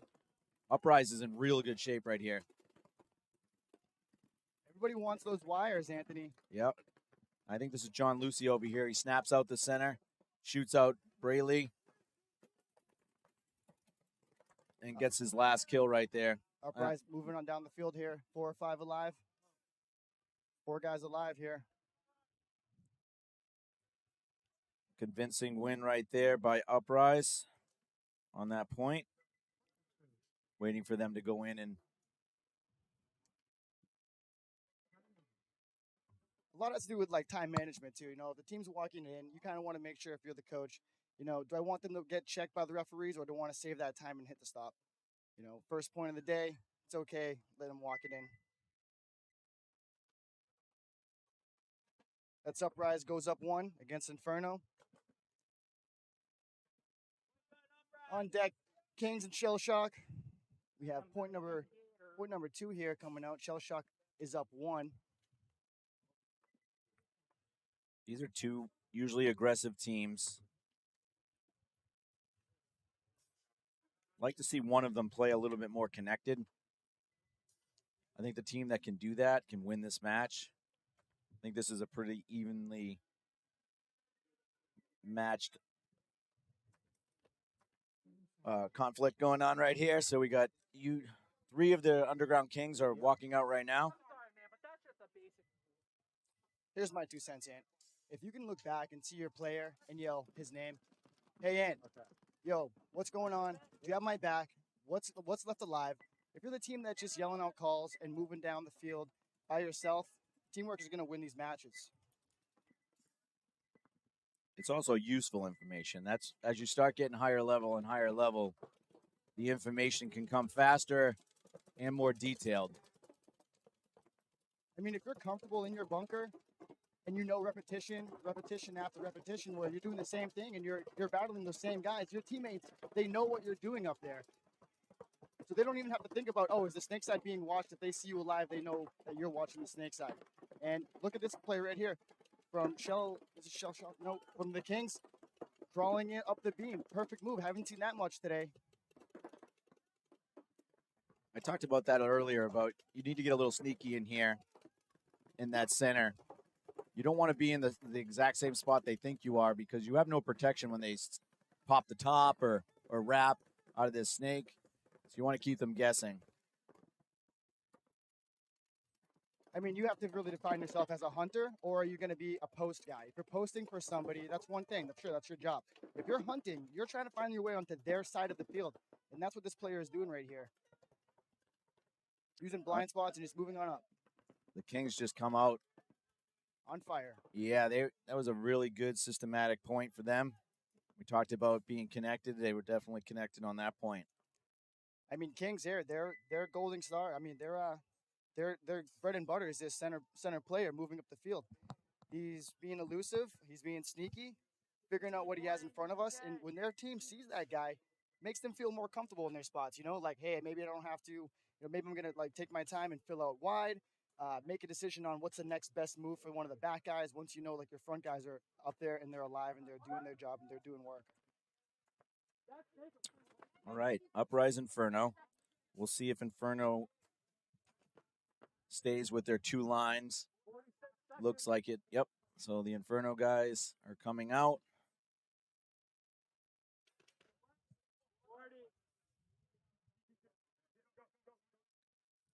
Sun's out. Nice breeze. This is pretty good right now. Almost the best you get. I can swap it out. I think we get the best breeze up here for sure, Anthony. Thanks for having me again. I appreciate it. Thanks for coming out. Anytime. When Twan asks for something, you know, I usually try to deliver. Listen, Twan wanted the people's people, and I think the people are going to get that. All right, I'm out here rooting for you guys on the couch. Get out here and start playing NEXL. Let's go. All right, Uprise is on the red side. Inferno on the blue. Okay, late start by Uprise. One player's getting called out, maybe because of the late start. That's tough. Refs are going out there when the ref is calling you out. You got to get off the field. Okay, we looking like, okay, yep, saw that. Ref saw that. Definitely hit on the hopper here, the center player. Both center players are watching, was watching the snake right there and moving up to the next knuckle.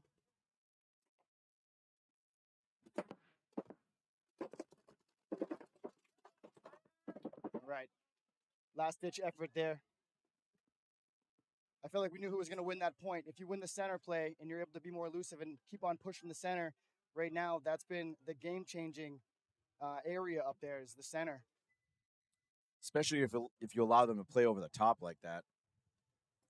Yeah, so a lot of our plans were like, hey, we're going to push the center 50 and we're going to push the snake and kind of stack the back. Arch your three guys in the back. And then if those guys are playing on fire, you'll be able to push any side you want. Say your snake player gets shot out, you know you have to fill snake corner.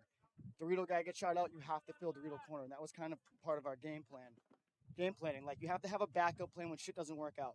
So, and then you've got to have your bread and butter. Every point, you got to kind of know what we're doing. You know, keep it the same. If it's working, it's working. If it's not, then that's when you change it up, when it's not working.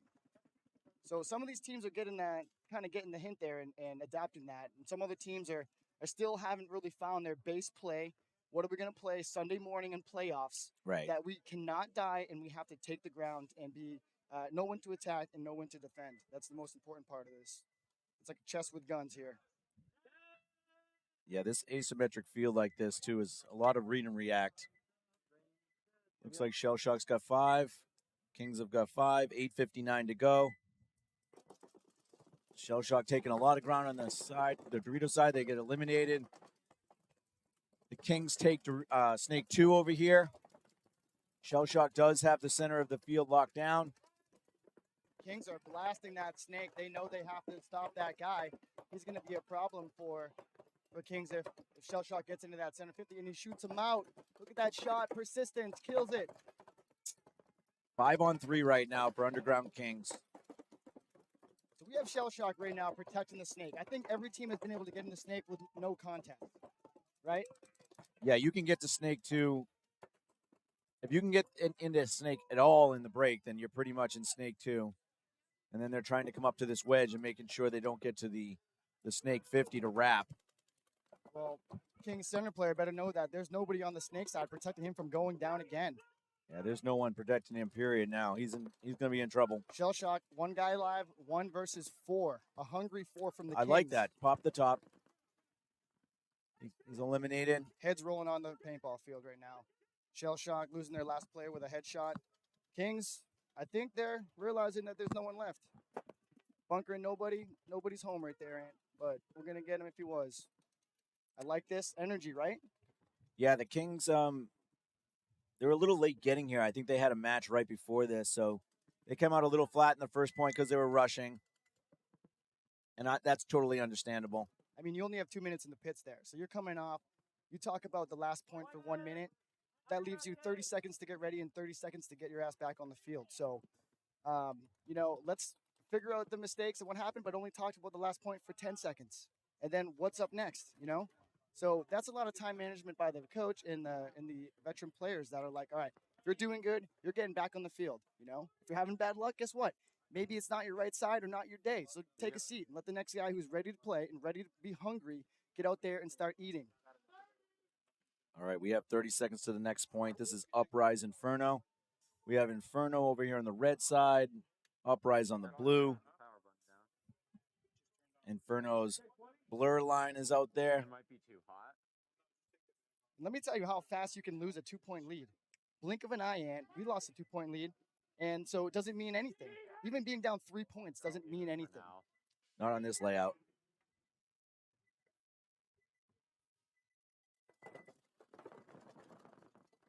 All right, 3-1. Obviously the center. Late delay snake push by Uprise. Inferno trying to protect that snake. I don't know if they know each other there yet. It's Chris Hay, I think. Hey. Shout out to Chris. Number 88. I think there's going to be a little snap battle here between him and the center. I like this move by Braley coming up here and making the snake have to at least think about the tape.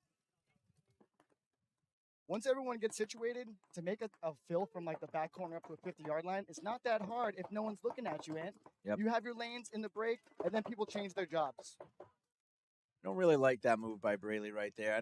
Gave it away. Yeah, I don't think he needed to trade. The team was in good shape. All right, well, if someone can take advantage of that, right, because he opened up that side. So if this homie can realize, nope, and he gets shot trying to fill. And now we have Tebow from Uprise trying to capitalize on this side being open. Looks like we have 2 on 4 right now. Inferno with the 4, better position though. Nope. They had 3, and that's a penalty out of the snake from the snake player. Unfortunate. You know what? You're a snake guy. You're gonna get penalties, but you better be winning points too. If you're not making it into snake and you're getting penalties, you need to be asking the next guy, come on up, give it a try. You got to be winning points by yourselves. If you have the whole wires and you know the wire is yours, Ant, right? You're trying to stay alive and you're trying to take advantage of that, not just give it away and get shot. Yeah, you need to be the first one to the 50 on this field. Just literally a race. In his defense, he did have some bodies dropping behind him, but clean check right there. It's going to be another point for Uprising. So, guys, now we have Kings and Shellshock.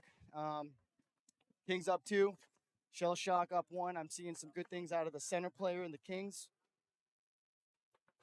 But I noticed that he had more confidence the first point. Actually, when you win a point like that, you want to have more confidence, and you want to shove it down their throats even harder. So don't lose that energy if you're getting, going on their side. It's perfect opportunity for you to get a kill and maybe win the point. But your back guys, let them fill out wide and give them some time, your back guys, to come over and fill your side and say, hey, you know what? I'm not watching over your head. I'm behind you. No one's going to bunker you. And I feel like the front guys have to get situated first, and then the back guys fill over. I think the volume of paint's down a little bit, too. Sometimes that happens in the lower divisions. You got to bully people sometimes and just really make your front player feel real confident. There's a ton of paint flying over me. I can do anything I want up here. I mean, if you got to respect the player, but don't respect his lanes, right? So, like, you know, exactly. You bully them around. Don't respect their lanes. If you're making it to snake, keep going. This is a good move here. I think this is Shook from Shellshock. No idea. Nice. Oh, They traded out. I was like, how did he not shoot him? he did get First time. 2. We got 3 players from the Kings walking off right now. Body's walking off like the field. I think that was Cuck that's over there on the other 50. So it's a 4-on-2 right now for Shellshock. I mean, Shellshock needs this point right now to get back in the ball game.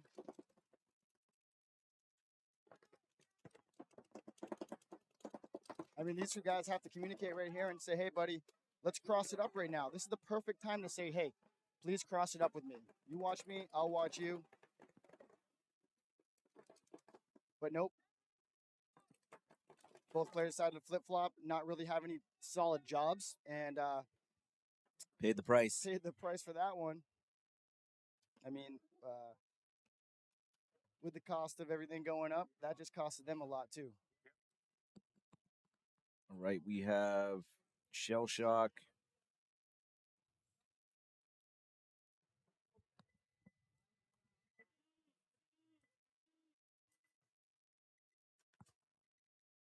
All right, it's gonna be that. One more point. So they just tied that up. Shellshock Underground Kings are now tied 2-2. Going into the Uprise Inferno, where Uprise is looking to mercy Inferno. So backs against the wall right now. The most deadly paintball player is a paintball player that doesn't have, you know, that just doesn't care about living, dying. He's just going out there, paving a way for his team, hopefully following him up. Let's see if we can see a nice point. We have 8 minutes, a lot of time on the clock. So they could play a legit full point and just kind of roll the dice again with a nice long point. Try to, you know, grind it out. 15 seconds. Yeah, if we don't see, I think Inferno just really needs to win the breakout here. 5 alive. I mean, it's 8 minute point, so they have plenty of time. And they're running. They're all running for it, and that's 2 kills off the break. So it'd be bad. Roll the dice with them. Well, they definitely went for it, Ant. You know, they said, did. we need this point. Let's go get them. And wait, we have some life over here. It's On a the- 2-on-2, I think. Player getting checked in the 50-yard line here. Okay, he's clean. Here we go. Some life in the ranks. Hayes coming over. We got Kenny Booker over Oh. here. Veteran Kenny in the snake. Huh? Oh my goodness, we have some life. And then little Kenny. I think that's Kenny's son. Is it? Oh, They had a 2-on-1. great to see like father son, you know. And how's little Ant doing, by the way? He's doing great. He's running field 2 over there. You see him over there? Can you hear us? He What's up? cannot. What's up, little Ant? I think that's John Lucy, maybe, for Uprise that just won that 1-on-2. I mean, that's what they needed. That's going to get him an NEXL coin, actually. Okay. So, Laurie, Taking his NEXL time. coin for John Lucy. You know what? If I'm Inferno, this was awesome. Nice slow play. Everybody catch your breath. You know, they have, 7 minutes on the clock. And that mercy It's- rules out Inferno.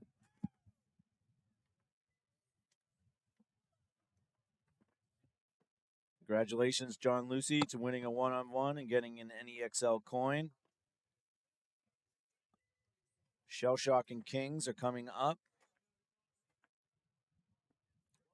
Here we go, guys. So, Shellshock and Kings, it's 2-2 right now. I want to say thanks for having me once again.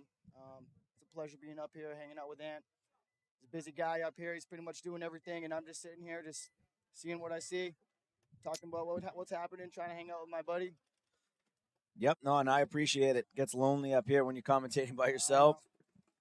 We got some questions here. We got some fans coming at us from the online web. Let's have a look. Buckley, you look good. You look good too, dude. Smiley Joe, that's my homie. He's here running around. You know Yeah. what? He's been taking pictures all day. I want to give a shout out to Smiley Joe. Here we go. He's everywhere in New England. That's our boy. All right, Underground Kings on the blue side. They lose their Dorito, but do take Snake 2. Shellshock also has Snake 2. Feel a sense of urgency in this point. I mean, 5 minutes to go here, but still, this is the deciding point. Like, hey guys, new ball game. Let's go start off with square Oh, one. that Oh my god. got ripped. Oh my god. Shellshock losing one player. That was a really good pickup from the center guy from Underground Kings. That's a small lane to be able to shoot him 4 or 5 times. So good for him. You know, the Kings still occupy the center and the Snake up here, so even though Shellshock just killed the Snake. Like to see the Underground center guy. There we go. Fill out to that side. Dude, you always have to fill, man. You always have to fill. Now even if they do get this Snake, if he can move his way down there and get out wide, can make sure he doesn't wrap it. I mean, I wonder if they know they have another guy on the 50-yard line. It's hard to see if they're Shellshock right now. You might not know you have a guy alive in the Snake, so your death just now just made it a 2-on-1 or 3-on-1. Right? So if you had known he was over there, you know, maybe you would chill a little bit. But we lost all the middle players. And like you said about filling, this is the most important thing about paintball. So if you might need the Snake corner every single point, but you don't have to go there off the break. You can wait and delay and then fill it late if you know that's a power bunker. But Yeah, 100%. right, so if I'm in the whatever, the 2 or the 4 inside of the Snake corner, and all of a sudden it's kind of like halfway in the game, and I hear, hey, Snake's hot. He's probably rolling down, wrapping the wire, and if I just make a quick short bump out to the Snake corner, I'd be able to shoot him on the run out. Even if I have to run past that Snake corner, I can still get that angle on any Snake player who's wrapping on the other team. So it's kind of like cat and mouse. If you give it to him a little bit, you can go and bite him back. Yeah, this field is definitely a counterpuncher's field too. So if you can get over there and be undetected sometimes, we've seen what happens when people start getting comfortable on these outside bunkers. They're just looking inside for kills and then just completely forgetting about the fact that there might be somebody right in front of them. I know. Hey, that's your boy too. If your boy has your back, you don't have to worry about him because you know what? You're bait now. I don't see a lot of set up bait traps happening out here, but you know what I mean? There's some really good paintball. But one-on-one talking, it needs to like get beefed up a little bit because guys are not really crossing up. I'm not really seeing any guys that are down that need this point. Just lock it up and cross it. Like if you're winning, if your team needs the point, you got to be hunting for kills. You know, you need the points. And if you're defending, say you're winning, you need to just hold that lane down. If you give up that lane for a second, you stop shooting that, that is when that homie runs down the field and takes that ground on you. And then, boom, that could be the deciding factor. So a penalty off the break, getting in a nice spot off the 50-yard lines is how you're going to win these points. You know, you have to, like in basketball, you go to the hoop because you need to draw that penalty. That's sometimes the figure of speech where you have to, you know, incorporate that into some of your playing paintball too. Go for 2 and 1. In this case, we have Kings up 3, Shellshock 2. So we have some workings going on right now about who actually won that point. So stand by. Like what point would have been a no point? When it was 3-0, I'm hearing maybe a little no point, but besides the fact, everybody at home, please, you know, pick up your paintball guns, go find a team, go find a local field, and start playing some paintball with your buddies. If you're in the woods, perfect place right here at Maynard to get your paintball on. So come on out, sign your team up for the next paintball tournament, and let's go. We are back mid-action. You know, it's an honor to be up here. Seeing a lot of big faces today. Noel Tran is out there in the crowd. Smiley Joe's out there.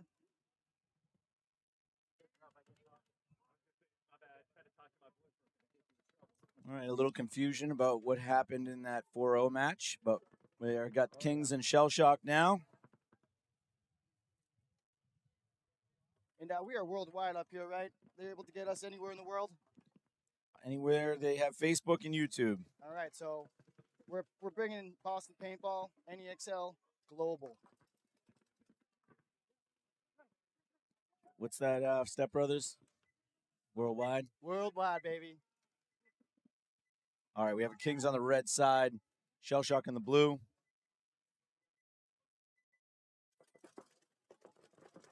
Okay, big runs up here to this center tower. Shellshock up there. Everybody survived. Shellshock gave up the center. Oh, and the Kings lost their back center player. It's a really shitty feeling when you get shot out of the back center and you're the first death, right? Yeah, it's a bad death. They also lose Snake too. But the center player, Perry, picks up the Dorito mover. So I think it's a 4-on-3 I for see one Shellshock. walking off. Yep. Mr. Red's walking off back there. Wanted to stand out. Shout out. Shellshock looking for players right now. Another pickup. Oh, there we go. Oh, Didn't man, know just where he was. running into guns here. He doesn't He's know going where to he run is to either. another gun. Oh my god. Yeah, you didn't see that guy. Almost had it there. Kings almost held it. Oh my goodness. Some Revolutionary War, you know, Texas standoff happening back here. Hey, I would just shoot those guys off the field too. Shook has no idea what's going on. So I don't know why you didn't give him like 10 balls, not one. because all the refs are looking around because all the players are thinking that point's out. Listen, if I'm running down the field, I'm shooting everybody with the other team's jersey on. Doesn't matter. And if I get an overshooting penalty, that's you going to the hoop and drawing that penalty. Fortunately, you know, don't get that penalty yourself. But hey, we always know we got to play in the green line. And Kings guy kind of yelling at each other. They can just stay composed here. They're not down by much. You know, They're not down at all. It's a tie now. They just they were up a lot, and then they just given it away. That's right. That's right. I mean, they're acting like they lost the match. With Right. that. So go gear up, go clean up, and get back out there. You know. All right, we are in X Ball. We already had Uprise beat Inferno 4-0.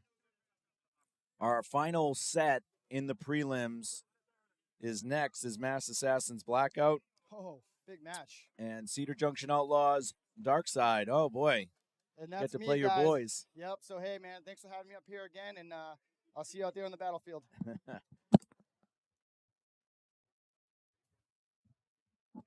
All right, see you, buddy.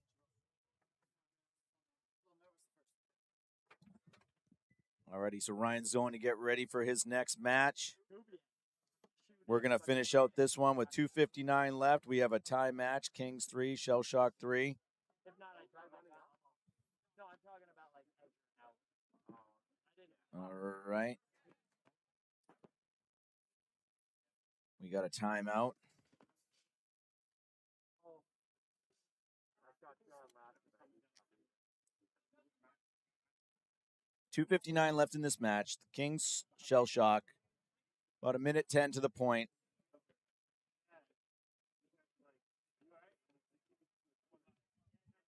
Shellshock coming off a win on that last point, tying it up. A lot of confusion towards the end. Some of the Underground Kings just didn't seem like they were connected at all because they were up bodies. Shellshock ran two guys into guns, and then it was a 1-on-2 or a 2-on-2, and Shook came down and shot the last two players. So again, we've got 30 seconds to the point. Underground Kings on the blue side, Shellshock on the red. We have one more set of prelims here at NEXL Event 2, the D4 division. Taking the top 8 teams out of the 18 that are participating today. Not us, not us, not us. Now it's us. 10.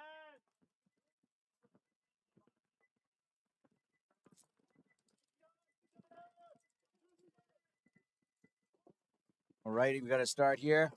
Underground Kings trying to make that Dorito 2 and gets eliminated. Also gets shot out of the back center. Snake 2 is alive, though. Underground Kings has 3. Shellshock has all 5 alive. They got the D2, the Dorito can, the center tower. Oh, a flag's coming in right here. We have a concession by the Kings. Shellshock is going to go up 4-3. I don't know if these guys know it's out. Hey, that's it. That's it. That's it. That's it. still shooting in the game a little. All right. Okay, We got I'm gonna get the 4-3 Shellshock. 2:32 remaining. back on.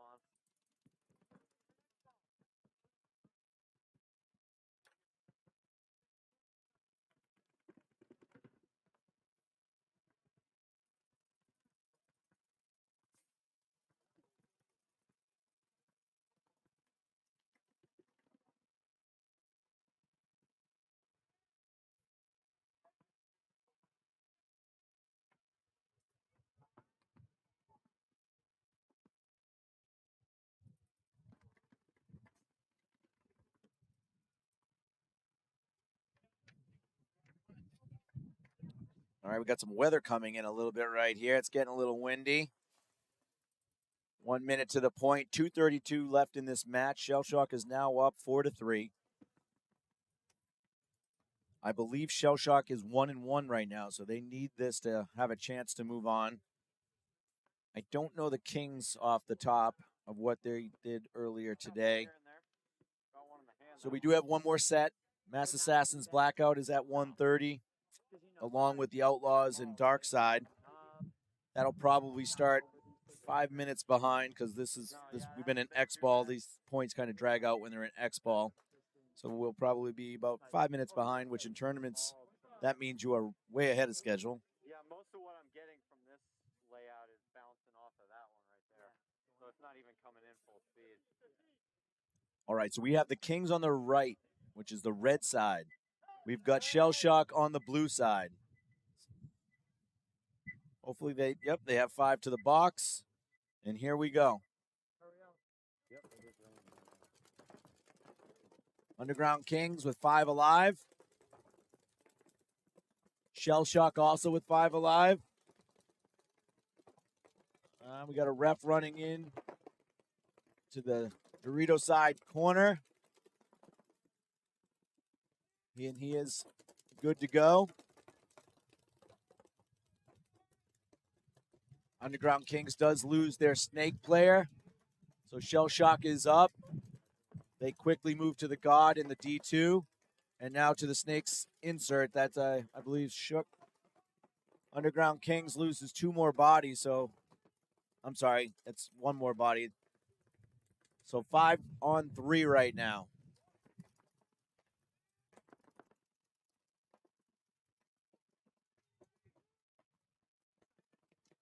Big point right now. The Kings really need this point. If they go down 2 with less than a minute, it's very hard to come back from.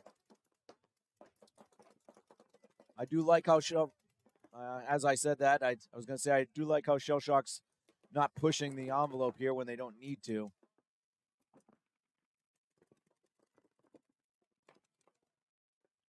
And it ran into another gun. So Shellshock might be giving it away a little bit right here when they don't need to. Oh.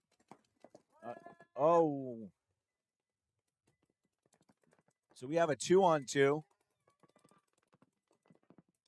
A lot of running around, a lot of chaos. Now we're down to a 2-on-2. Underground Kings needs this point. There's 40 seconds left in this match. Let's see if the Kings realize that. Nice move coming right here. The other King, I don't know how he got shot, but he did. So now it's a 1-on-1. Oh, Underground Kings could potentially score a point right here and tie this thing up.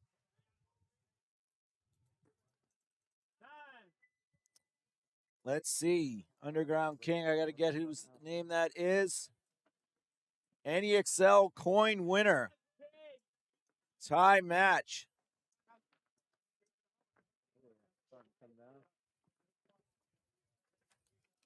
Try to see who that is. Who was that won that one? This good left to right. What player? Right a little bit. Just trying to see who hit the buzzer there and won that 1-on-2 as they won a coin. So with just 12 seconds left, unfortunately, we do have to play this one out. Underground Kings does get a hang. All set. Here it comes. Yep.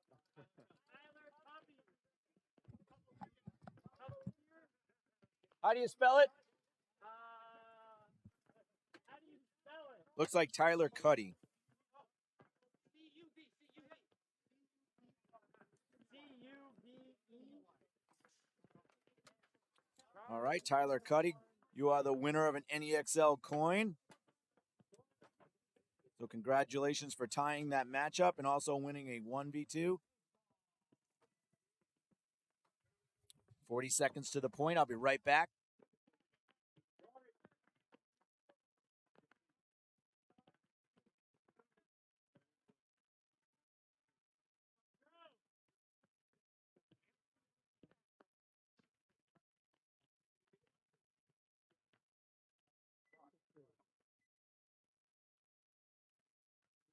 All right, we have 12 seconds left in this match. 4-4, 15 seconds to the point. I think we're going to see This is gonna be interesting. both teams kind of concede a little bit here.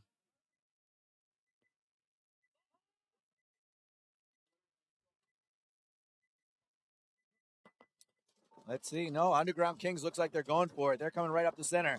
1 kill, 2 kills. That's it. Well, both teams went for it. I was dead wrong. That was a fun one. No point. We'll be right back for the start of the next set. Very exciting there. 4-4 tie.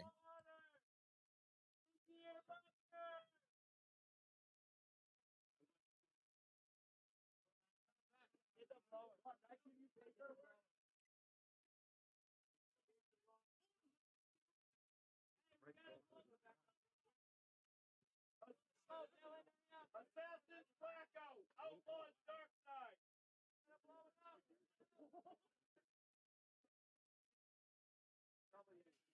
Only one blow up?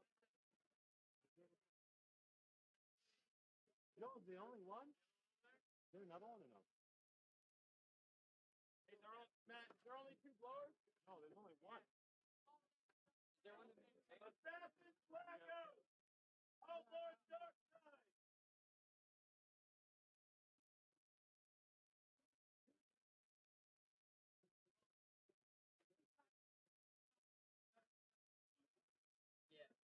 Right there on the left. Yeah, buddy. Good. Yeah, there's only 2. You gotta love, I picked up the killer. Yeah.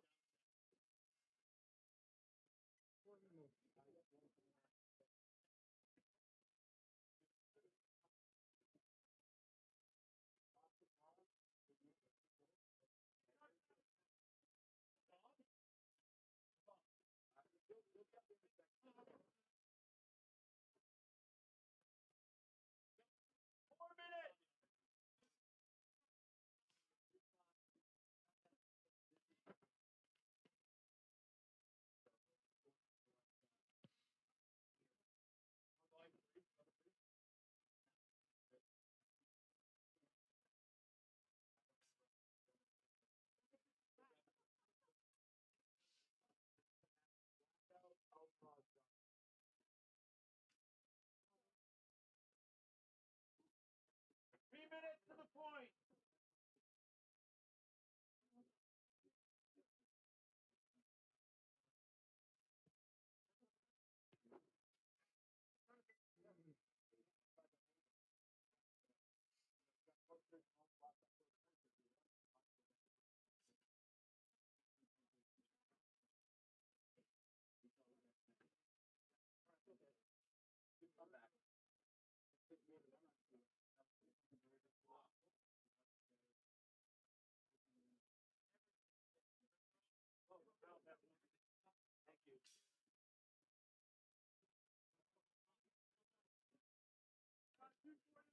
Assassins, Blackout, 5 to the box, please. Followed by Outlaws, Darkside.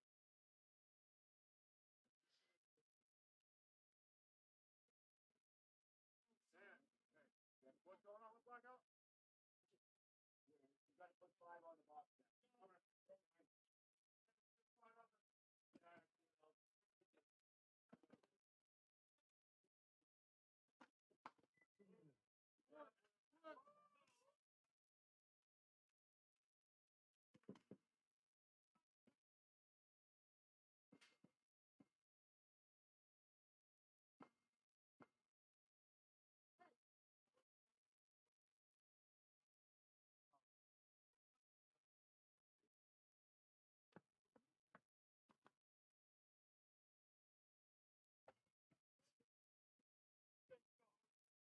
Okay, everybody, we're going to get ready for the next set. I have Fabio from the AJ Knights with me right now. He's popping in before hopefully a playoff run, right? Yeah, let's hope so, man. It's been a crazy day out here. Weather's been all over the place. Nothing too crazy like yesterday, but you know, a little sprinkle here and there. It feels good. Yeah, we're just getting a little bit of rain right now. Definitely a little cold front just moved in. All the bunkers lost a little bit, so the refs are out there filling them up. Let's look a little at our next set here. We have the Mass Assassins Blackout and Cedar Junction Outlaws Portland Darkside. Talk a little bit about those teams. Yeah, so Mass Assassins has a couple of my old teammates from the New England Yetis, Trey Aguirre, Tony Colangelo, just to name a couple of those guys. Really strong team. I know Rob runs a good program over there. And then Blackout, on the other hand here, I know they were working hard this winter. A couple of those guys played down at Providence Indoors. Between there and OPS, I think, you know, they've been putting in the work. I think they're just looking for more solid personnel. They've had some rotating bodies, but, you know, they have a good squad with Nick, Luke, Matt, Kyle, Cook, Dell, Tyler, Ryan, all great guys, working hard, looking to climb that next step on the ladder. I think it'll be a good battle. All right, so we're going to have Assassins on the blue side, Blackout on the red side. About 8 seconds to the point here.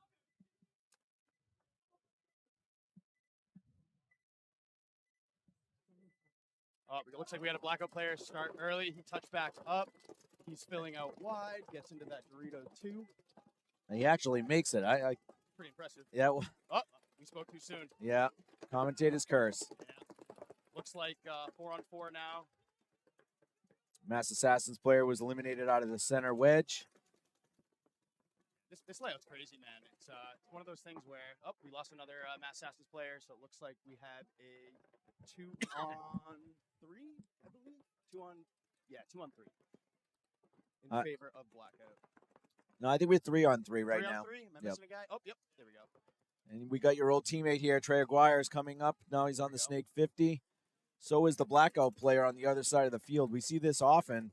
This happened to you earlier where you won a point when you were on that side of the field and they had this bunker and they thought they were in command. Correct. Knowing the kill count is essential, especially on a layout like this. Any layout, but this one especially where it's so hectic. Nice call from Trey, even though he just got dinked out. Looks like is it a 1-on-1 we have here, or is it a 1-on-2? I think it's a 1-on-2. 1-on-2? I think we still have a Snake player for Blackout, and then this Blackout player here that's on the side who eliminates. So it was a 2-on-1. They did communicate. They spread the field, so that was a good point for Blackout. Yeah, looking good. They'll go up on the board. They'll go back to their pits and be happy about that one. But let's hope they come back and do it again. Point 2. 10:27 left on that match, and we're going to move over to the Darkside Outlaws. What do you know about these two teams? So I'm a new kid on the block. So from what I hear, you know, these Portland Darkside guys have been around the game for a while. The name that I pick out here is Dave Painter, former owner of Fox 4. I'd never had the pleasure of playing any paintball there since I started before the field was still active, unfortunately. You know, a couple other names. We got Mike Perry, one of my old teammates' father. Then we got, let's see, who else on here that I recognize? Twan, of course. I'm not surprised he's not playing with the Outlaws, though. And then, of course, on staff, we have Tom Cole, right? Oh, yeah. So right now we've got about 20 seconds to the point. We have the Outlaws are going to be on the blue side, coached by Ryan Buckley, who is just up here commentating. And then we have Darkside over here on the red. Any predictions for this one? I'm going to give this to the old guys. Whoa. Now, would that be a penalty, shooting downfield before the point starts? I would say no, just because of the closeness to these buzzers, but... Gotcha. Definitely a questionable move. All right, so it looks like we got a Snake 1 for the Darkside guy, for the Outlaws here. We have a guy in that center wedge, Dorito 2. We got Derek Saltafy up here in the Dorito 3. I think one of the Lazats is right behind him. They make it to that center 50. Twan's in there. Or not center 50, I'm sorry, Snake 50. Twan's in there. And Noel Tran's backing him up. So they're in real good shape right now, the Darkside. God bless Noel Tran, huh? And the Papa Lazat is shot out of the center. Still 4 alive for Darkside. A lot of the Outlaws are coming out. Another Outlaw coming out. Got some good action going on in this one. Twan is now out, so it's a 3-on-1, I believe, Darkside. Yep. Looks like his boy filled the snake. Is that Noel who filled the snake behind him? Yes, it is. Nice. Look at that. And you got Derek Saltafy over here now in the D3, looking to pinch out that last Outlaw player in the D2. Yep.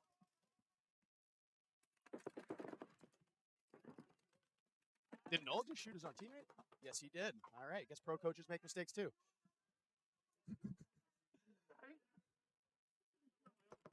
Yeah. All right. Noel's gonna be cutting and pasting that one into the Roast Me page. I'm sure his squad over at Baltimore Rebels going to let him hear that one. So let's hope. We got John and Noel left against one player in the Dorito. I'm not sure who that Darkside player or that Outlaw player is. Like to see Noel get up on his feet more and get up to that 50 brick. When I was down at NXL Texas, Oh, Star. that's why Noel was Yep. being smarter than us. We didn't see Okay. that center player. He was in there like a tick. Good job Very smart. playing tight, that Outlaw player. Good job, Noel, outside of shooting Derek. He gives him a nice wave of getting off the field. Yeah, there's one thing that Noel said down at NXL Texas that kind of stuck with me about this layout. It's a layout that you can't defend zones, you need to attack them. And clearly that's what they were doing, and that's why they had success on that first point right there. So Darkside goes up 1-0 over the Outlaws with 9:36 remaining. I'm going to go back to the Assassins Blackout. Assassins will be on the red side this time, Blackout on the blue, correct? Those questions are so hard until I see them out there. Okay, so Blackout looks to be going over to the blue side. Assassins to the red, yes.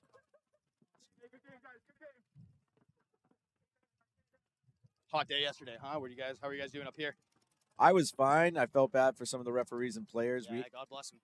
We had a few casualties throughout the day, so it was good that we had 12 refs because we needed them all. Yep.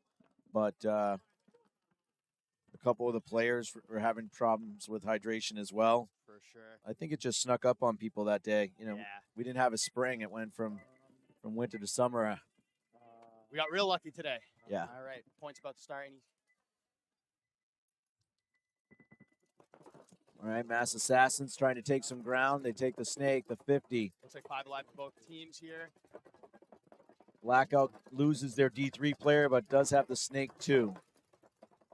Kyle Cook and the snake too. Who's working hard down at OPS. Glad to see him here in NEXL.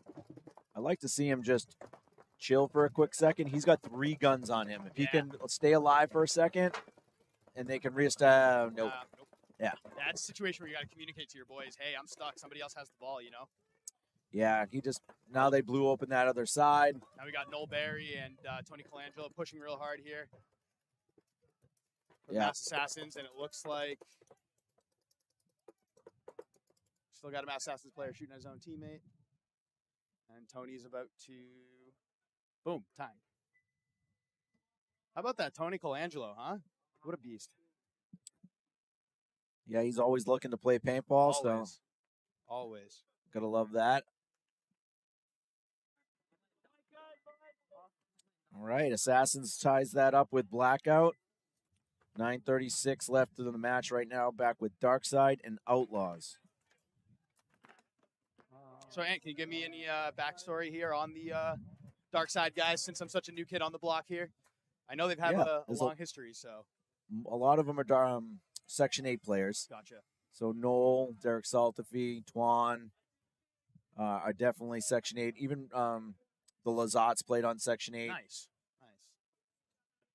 Now, Section 8, that was a Fox team, but were they playing here in NEXL as well, or? Yeah, they played NEXLs. They played Foxball. They played a lot of paintball around here. Nice. Butchie's dad was on, I believe, the original Section 8 with a couple of my old players that played with me on New England Express, played on Section 8 way back in the day in the early 90s. So love seeing them still out here. Keep the name alive. All right, Outlaws coming out strong. All right, looks like the center wedge player for the Outlaws is going to be eliminated pretty much off the break. Great repping right there. Snake 50. Yeah. Looks like he has something on his hopper. Yeah, they're trying to get him out. They do. And the back center as well for the Outlaws. So Darkside just overpowering Crushing. the Outlaws right now with 3 kills off the break. crushed him on the breakout. Labonte going 1 for 1. So that's just leaving one last outlaw. 4-on-1. That's such a good, in that situation, even if you trade out with the guy and you leave, a 4-on-1, that's worth it, It's worth it. Yeah, as long as you don't get a penalty. Yeah, of course, of course. All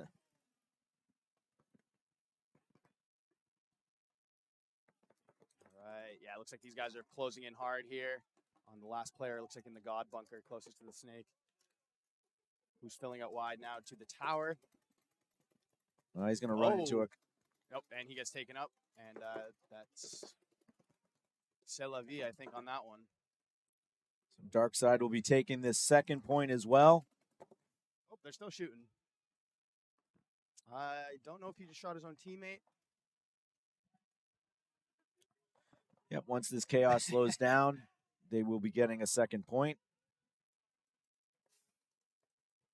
Yeah, the two buzzers, for me, this being my first time playing in a tournament or first season, I guess, playing in a tournament, having two fields going, listening to both buzzers at the same time that's a skill in itself. That's a skill in itself, and it can get very hectic and confusing. So it's nice to be prepared and know what's yours and what's not. Yeah, you do get used to the tone difference, but it definitely is a nuisance. Absolutely. Especially in Division 4, a lot of newer guys, like including myself, so still learning the game. It can get hectic. A lot of nerves. Nope, I totally agree. I'm going to actually have Anthony turn the volume down on his buzzer if he can.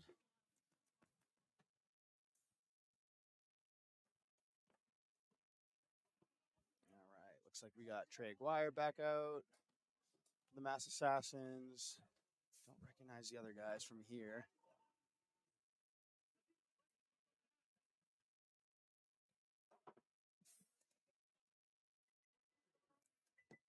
Mass Assassins looking like James Reel, Antonio Panarello, Casey Martin, Eric Jackson, Craig Hill, Ryan Doyle, Tony Colangelo, Noel Barry, Trey Aguirre, and Pat Agnew. All right, Blackout coming out. 5 alive. 5 alive for both squads on this one.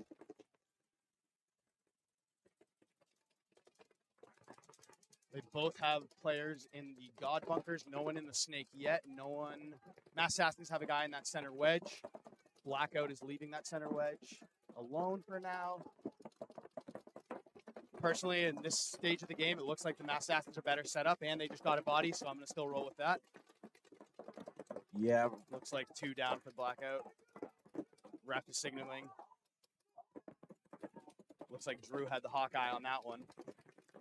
They did get the God bunker, and they got the tower bunker, so... Nice, okay, that's great. Blackout brings it back. They're now up a body.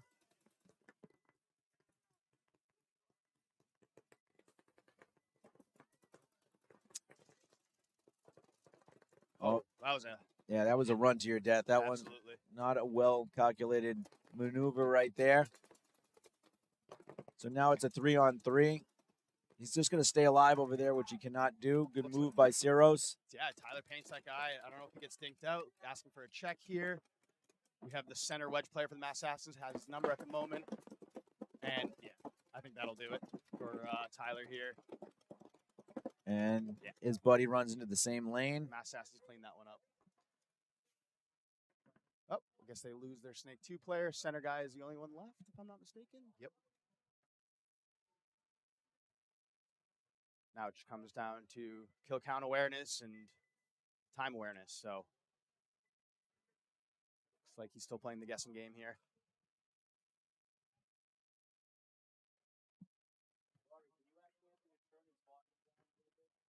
And the center player for the Mass Assassins still hasn't really quite figured out what's going on yet. I think he's slowly smelling it out.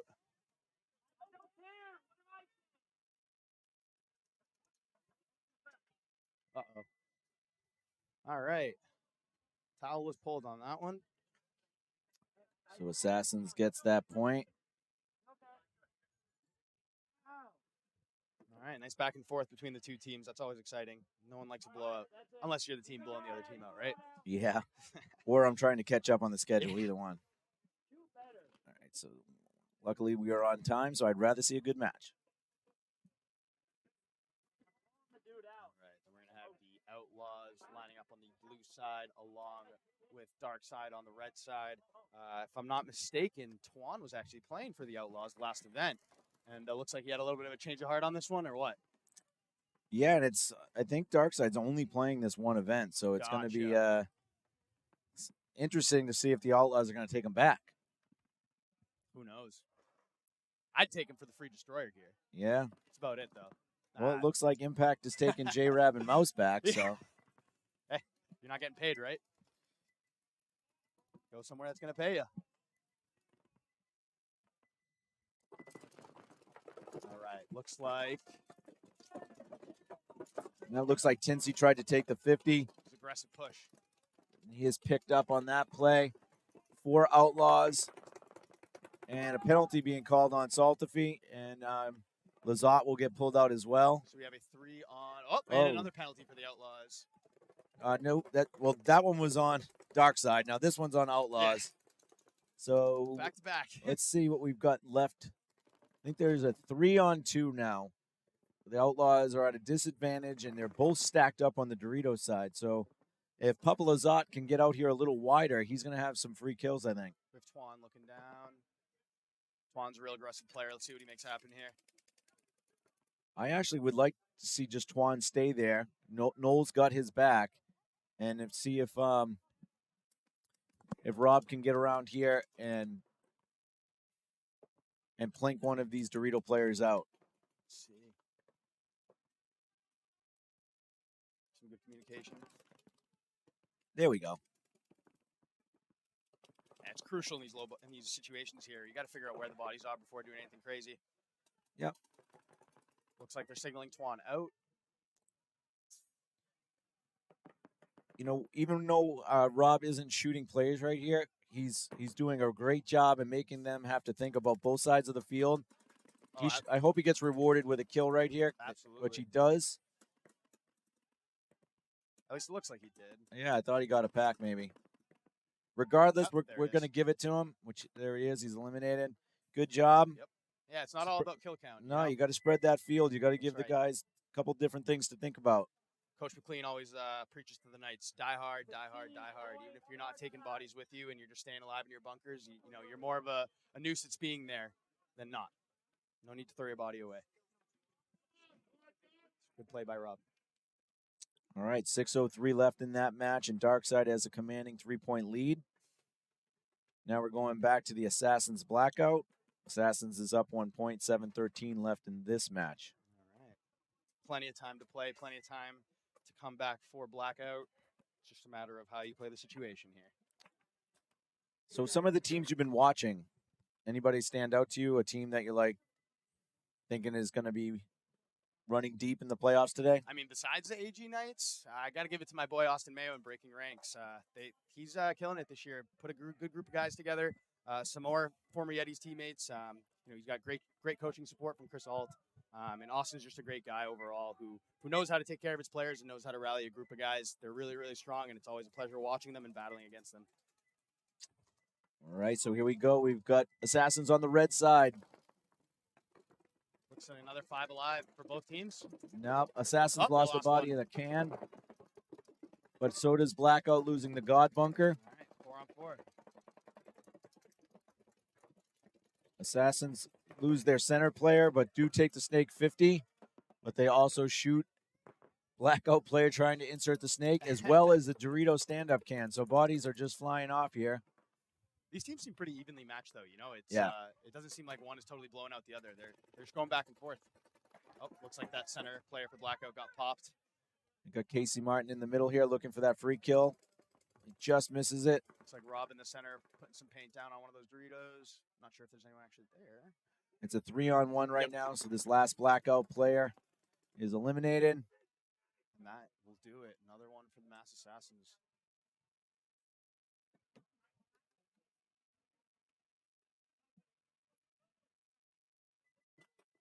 All right. 15-point assassin.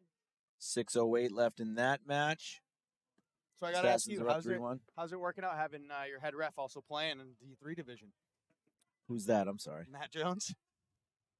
Oh, it's going good. I Yeah. mean, it sucks that we don't have them both days, but It's nice seeing him play. I will say that though. Yeah. He's a beast out there. He needs to get some of his frustrations out as well, reffing all the Absolutely. time. Oh, I'm sure he loves putting a couple on the players that talk back to him and all that. So. Yeah, I won't say which ones, but yeah, I know the ones that he's looking for. We all know how it goes. It's all friendly rivalry at the end of the day. At least let's hope so. But yeah, congrats to Alpha Gang. They came in second. See you later, Matty. We got Matt Falby up here right now. Shout He out played. Matt Falby. Yeah, he got a star today. Absolute legend in New England paintball. That's right. Great guy. Came out and played with Poops McGee today. God bless him. He had a 3-pack in his first point. Like he said when he was walking out, it was all downhill after that. Now, Ant, question for you. That player didn't have his gun on the box. He had his hand on the box. Does that... If his gun wasn't pointed downfield, but his hand was back, I think he's still good. Interesting. Yeah, they signaled him out. It was a pretty interesting way to break out for the Darkside player, that's for sure. Darkside's losing 3 off the break right now. 5 alive for Outlaws. Great situation for the Outlaws here to take some real estate. We better hope he doesn't have a hit right here because Matt Jones is coming in. And there's the flag. Commentator's curse, Ant. Commentator's curse. No, I told him he shouldn't have a hit. It was not a curse. That was his own demise. Oh, my God. And these two, Labonte. Oh, ripping him up. Who's the other Darkside player back there? Because it was a 5-on-2. And these two brought it back to a win. And that's awesome. And that's going to be a mercy rule for these guys. Wow. Darkside literally lost 3 players within the first 10 seconds. And Labonte and whoever, I don't know who that is over there, which I apologize. It's crazy what one penalty can do. Can throw your whole situation away, you know?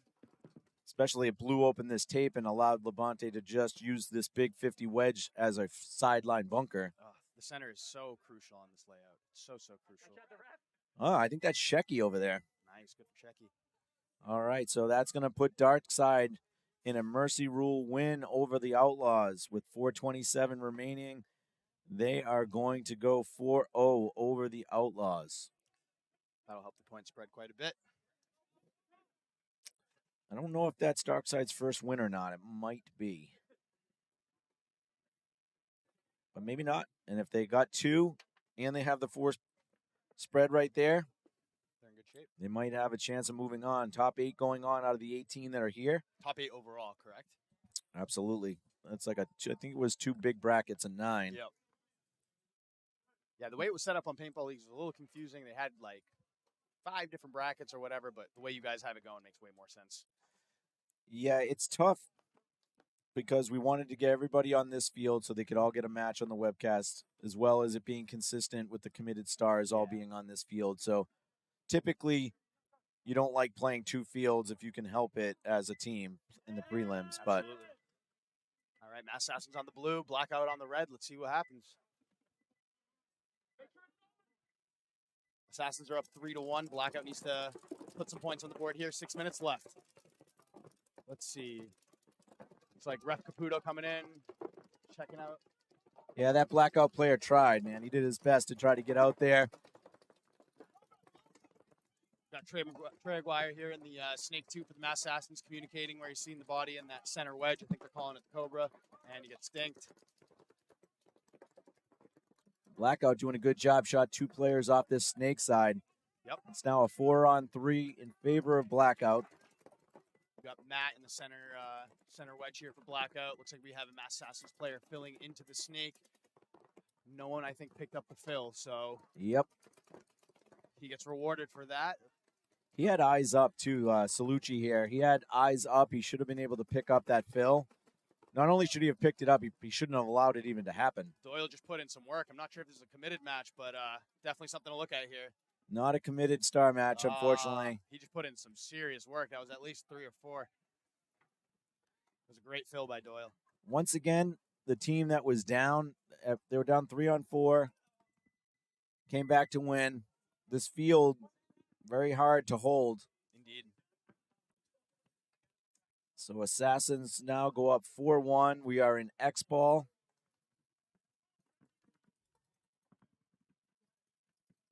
know the Assassins kind of, so they have some experienced guys and a lot of newer guys as well. So when you're in X-Ball too, it's another test for those newer guys to see who can get ready the fastest, who can mentally keep themselves in the game, physically stay in the game. It's quick turnaround time. All right, so hopefully they'll be ready. 4-1 Assassins. This is the last set. Well, this is the last match before playoffs start. Field 2 is on their last set as well. So we'll be able to figure out who's in the playoffs quickly. Absolutely. Get us some ochos. That's right. 2 rounds of split deck, and then a single deck finals. We got to get Matt Jones up here sometime to do some commentating. We'll see if he wants to do that on his play day.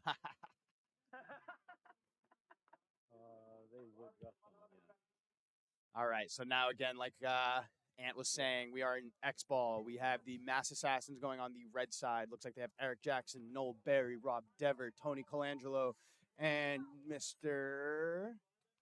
Real heading out there for the Mass Assassins.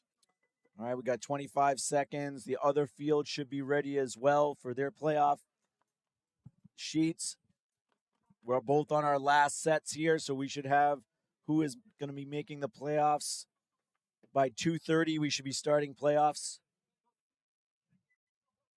All right. See, clock's already ticking. These guys rushing to the box. We have Ish running for his life, trying to make it. I think he's got it. If he slides, there we go. It's always tough, though, because, you end up running to the box, and you're winded before the point even starts, and he gets popped. And a penalty. Ugh. Yeah, it goes back to what I was saying. You got to be prepared. You got to be prepared. And they lose. Blackout loses another one on the Dorito side. And this is a mercy rule situation for them, so it's just not a smart move on their end. Looks like you got Kuhn in that brick, asking for a check. See the lone soldier? Or do they have one left? I think it's him. Just him. Not the place you want to be by yourself either. No, sir. And at least died going forward. Here he goes. All right. So they trade out in the center. Looks like a trade with Tony. And we have at least 2 Mass Assassins left. So this will be the last point. Unless something goes wrong here. Looks like one of the Mass Assassins eliminated himself by putting a barrel bag on. So hopefully Casey doesn't have a hit on him. Some people, man, got to read the rule book. It's so crucial. So crucial. There we go, Casey. Don't make the same mistake. He's over there hitting the bunker. The button, not the bunker. All right, nice. That ends it. Good for them. That'll help them out in the point spread quite a bit. All right, buddy. So, Fabio, you probably got to get ready for some playoffs. Let's hope so, man. It was a pleasure working up here with you, and I'll see you soon. All right, man. Hopefully, I don't see you again today up here in the booth because that means you got knocked out. That's right. All right, thanks. Take care. Man. Shout out Eric at AG Paintball. There you go.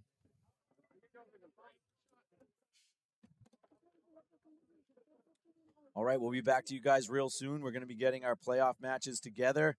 We should be starting the playoffs probably in the next 20 minutes or so. But I would say no later than 2:30, we will be back and ready to go with the playoffs. We're just waiting on Field 2 to finish up their set.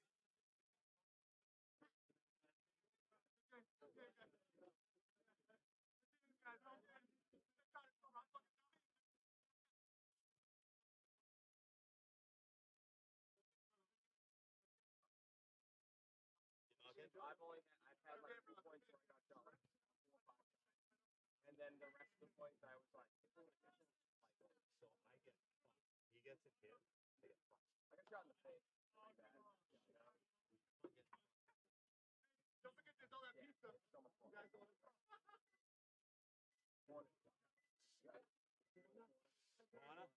Get Kalana? I got Uber. Kalana, yes. Oh my god, we're good.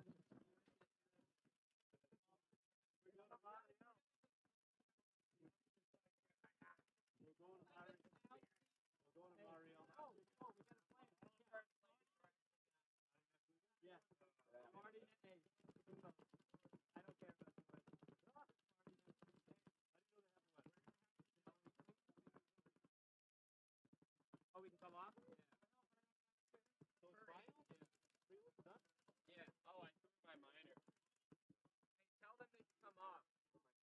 throw out my major accidentally.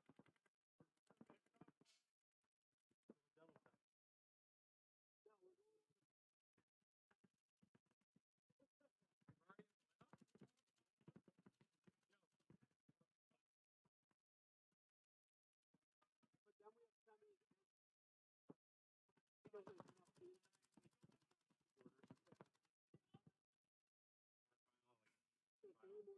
Out of 60. How many? I don't know. Out of 6. It has to be that.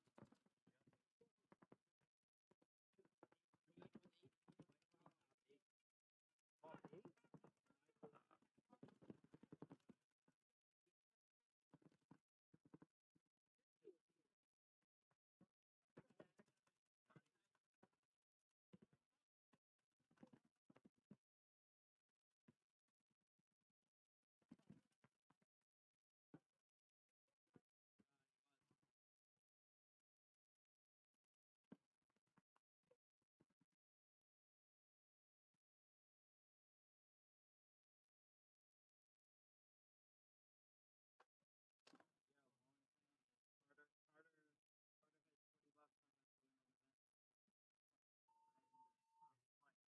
No, and he said it. He goes,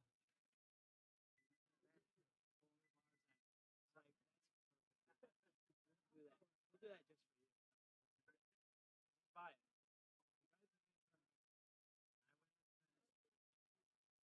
Done.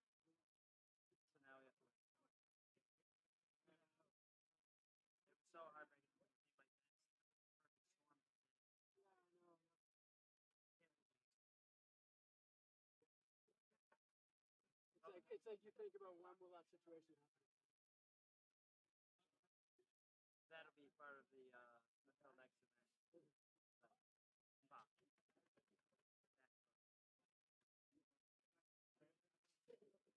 Bro, good. Thank you.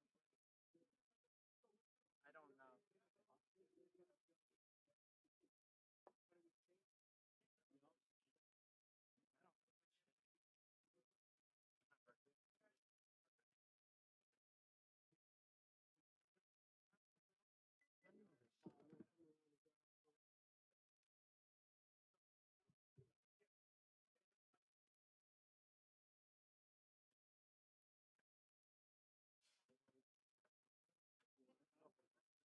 Huh? Oh, absolutely. Which one? I'm mostly looking. We're up over on that side over there. Far side. On the middle. Then when he'll be yelling, like, Oh, don't talk to Oh, me. yeah. Oh, yeah. All right, Rob. Just don't talk to me. I was so scared. There's gotta be two of them. If that was the other team, if I heard a motherfucking yell, I'm gonna hide and wait for him to be Yeah, I was like, I heard you. I was listening to you yelling, and I'm watching him run down the field. Yeah, he's like, always like wilding. I was like, I see you moving, but I don't know if there's more people. Right. You had that one in front of you. I was frightened. No, yeah, the corner. I was thinking, I was frightened. I knew he was there, but I was frightened of something else. And then the other side just quiet. I was like, is there someone else? I only saw 3 bodies leave. Oh yeah. Yeah. So he's like, some of it he like died. traded. Yeah. They traded like real fast. One has 90 days. Oh no, yeah. No, it's like I saw that dude die and I thought, oh, I'm like, son of a bitch. Yeah, And that's why I yeah. got scared. Oh, no. Oh. What's up? I already grabbed the water. Oh, Take a minute to sit down. The Knights didn't win? Yeah, it's all the way. Oh, I think they might have pulled him into the field.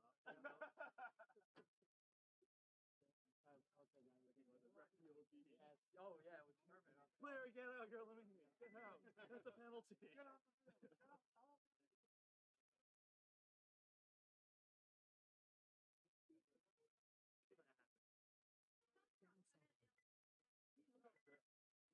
Your body.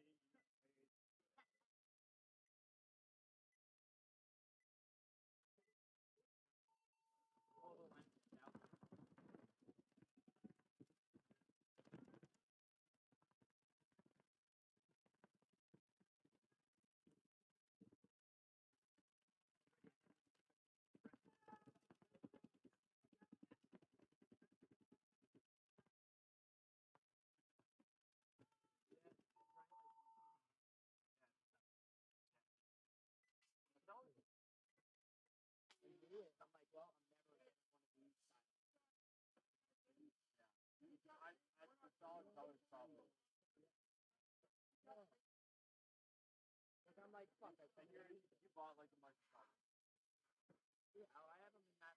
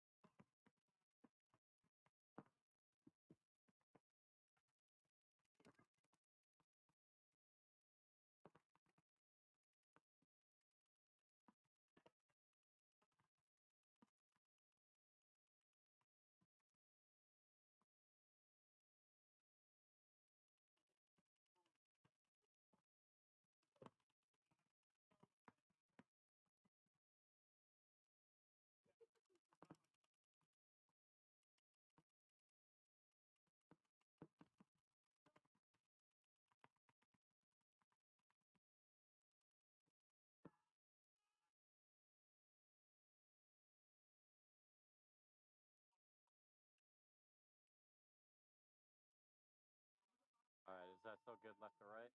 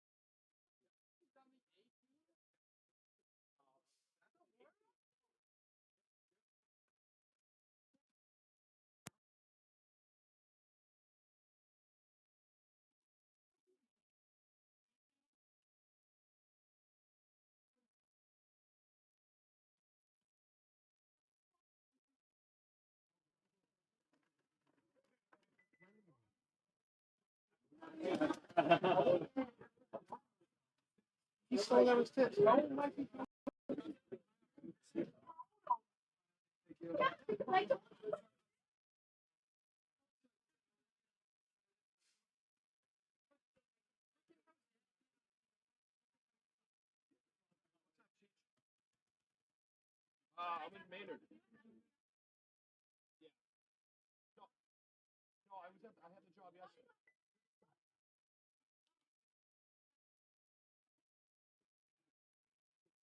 Oh, I was absolutely dead to the world.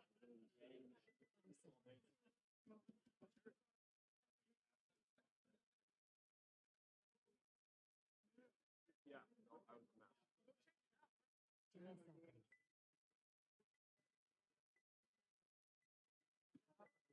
All right, yeah. All right, are you gonna be there all day?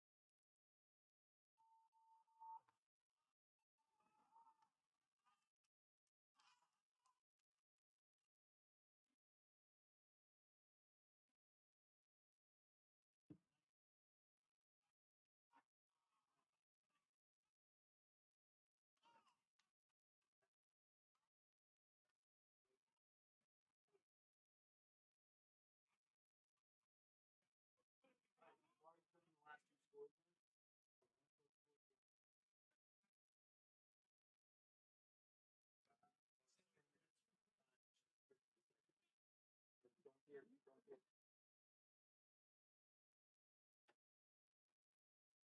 you're at 11 now.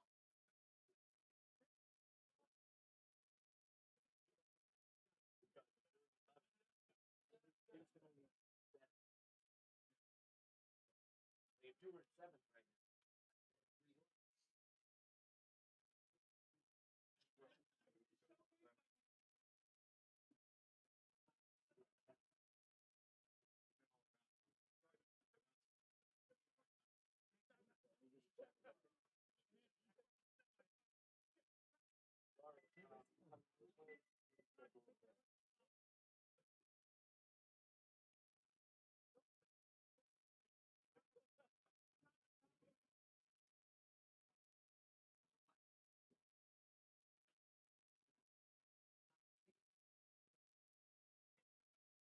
Are you still over there? 30 seconds.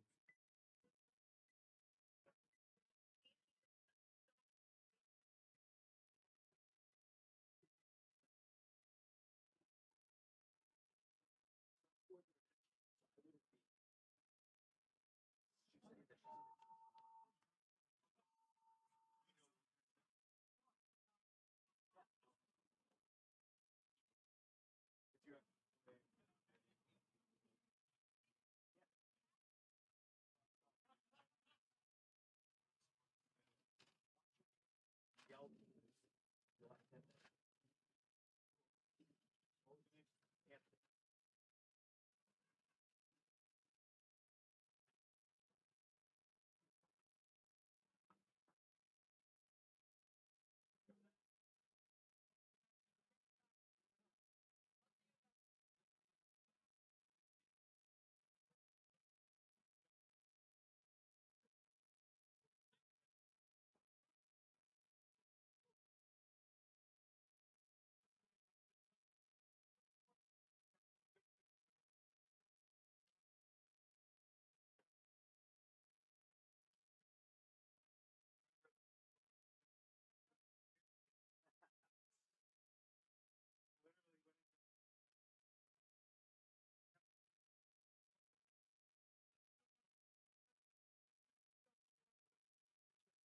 No. Stairmaster. They don't have a tower at Shellshock.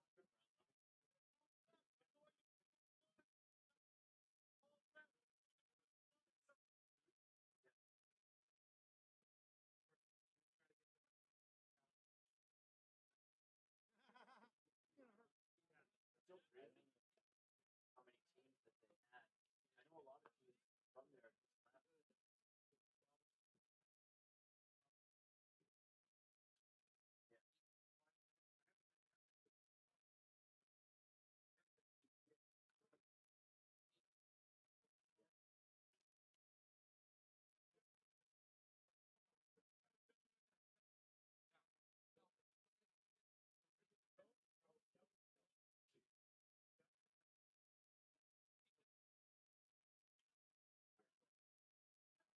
Yeah.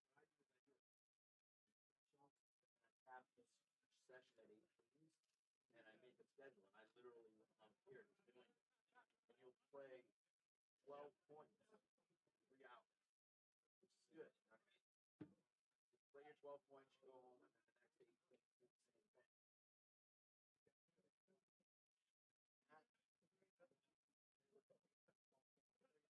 Yeah.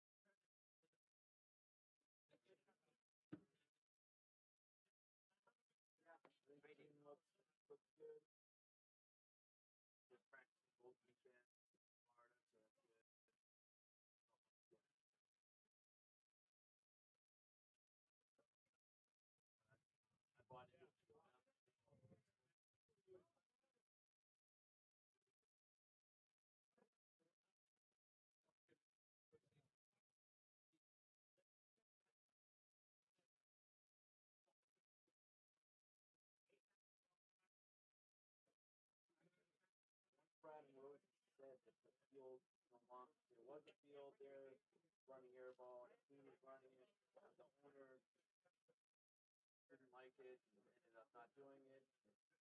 It's 6 miles from their house. So I went and I met the guy. I was like, I told myself I was never going to do this again, but you're a businessman, you're not a team. So I made him like $2,000 in 2 months. All happy. Broke even, so I was happy.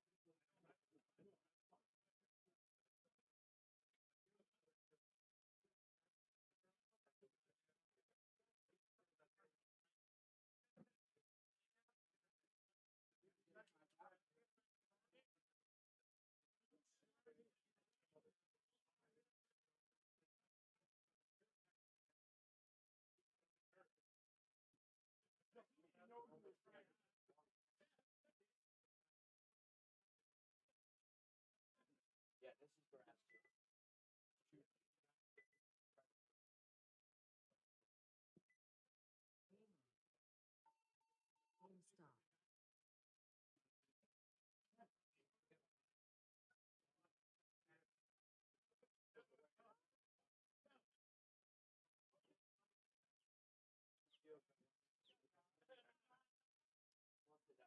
So hard to finish the turf makes it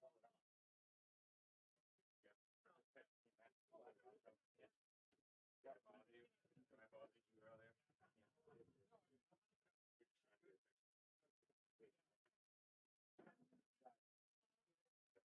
What's your best side?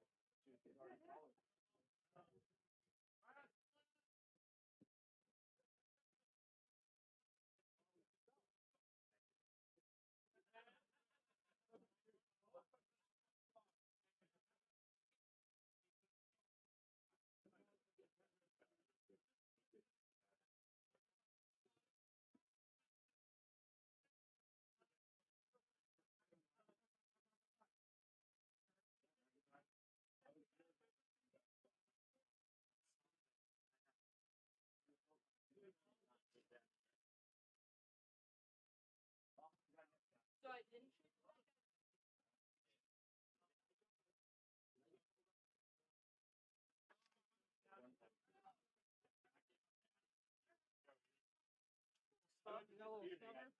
Yeah.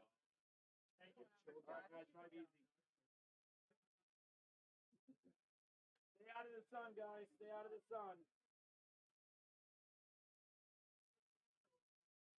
Pretty good.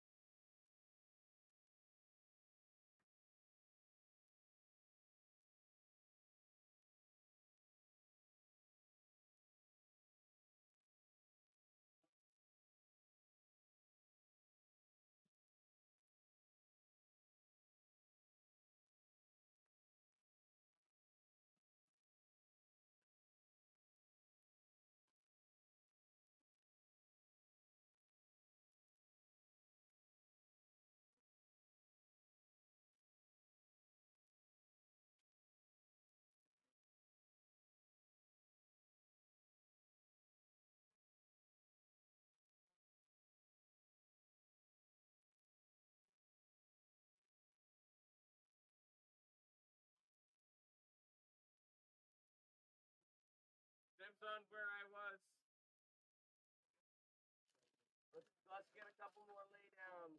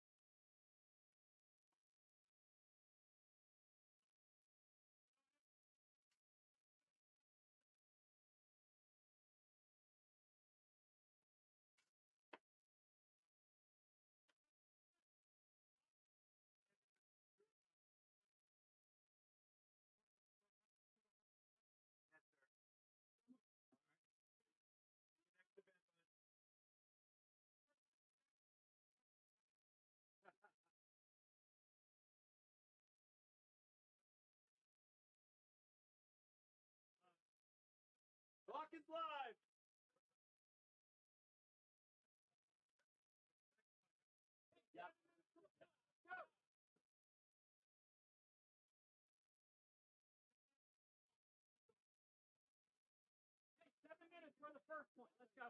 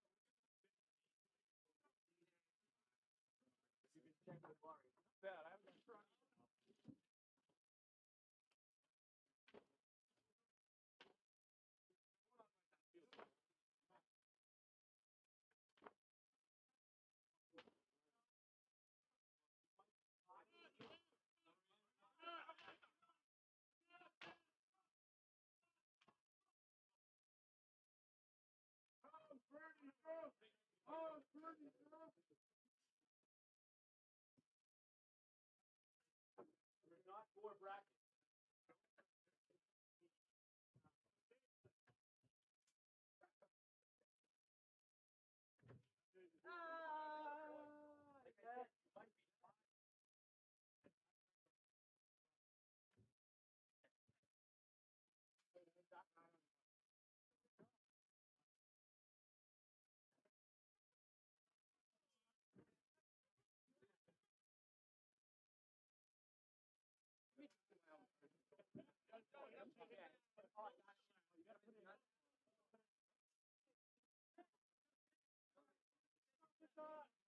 That's right.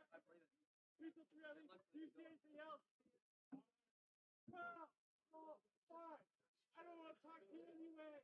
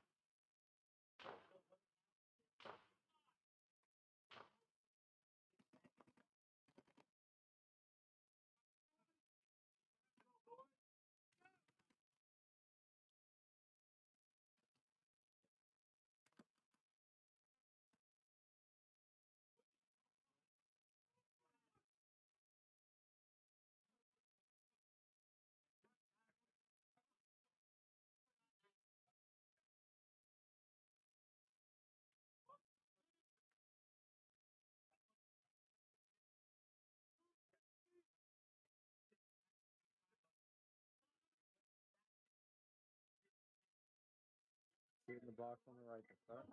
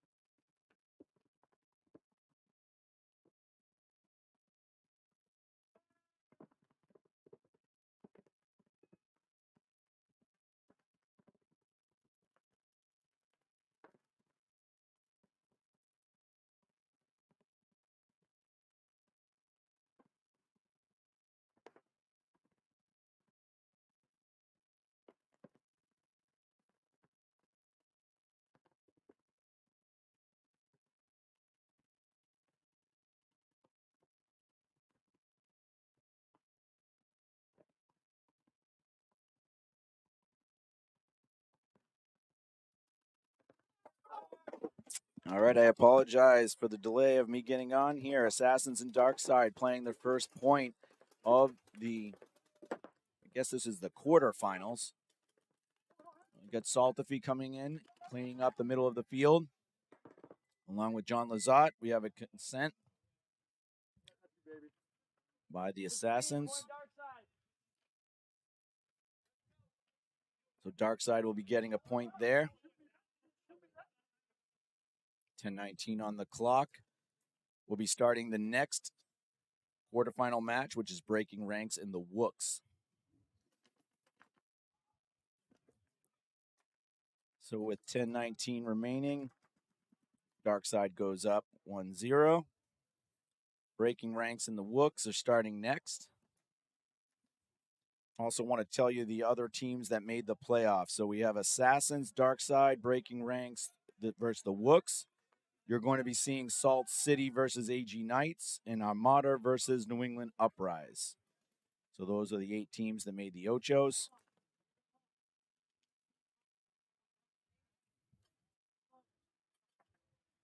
We have the Wooks on the red side of the field, breaking ranks on the blue.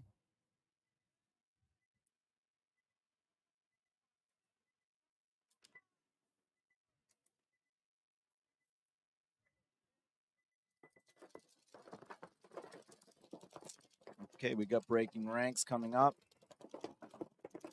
5 bodies alive for the Wooks. Breaking ranks loses a Dorito player. Then they lose a player out of the center. I think that's Austin Mayo. So we have a 5-on-3 right now for the Wooks.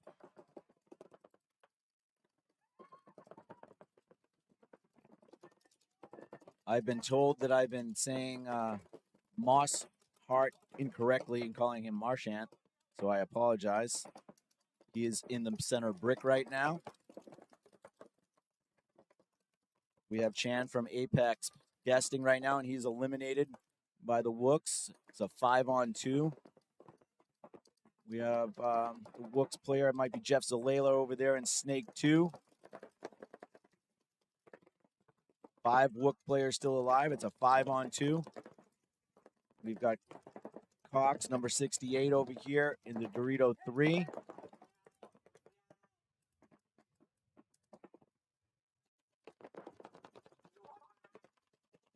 I like that the Wooks are playing systematically here. They're not just running down the field knowing that they have a high body advantage. Moss Hart gets hit in the head trying to advance. Not much he was going to be able to do there. I think Hamill gets shot out as well. See if we get a concession or if we're going to wait to see them hang the flag. Breaking ranks is going to go down 1 in the first point here.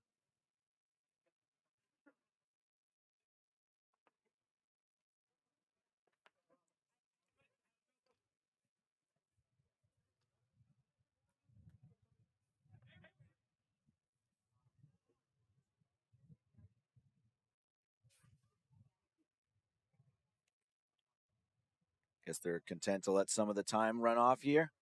Typically, Oh, there's a concession. So the Wooks will go up 1-0, 9:49 left in that match. A very solid start for the Wooks, 5 alive.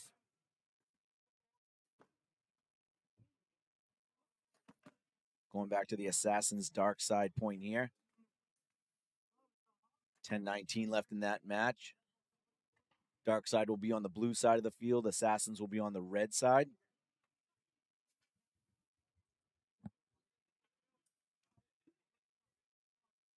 I want to say thank you to Comp Paintball coming out here producing this show today. Sorry again on behalf of the webcast. Pat O'Brien not feeling that well today. Flu's going around crazy.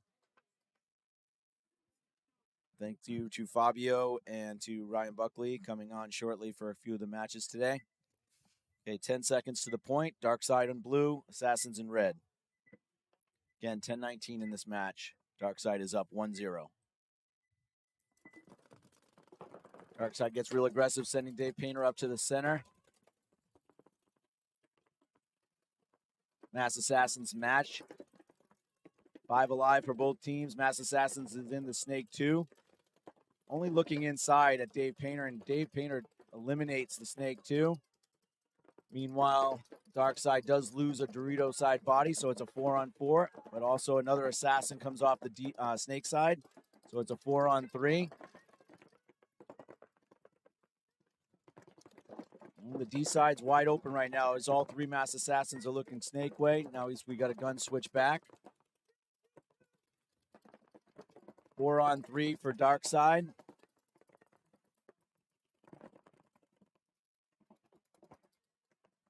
We got a bounce off a Mass Assassins player right here. He's eliminated. Looks like Casey Martin picks him up.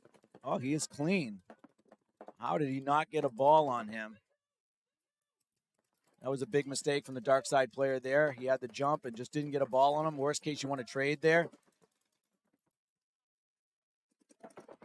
Mass Assassins is doing a good job now wrapping over here. Shoots out the last Dorito 2 player.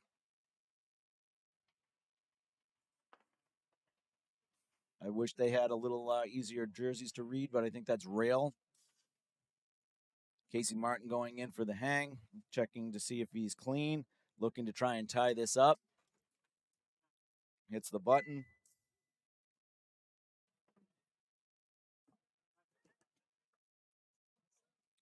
And with 8:30, we have a tie ball game. Assassins and Darkside 1 point apiece. Breaking ranks and the Wooks. Wooks took the first point, 5 alive. Breaking ranks lost 2 very early.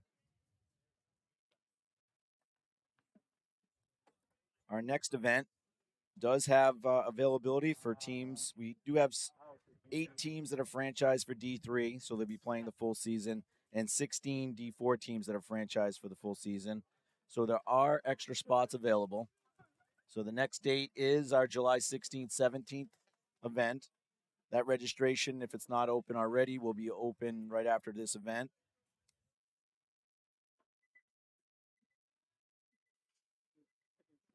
Okay, 9:49 left in this match. Wooks are on the blue side, breaking ranks on the red. Big breakout from breaking ranks. No one staying at home. They take Snake 2. Now they're up the center. They have D2. The D side can. Breaking ranks is in real good shape right now. 5 alive, it looks like, for the Wooks as well. I like the position of the breaking ranks players better right now. We'll see if Jeff Zalela can get into the Snake right here. I think that's Jeff. No, actually it's not. We got Miller moving up into the Snake side can. I'm sorry, Snake side tower. Wooks make a big move over to the Dorito 3.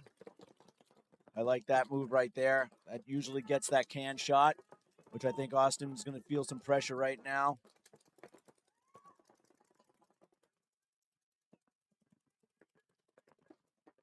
All right, and they do get into the snake. The Wooks do get into the snake. Want to make sure he plays tight right over there. 5 alive for both squads still.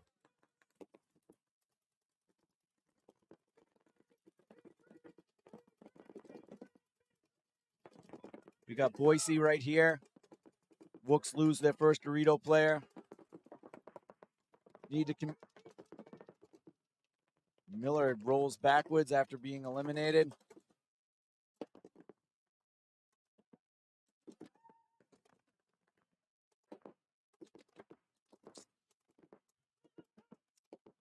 All right, so the Wooks eliminate someone. We got the center Wooks player here coming up.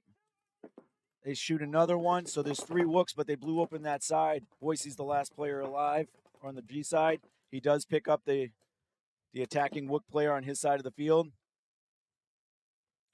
It is a 3-on-1 for the Wooks right now. And he is eliminated.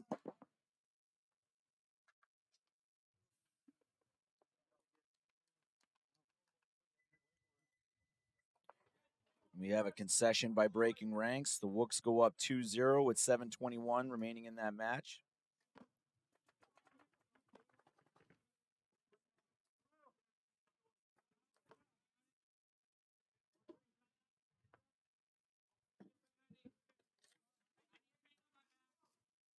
Again, this is event 2, D4 NEXL.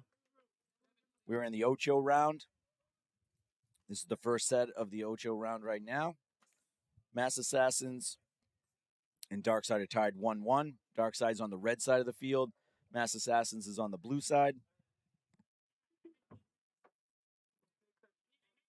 Field 2 is no longer in use. All the playoffs were just using the webcast field.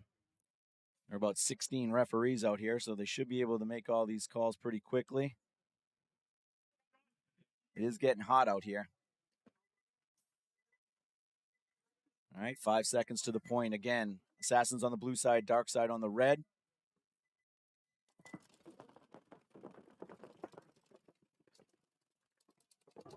Assassins come up and take the 50-yard line brick, really trying to shut down that snake. Darkside player looks like Twan is over there in snake 2. All 5 Darkside players are alive. Noel Tran moves up, and with that being said, I think Derek Salt, if he takes the walk. Trey Aguiar is over here just ripping people. Shoots 3 and potentially 4. Yep. Trey Aguiar takes that point with a 4-pack. 7:49 left. Assassins go up 2-1. Quickly, those points can turn. You can turn the field really, really quickly on this. As soon as Derek Saltafy, the father's Doritos side player, was taken out, Trey Aguiar took his opportunity and just came down here. Nobody saw him, and he shot 3 more players. So that's a 2-1 Assassins over Darkside. 7:49 left in that match. And Wooks have a 2-0 lead right now on breaking ranks. 2-0 with 7:21 left in this match. Breaking ranks is on the blue side. The Wooks is on the red.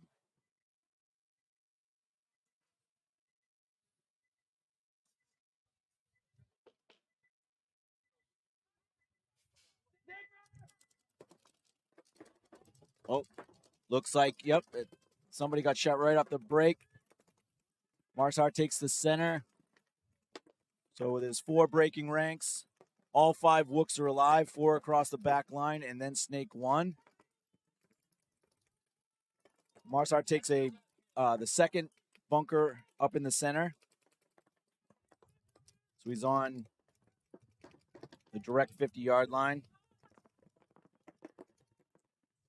Looks like Kennedy's up here in the Snake 2, looking to wrap. The Wooks player goes from Snake 1, gets into Snake 2 crawling. One of the D-side players for the Wooks is eliminated, making it a 4-on-4.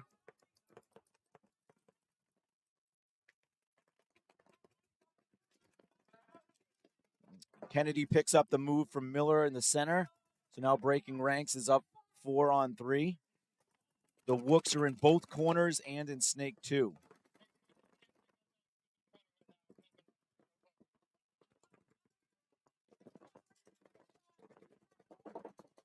Breaking ranks.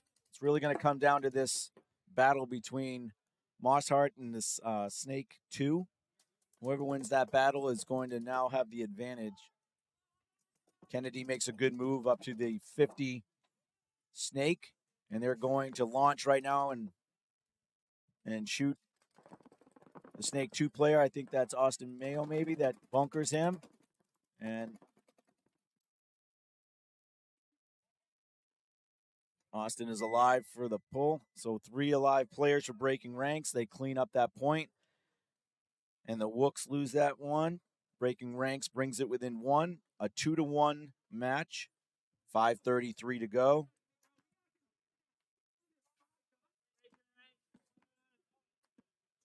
So that's 5:33 left in that match. 2-1 Wooks over breaking ranks.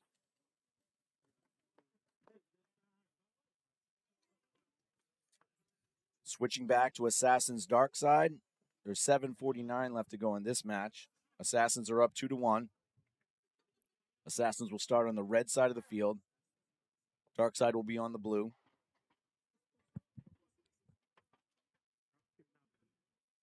You gotta wear that. Shoot as many as you can. I'd like to see if the Wooks are going to go over and take that Snake 1, Snake 2, they need to have a second body over there. All right, here we go. Darkside again on the blue, Assassins on the red.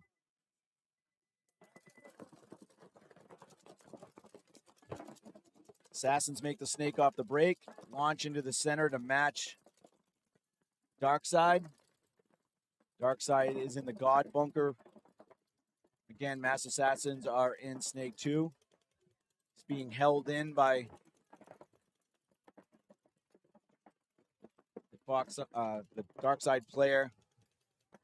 Let me see. Can't see the name real easily. Looks like he had a painter jersey on, but I don't think it's Dave. Good move right here. He's standing right over the top. Shoots at least 2 players. 3 players coming off now for Mass Assassins. Nice counter move right there. If he can get this Dorito guy he needs to get his gun up. Up. Now he's the last player left here in this brick for Mass Assassins. So it's a 4-on-1 for Darkside.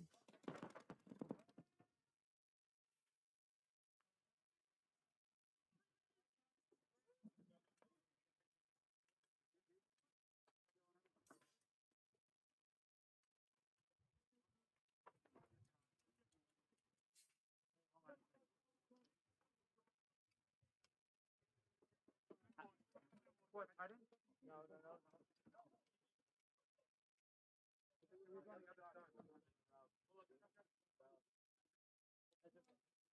Otherwise, they should be out.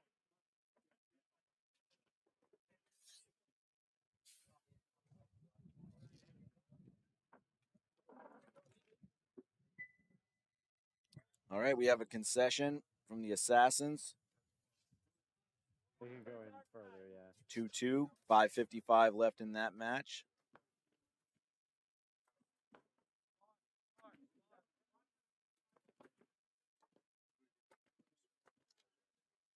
Moving back to Wooks breaking ranks. See if the Wooks can slow down the momentum that the breaking ranks got in that last point. So it's 5:33 left in this match. Wooks are up 2-1. Breaking ranks will start on the red side of the field. Wooks in the blue. See if I see anything in the body language coming out here.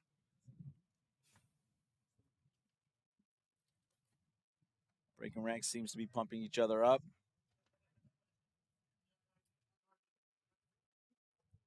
Feeling confident off of that last point win. I want you on that gap. You know what gap? Okay, breaking ranks again is on the red side. Wooks on the blue. Wooks is up 2-1. Breaking Ranks takes the snake off the break. They're in snake 2. 5 alive for both squads. Breaking Ranks has the better field advantage.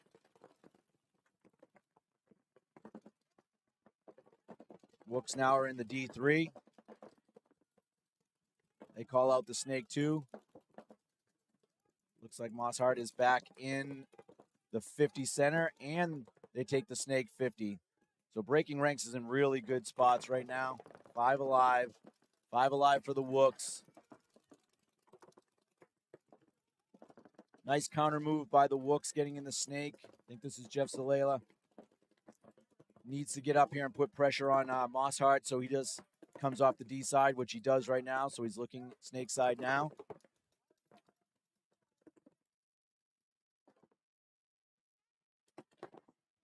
And we have a trade over on that side of the field, so it's a 4-on-4. Oh, and we got Austin Mayo getting shot out. But Chan from Apex playing with Breaking Ranks comes out and snaps out the player there. So it's only 3 players alive on the Wooks. This battle right here, Snake, between Mosshart and the Snake player is going to be critical to who wins this point. If Jeff can see across field right here, he might be able to get a shot on. I don't know how he missed that shot, but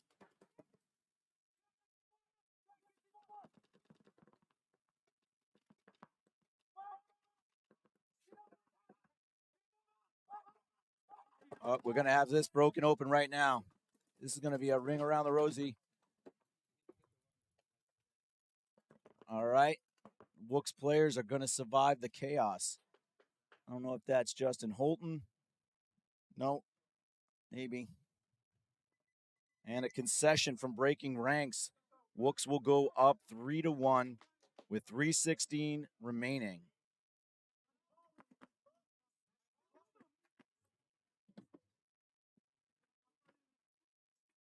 So 3:16, Wooks go up 3-1.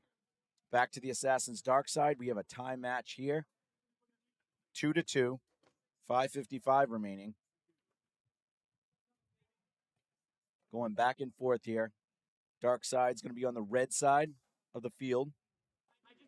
Assassins will be on the blue. Again, a 2-2 tie, 5:55 remaining in the match. We're in the Ocho playoffs. So this is the top 8 out of 18 teams taken today in the D4 Event 2 NEXL.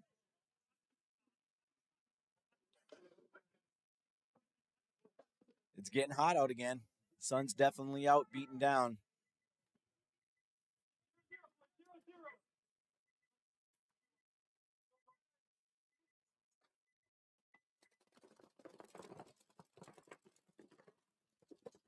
Assassins lose one off the break. Good off the break shooting. It looks like either Noel Tran or Rob Lazat. And another player is being pulled. Oh, no, he's good. They're calling him clean. So 5 alive for Darkside. 4 for, make it 3 for Mass Assassins. They lose their center player. Derek Saltafy shoots inside. They lose Noel Tran, but Twan is now up on the 50 and shoots another Mass Assassin. So we got 2 Mass Assassins, both trapped over on the Snake side. I don't know if they know that they do now know that Twan is on their side of the field. The other Darkside players are in the back bunkers, but Saltafy now moves up to the D3. Saltafy shoots out the tower, leaving just Trey, and they concede. So Mass Assassins concedes. Darkside goes up 3-2. 4:57 left in that match.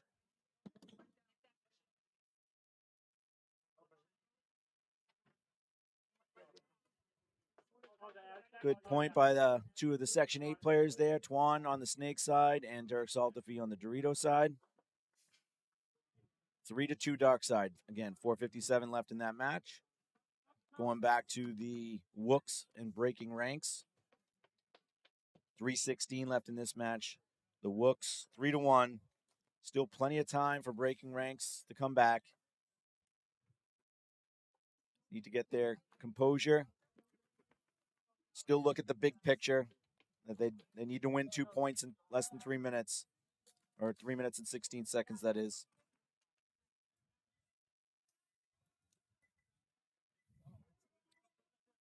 All right. They're both going to get 5 to the box with a little bit of a struggle here. Breaking ranks, not a great breakout. They lose 1, 2 players, 3 players off the break. So the Wooks now, if I was breaking ranks, I would concede. It's a 5-on-2, I believe. You know, if the experience kicks in for Wooks, they should just, there we go. They should just sit back. There's nothing breaking ranks could do but concede when you lose 3 off the break. So the Wooks are up 4-1 with 2:55 remaining.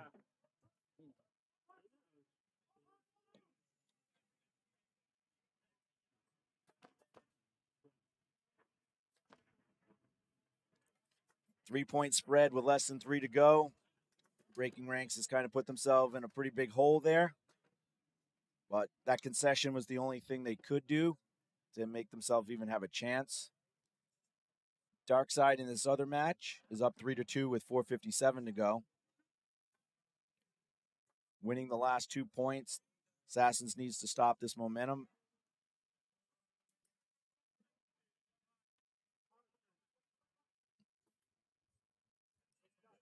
All right.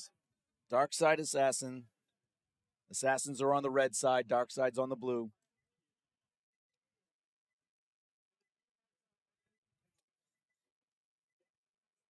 Assassins looking to tie things up right now. Casey Martin launching to this tower in the center. Looks like Dave Painter makes the center wedge. Assassins take their side. Casey Martin does get a quick kill from Fox. Well, Fox. I want to call him Fox Darkside all the time. Darkside off of the Snake God bunker. But they also, Dave Painter gets a kill from the Assassins Snake 2. So we have a 4-on-4. I would say equal field advantage here. Maybe a little bit to the Assassins. They are further up in the center, cutting down that D side.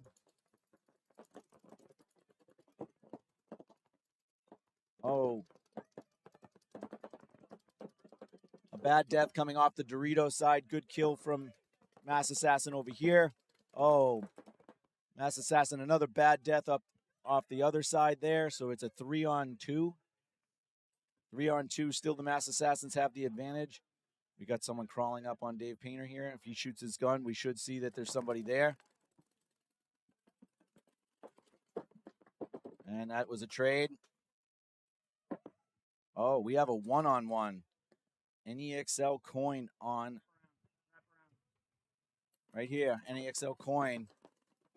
Dorito player for Darkside and makes a good move. I don't think he picked him up. He's in the D3. He does pick him up now.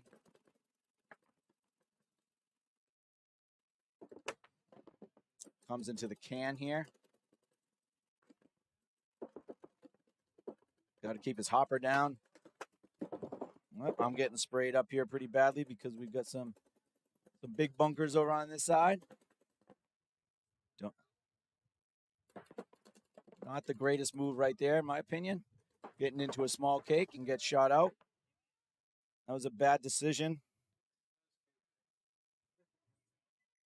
And we have a concession by Assassins.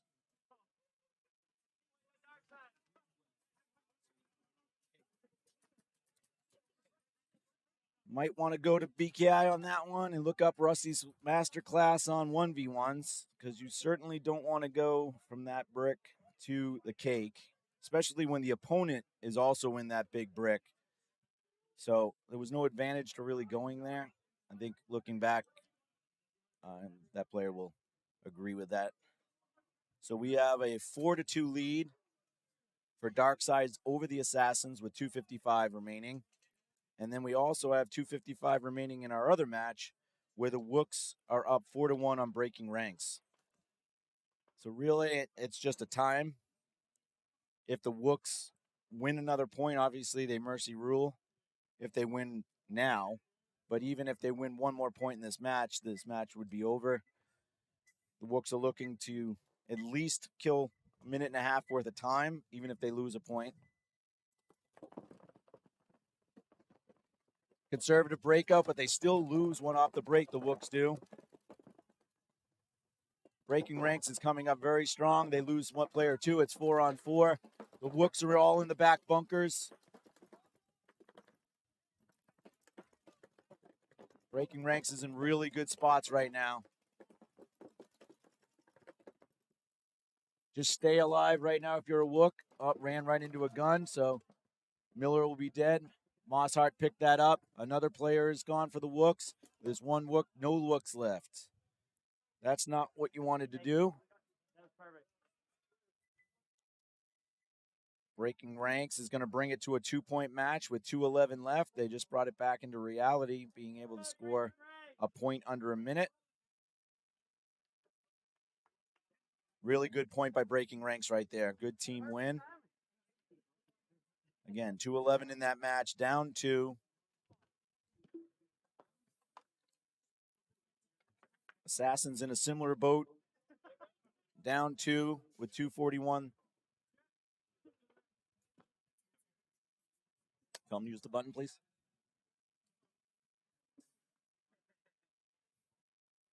So Mass Assassins.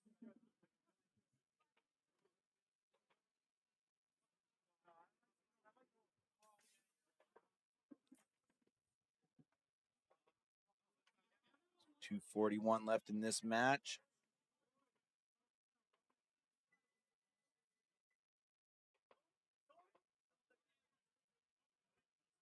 And we got Assassins calling a timeout right now.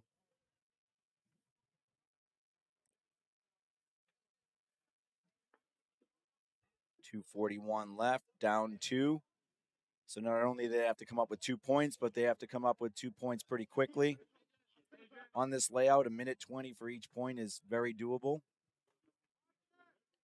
Same with Breaking Ranks, down 2 with 2:11. Again, they just did it in less than a minute. They need to do it 2 more times in less than a minute to tie that match back up. So we have 2 2-point deficit matches. Darkside and Assassins. Assassins will be on the blue side. Darkside is already ready on the red side. If you wear them, they're out.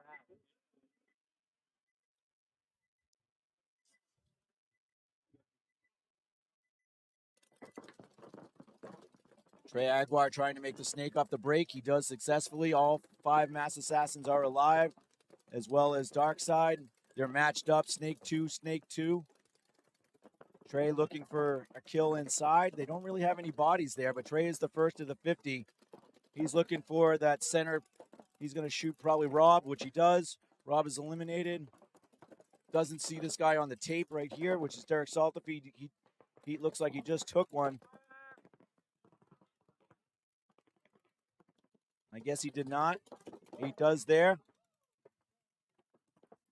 Another player takes one. It's a 1-on-1, I think. And a player with a hit on him.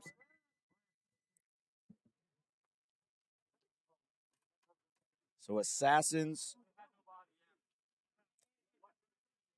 look like they hung it anyway, but there looks like there's going to be a penalty, and it looks like Darkside's going to start 1 down going into the next point. I will verify that with you. You didn't check me, and nobody shot at me since then. So when you pulled me, I thought it was for somebody else. Darkside is going to start down 1. And that happened before the concede. I checked your front. I don't know. He told you. That's what I was saying. I was like, nobody shot at me since then. Yeah, Well, honestly, looks like it all over there. You're probably in there.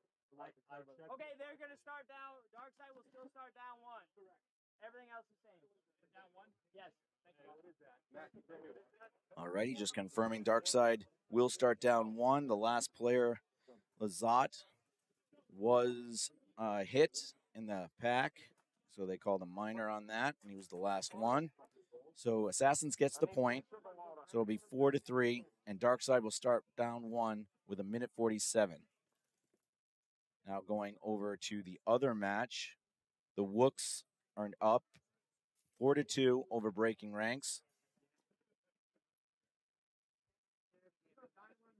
Breaking Ranks had a really fast good point. They're going to need 2 more of those.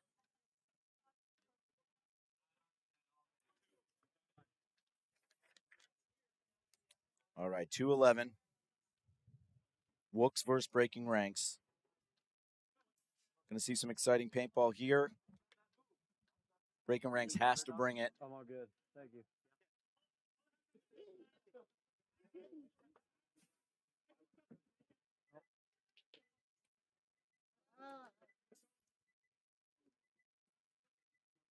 Be careful, someone's not wed.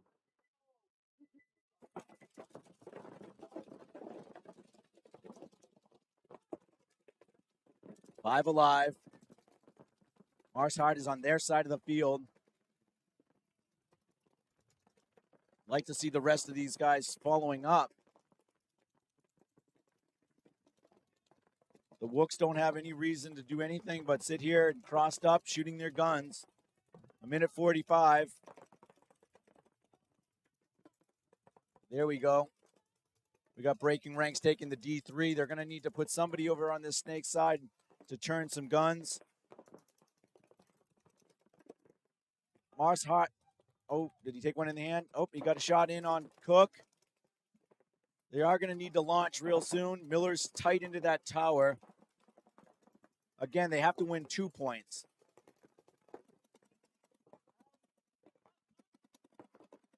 So, oh, but they're dropping fast now. Hamill is eliminated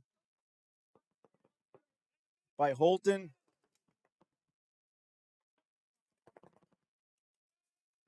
Nice point by Mosshart right there. Getting the... Oh, he pretty much did all the work on that one himself. With 52 seconds left, Breaking Ranks brings it within 1, giving themselves an opportunity. 52 seconds is very possible. All right, switching back to the Darkside Assassins, where there's 1:47 left in that match. So now Darkside is starting with only 4. Mass Assassins technically on the power play. Let's see who Darkside puts out. Looks like a Levante.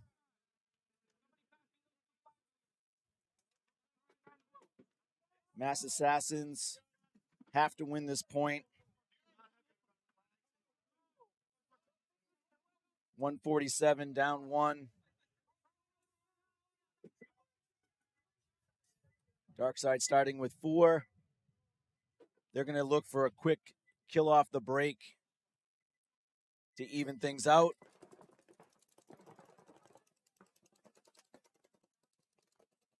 Assassins, all 5. Darkside, all 4. Darkside's in really good spots. Mass Assassins have 2 or 3 guns down. Oh, they've got them back together. Only one player down. It's a 4-on-4 now. Darkside's in better positions. They're both in Snake 2. Justin Smith missed that shot on the gap, and the Mass Assassin comes over to the 50 and shoots out the Darkside player. Casey gets eliminated on a penalty. Labonte shoots up the last Mass Assassin. Oh, no, there's one left over in the 50 Snake, and he wears it. Don't know if we're going to see a concession or just knowing that a 5-3 at this point is match over. Don't think I'm seeing a in the playoffs, differential doesn't mean anything, so Darkside is just happy to let the time run out and move on to the quarterfinals. I'm sorry, the semifinals. That's what they look like they're going to do.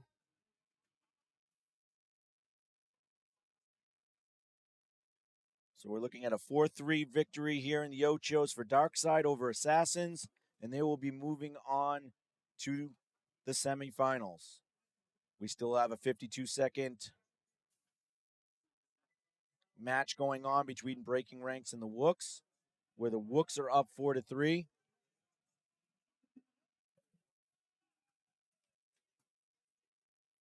So let's see what the Breaking Ranks can do in 52 seconds to try and tie this up and go into overtime.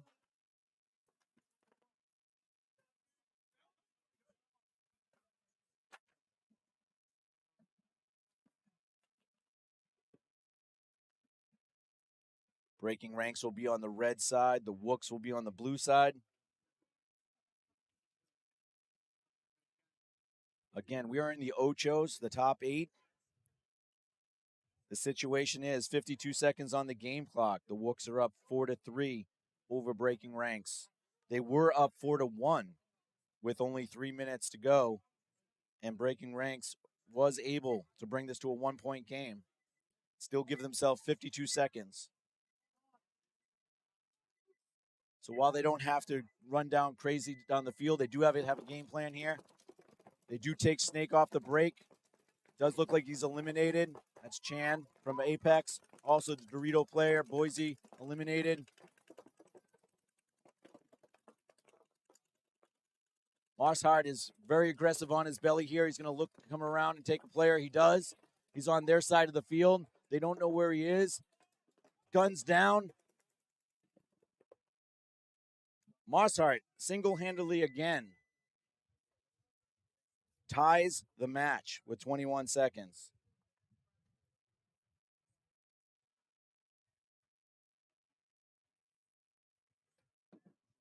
They're checking to see if he's clean or not.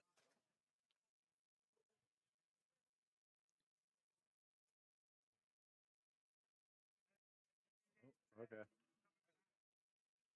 It looks like he's clean. We are in X-Ball. Clock is running. And we have a tie game. The Wooks, with 3 minutes to go, we're up 4-1. Allowing Breaking Ranks, or Breaking Ranks just taking it to the Wooks. 3 points in a row in less than 3 minutes. There's still 21 seconds on the clock. So we do have to play the 21 seconds out. We'll see if one team wants to try to win this before overtime. If not, we'll be going to an overtime point.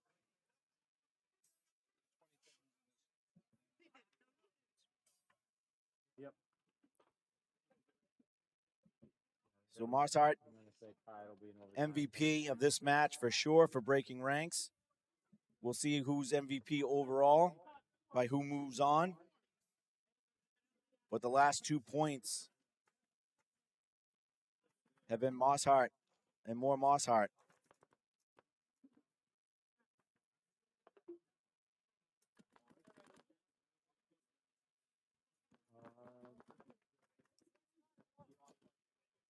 Okay. Yeah, it's probably better. Breaking Ranks on the blue side, Wooks on the red. Yeah, they'll play this one and then probably an overtime point. But then the set's over, so we've got 7 minutes. Getting ready for our next set. Hopefully the teams are ready to go. All right, Wooks coming out the red side. Breaking Ranks is happy to go into overtime. They shoot one of the Wooks off the break. Another Wook off the break. I don't know if Breaking Ranks, nope, they're going to sit. They're going to wait. They're going to play this out as a regular point and go into overtime. Another Wooks drop, but not enough time to do anything. So we'll be going into overtime.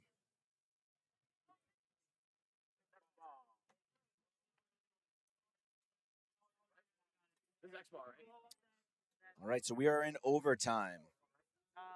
But it's overtime. Look.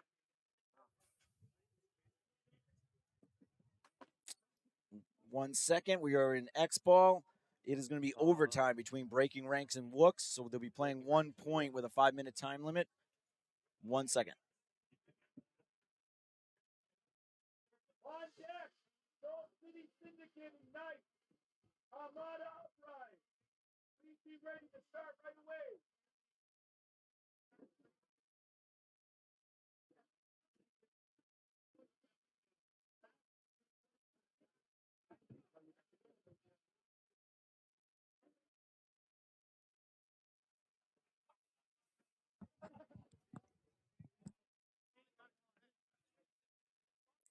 Once again, we're in the first set of Ochos here at event number 2, D4 NEXL, breaking ranks and the Wooks going into overtime to see who moves on to the semifinals.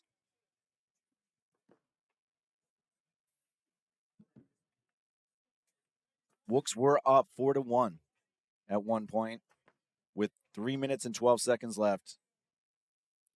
And breaking ranks fought all the way back. Timeout being called here by the Wooks.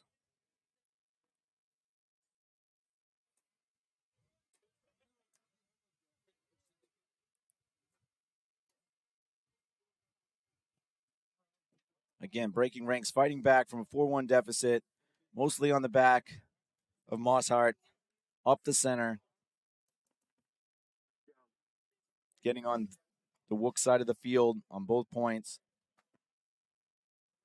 Wooks not doing a good job of crossing up and keeping that middle zone covered. He was allowed to split the Wooks in 2 consecutive points, so that's something that they're going to go back and look at and not be too happy about. All right, so going into this overtime, the Wooks are on the red side. Breaking ranks is on the blue.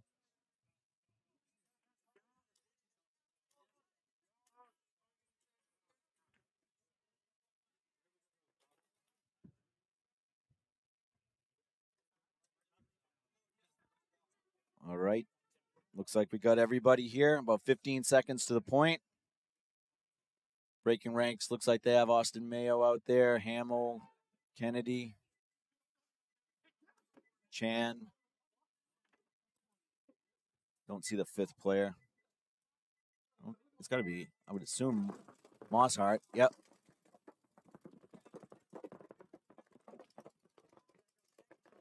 Mosshart in his familiar 50 position. The Wooks. Miller is up in the D3 bunker. Mosshart is on the direct 50 right now. The rest of the breaking ranks is across the back.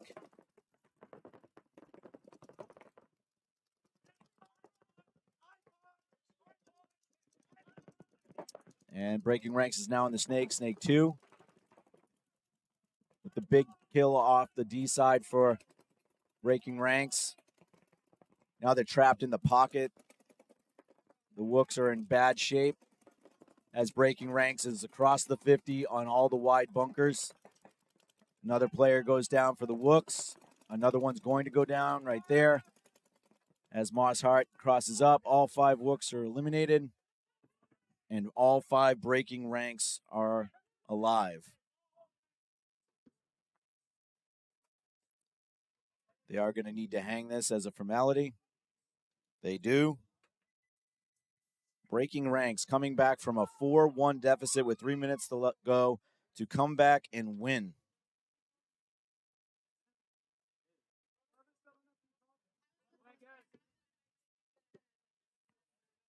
Congratulations to Breaking Ranks and to Darkside. We'll be back in 1 minute with the next Ocho set.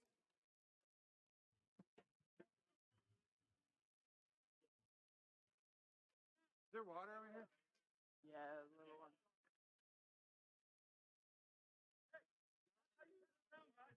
Salt City in the night. 5 to the bar. Salt City in the night. Armada Uprise.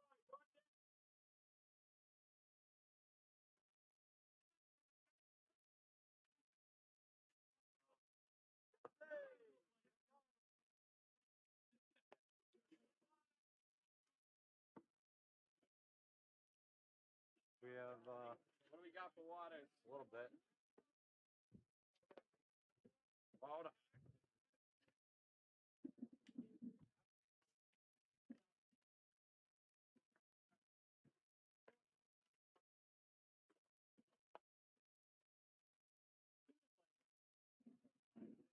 Yep.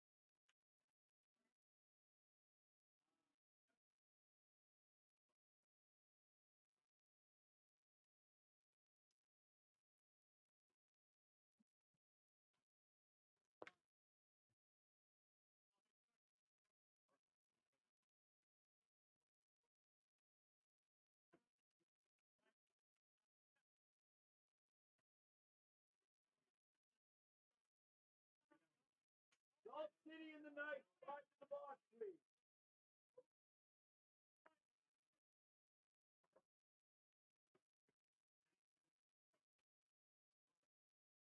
All right, guys.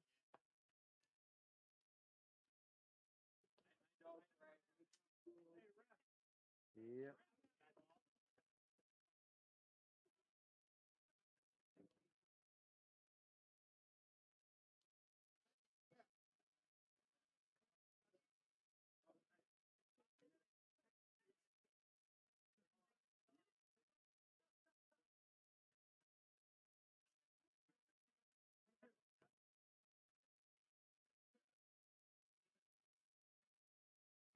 Jeff, can you go look at the bunkers and make sure they're in the right spots? Make sure all the sandbags are on.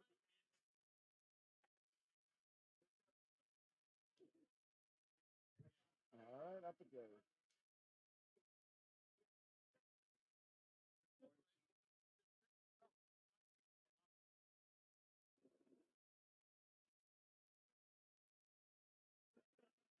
Yep, yeah, I'm tightening down one of these. And then Okay, put five up to the the rest box. of it.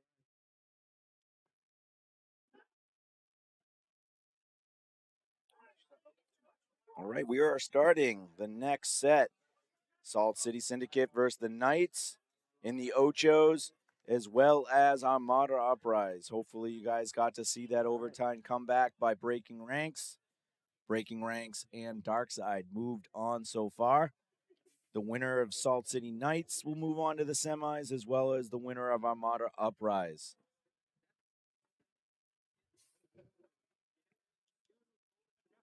Salt City Syndicate's going to start on the blue side. AG Knights are going to start on the red side.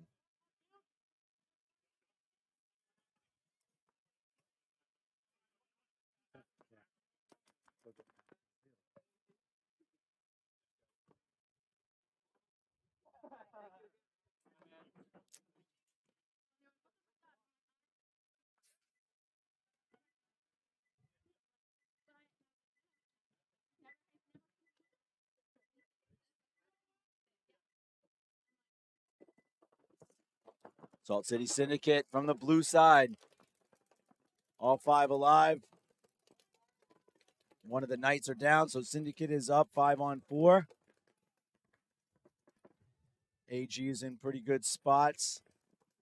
They have their center matched up with Syndicate, the center wedge, the Snake Tower, the home. I think there's a fourth Knight inside the Snake, where the Syndicate has the God Bunker, the Snake Tower, the Dorito Can, and the Dorito 3. I don't think the Knights lost 2 off the break. Oh, there he goes. Snake 2 is over there for the Knights. Syndicate does come in and take the Snake 1. Now matches the Snake 2. The Knights need to be set up pretty good here for the Snake. Oh,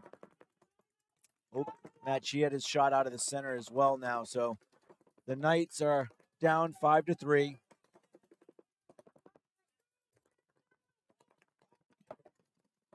We've got Josh Simone pulling back to the center bunker for the Knights here, trying to stop the bleeding on this side.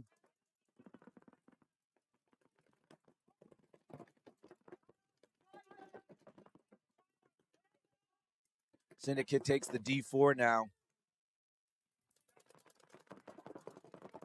Trying to give Josh a little bit more to look at, which he is eliminated.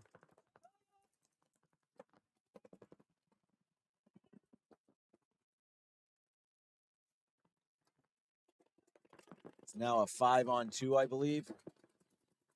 And the Snake 2. Snake 50 for Syndicate.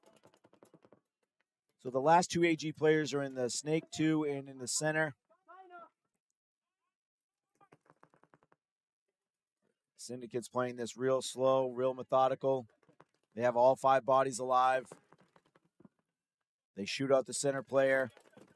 And they're going to run down the snake too.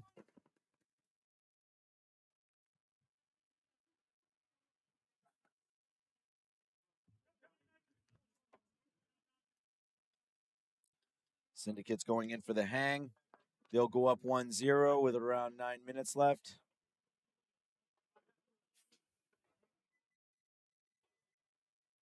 Knights concede. Concede, point Syndicate.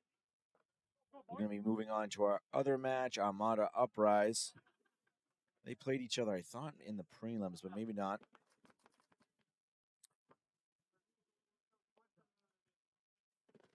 $8:59 left in that Salt City Knights match. Salt City getting the point. Now we have Armada Uprise. First point of NEXL D4 E2 Ocho Finals. Armada will be on the blue side, Uprise on the red.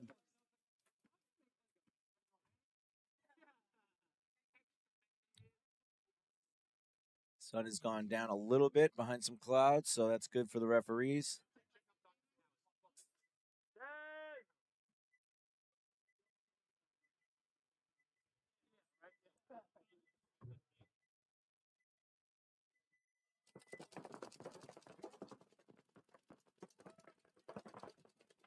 Armada sends Brian right on the side, Uprise side of the field. Oh, Armada loses 2 players, plus another one, another penalty. There's only one to pull, which is Brian. Losing 2 off the break and getting a penalty left Brian on an island in the center. Uprise is going to win that point pretty handily over Armada.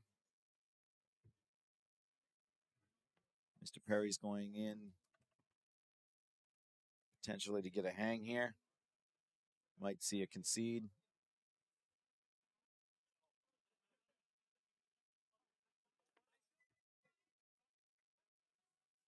Very quick point due to the penalty in conjunction with 2 being shot off the break. So again, Uprise goes up 1-0 over Armada on a quick 50-second point.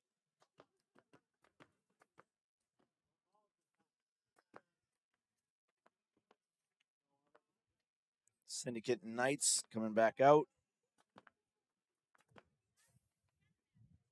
Again, if you missed the first set of the Ochos, Darkside and Breaking Ranks are going into the semifinals. 8:59 left in this match. Salt City took the first point. They're up 1-0 over the Knights. Salt City now starts on the red side. The Knights are on the blue.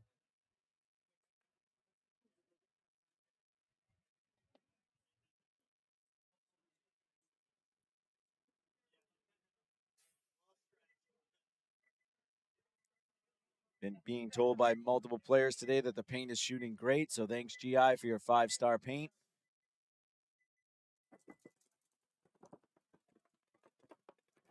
All right, the Knights try to take the center, lose a player up the break, lose their Dorito side as well.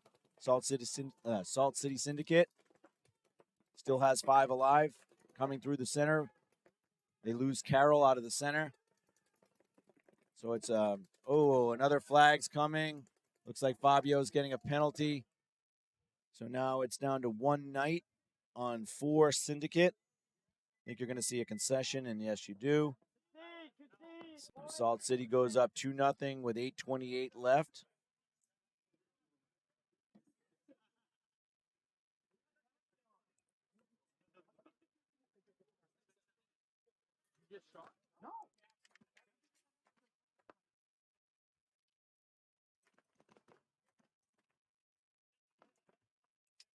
Okay, 11-10. Quick 50-second point there where Uprise shot 2 off the break, and Armada got a penalty. So that was a quick 50-second one-up for Uprise.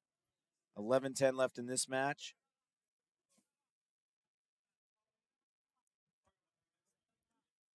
Good to see some of these old teams out playing again. Darkside, Armada, GSP Inferno. I'm sure I'm forgetting Poops McGee. I'm sure I'm forgetting a few, but it's nice to see these other older teams coming back out for some fun.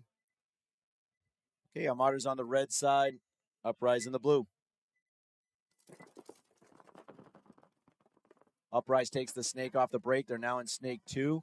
You also take the center.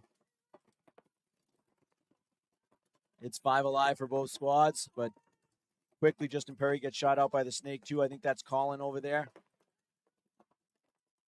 Colin quickly shoots out the can, runs and bunkers another one, shoots the back center. That's going to be a 5-pack if Colin can get this John Lucy. He may not get him. John now sees that they're behind him and he is out. I'm going to give that one to Colin regardless. That's a 5-pack for Colin. So Armada's going to take this one, maybe with 5 alive.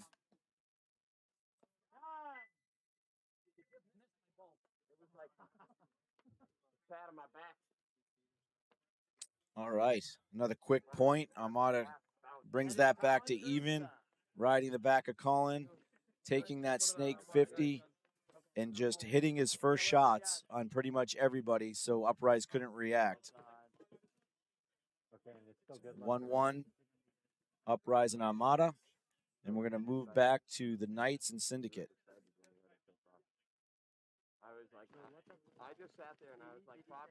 Let's see what the coaches over at the Knights have going here. Obviously, getting 5 alive is key. They had the same problem Armada had in their first point, as if you're losing 2 bodies early and you're getting a penalty on top of that. 10-5 still technically good, right? Yeah. Mathematically not advantageous. All right, so 8:28 to go in this match. Syndicate's up 2-0.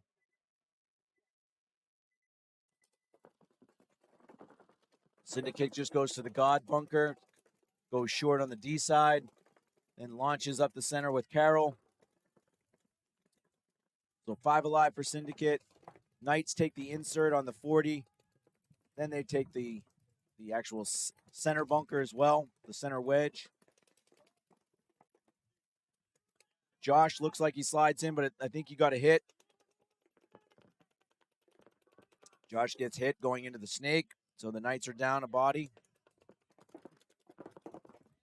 Oh, I'm sorry, it looks like the Knights are down 2 bodies. I must not have seen one come off the break. Salt City still has all 5. Until then, Lancaster is shot out by the center Knights player. Brings it back to a 4-on-3. So right now the Knights are crossed up in the snake side little brick, the center wedge, and then they have the D2.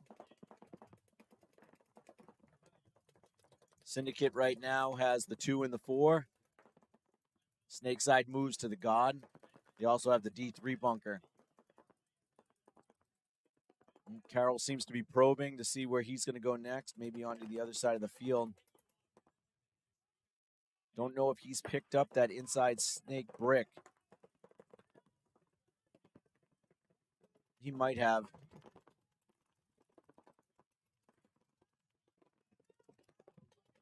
Still a 4-on-3 for Syndicate, but the Knights are in decent spots.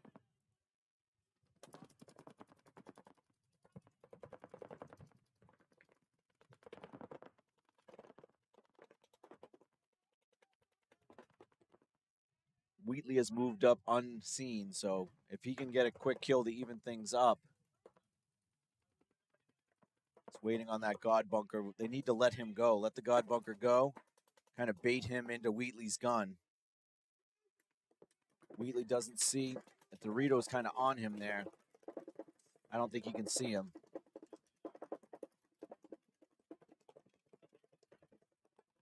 I don't know if they're trying to play a bounce shot. Nope, they see him now. So they picked up Wheatley. They called out where he is. Still a 4-on-3. Salt City's happy with where they are. The coach from the Knights would like to see them start trying to do something just because they has to make a decision here.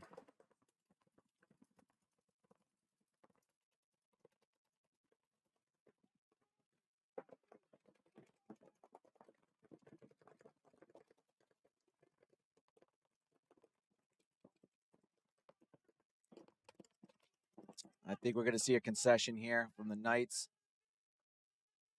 We've got 4 on 2. Syndicate's in real good spots. They haven't shown you that they're going to move. They haven't come into the snake. They're happy with their 2-0 lead and only 5 minutes left.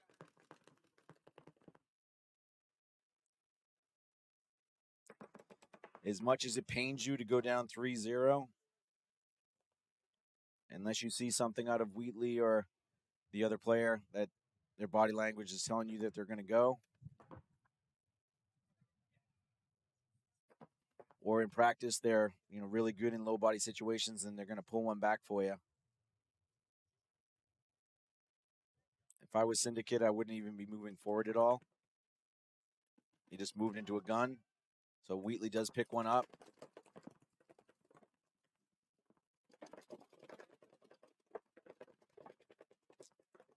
The Knights do have to get aggressive here and at least try to move forward. Up, picked him up. So now it's a 2-on-1 with Carroll. Wheatley's in the center. Nice. We have a 1-on-1. NEXL coin and Wheatley pulling it out. Making me eat my words. I love it. All right. 354. Let's see if he's clean.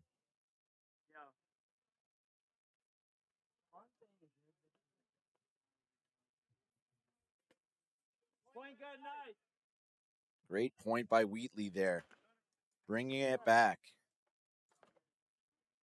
A huge trust factor there by his coach, leaving him in on a 2-on-4 situation, down 2 with 5 minutes to go. They left their 2 players out there to pull it off, and they did it.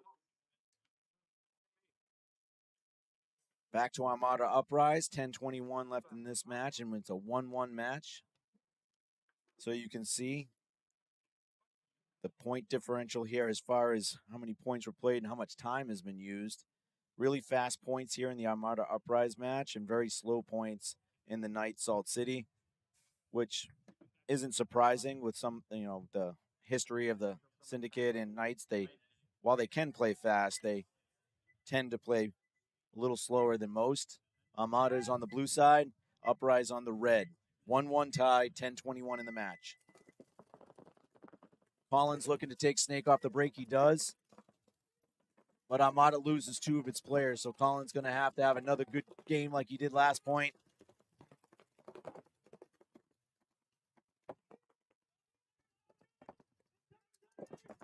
So Armada's only got 3 bodies.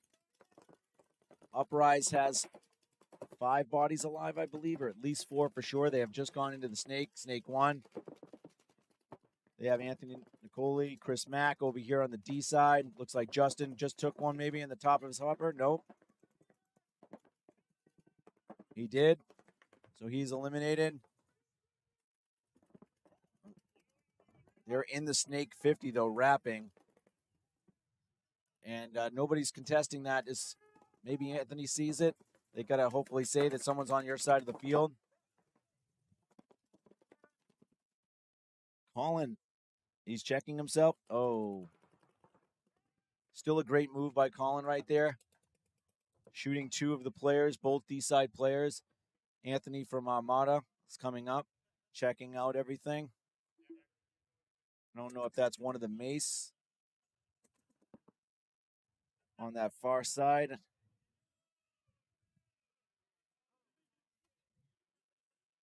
Two Armada are alive. They're going to pull that point out and take a 2-1 lead in this match. Looks like they're going to go with the classic Armada stall, taking a knee, waiting for Uprise to concede. It's either that or they're old and they need to take a knee. I haven't figured one out yet. So we got around 8 minutes left. Armada's going to take a 2-1 lead. Uprise is going to need to concede this point.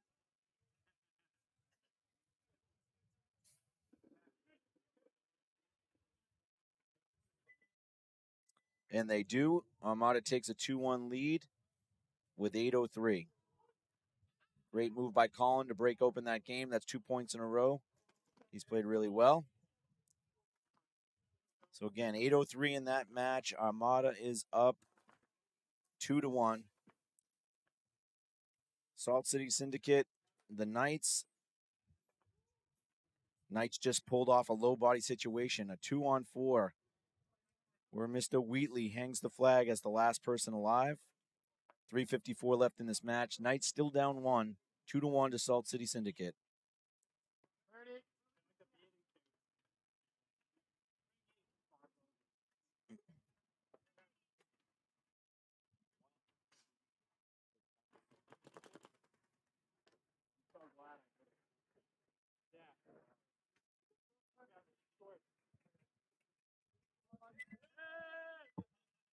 All right, we have Syndicate on the red side. Knights on the blue. Wheatley got himself an NEXL coin. Let's see what he can do this match. This point here. Syndicate comes out. Goes far on the D side. Looks like he may be eliminated. Yes, he is. They go short on the snake side. Knights also lose their D side attacker. So it's a 4-on-4.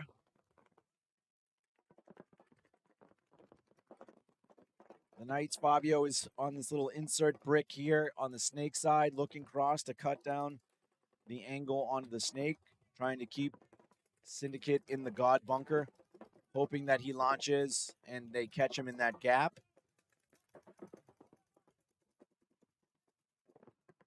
All right, he goes into that snake 50, little W. I don't know if he got picked up or not.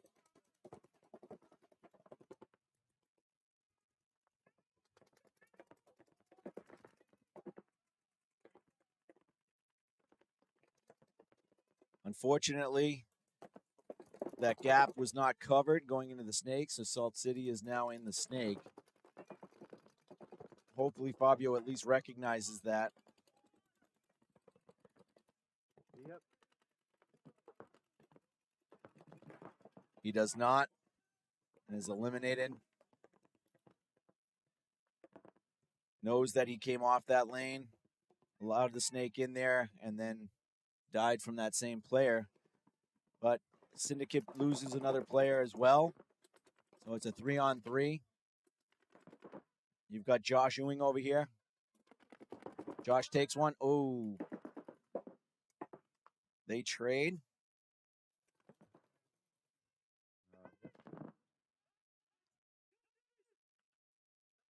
I don't know what the snake's doing, but he could have won the game for them already. So unfortunately, the Syndicate player is not, maybe he doesn't have a gun. I don't know.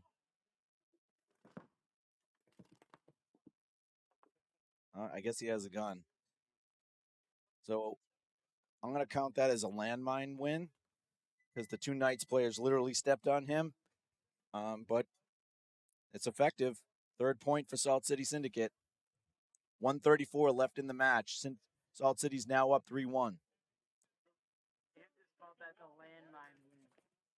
Oh, they stepped on a landmine? Yeah, they didn't know there was a snake. It was a trap. So he just went pop, pop, shot balls on. Wow. Shot balls on. Like he went pop, pop. The other Really way. sloppy. What the hell? Pop, pop. Moving back to Armada Uprise. Plenty of time on this match. 8:03.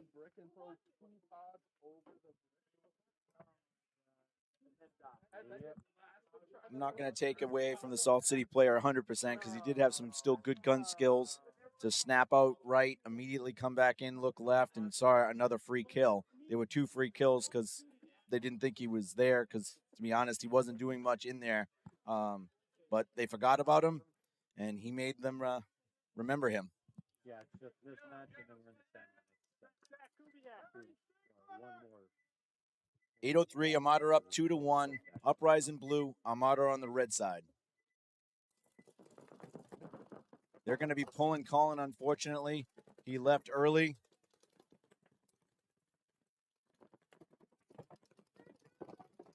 So that they're down 2. Armada has only 3 bodies.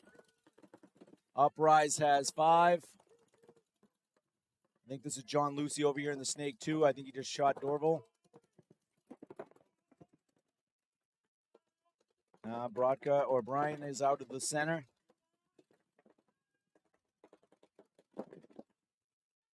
Just too much Uprise in this point here.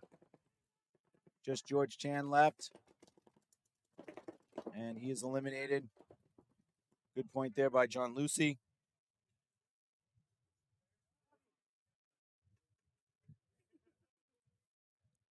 Uprise responds and is going to tie this up 2-2.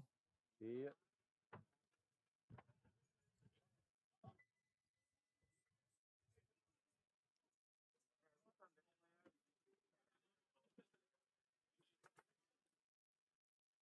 Okay, 6:59 left in that match, and is now all tied up 2-2.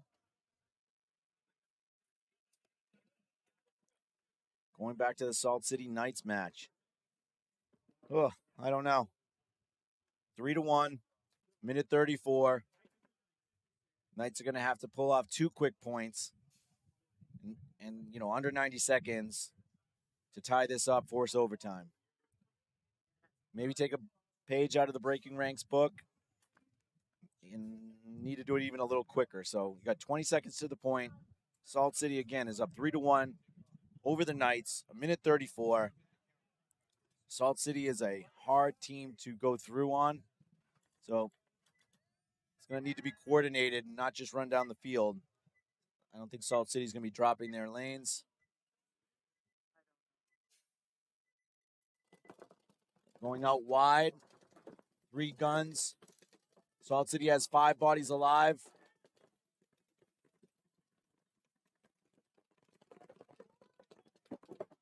Yeah, the Knights are not going to be able to do it. Unfortunately, they're not going to be able to get 2 points in less than a minute here. So it seems like the game plan was hoping that they shot a couple off the break. And because they haven't done that, they still have 3 across the back line with no real plan to go forward here. So I find it unlikely that this was the game plan. So they're just not executing what the plan was, because everybody needs to be launching at this point. There is not a body down for Syndicate. So I don't see Syndicate even allowing this 1 point. 1 Knight goes down. Another Knight goes down. 1 Syndicate goes down.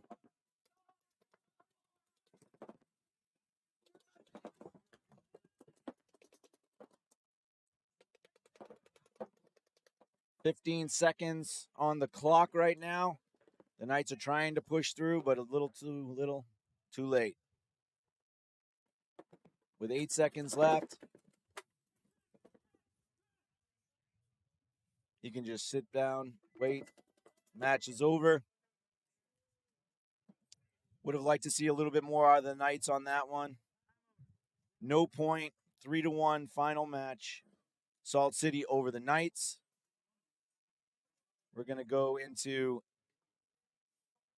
X-Ball for this Armada Uprise match, which is tied 2-2 with 6:59 to go.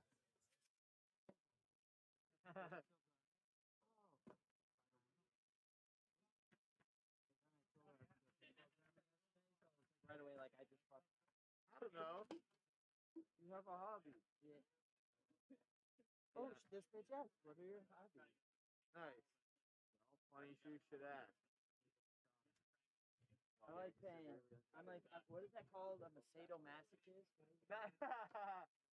My balls off getting shot at. How do you spell that? 15 seconds. M-A-S-O-C-H. Just send that right now. And just let it hang. All right, 4 seconds. Armada Uprise. I apologize. Armada's on the blue side. Yes. Uprise on the red. They come out and take D3. They lose a player. They shoot a player. 4-on-4. Uprise is in the Snake 2. They lose another player, Uprise. No one is looking over John Lucy right now. If the D3 player for Armada wants to go up, all right, John's protecting himself now.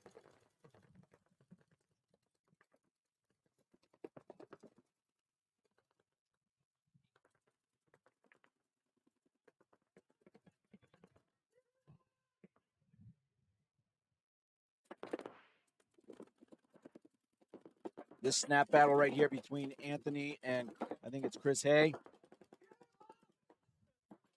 That was a big battle right there, and that might have won the point for them. We have Chris Mack trying to pull this out, a low body situation. He did one earlier. Chris Mack's on a 1-on-2 right now.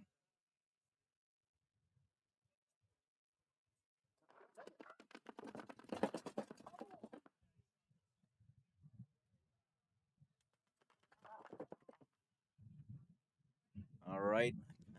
Getting Brodka and Brian mixed up. That looks more like Brodka to me, but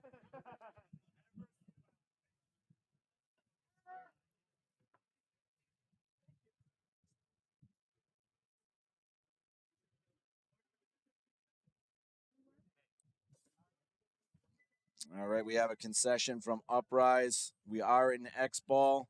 That's going to put Armada up 3-2. 5:17 left. Plenty of time. 1 point game. Really came down to the snap shooting right there of Pissant over Hay. There was 3 dudes and 1 chick, and he starts slowly but surely. Inside or 3-2 lead right now. Armada over Uprise. like in a second, like I guess, just in case you didn't see, we're leaving. the winners from the earlier one. We have Darkside moving on. Breaking Ranks moving on. Salt City Syndicate just knocked the Knights out. So now it's just up to the winner of this match to move on to the semifinals. That being said, if you want to thank me, you can do that. Yeah, I'm down. The semifinals will be starting right after this match, and then we will have a final match.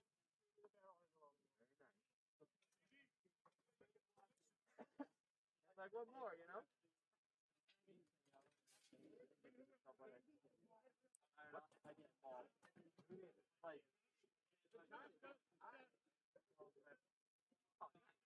Yeah, this one, she's like everything else is kind of vanilla in bed. I don't know what to do about it. And I see. I just did it. All righty, we have 15 seconds to the point. Armada is up 3-2 over Uprise. 5:17 left. Uprise is on the blue side. Armada is on the red. Still way too much time to not play your own game here. Let's see what Armada brings. Armada loses somebody right away.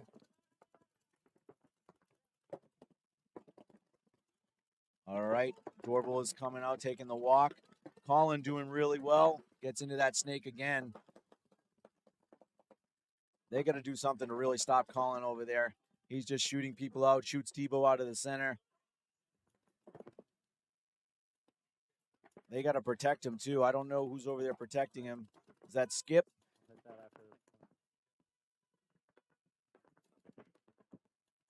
Looks like Anthony moves up to the D2. So Uprise looks to have somebody in the God bunker.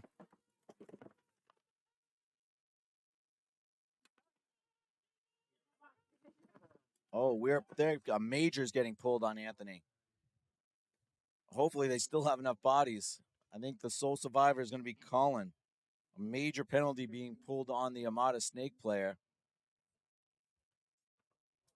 He's trying to figure out what's going on as he sees his team, 3 bodies walking off.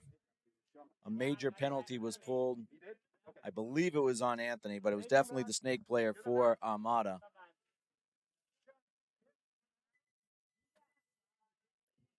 Armada still gets to pick up the point, though. They still had the 2 bodies on the major to pull.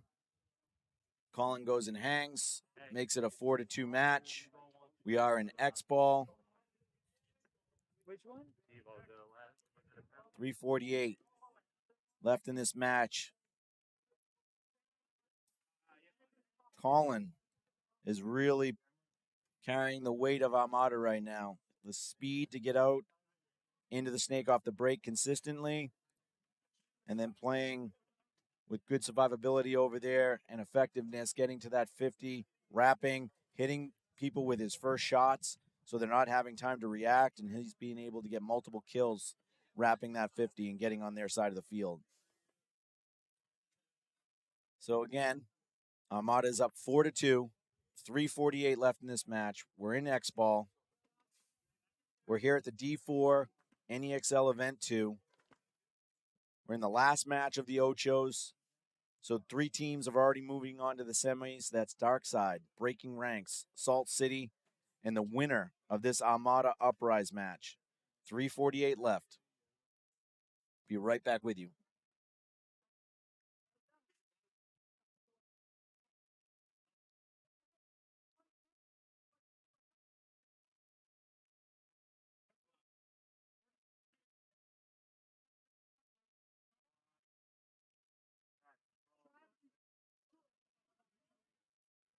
"30 seconds to the point.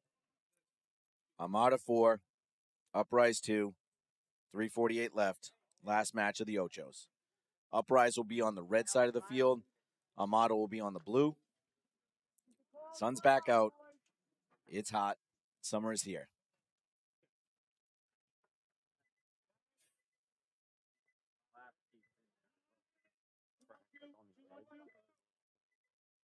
Still plenty of time on the clock. Uprise leaves 2 at home, shooting off the break, trying to stop and slow down Colin. They can't do it. Colin still in Snake 2. Tebow gets shot from the back. Colin shoots Justin out of the tower. Now he's in the Snake 50. Oh no, Armada, another penalty.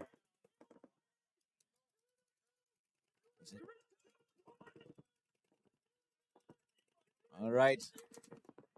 See if Brotka can shoot John Lucy. He cannot. Now we're in trouble. John Lucy is on the other side of the field. He doesn't pick up Colin, though. Now it's going to be a one-on-one. Colin picks up John Lucy, though. Shoots him. We got like deja vu coming on. Colin, once again, 3 points in a row. Just carrying Armada. His back has got to be hurt.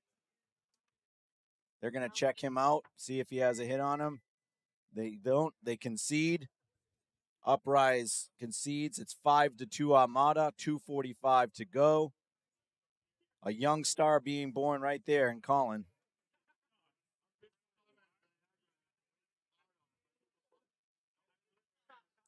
.245. Armada's now up 5-2 with 2:45 left over Uprise. They're in the driver's seat. Even though Armada is getting a lot of penalties, when you have Colin up in the 50 doing damage, I guess it's just enough. He's been the last player alive after shooting the majority of the players on the opposing team, due mostly to penalties from Armada. He has been the last one left. 5-2 lead for Armada. 2:45. Uprise is going to have to really put together some fast points.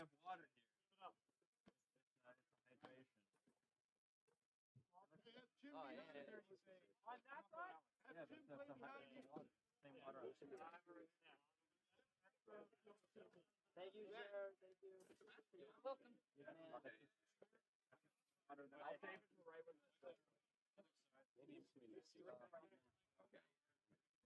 All right, 2:45. Uprise is now walking with a little bit less jump in their step. Armada is heading out to the red side of the field. Looks like they're going to give Colin a break on this one. Uprise is on the blue side of the field. Looks like we have George out here. Dorval. Brian. Skip. Uprise has Justin out there again. Chris Mack.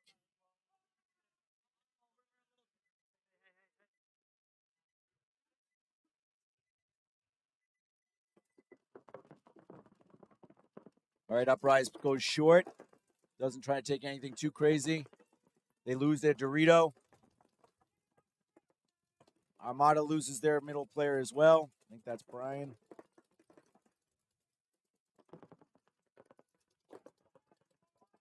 Another player drops. George drops for Armada.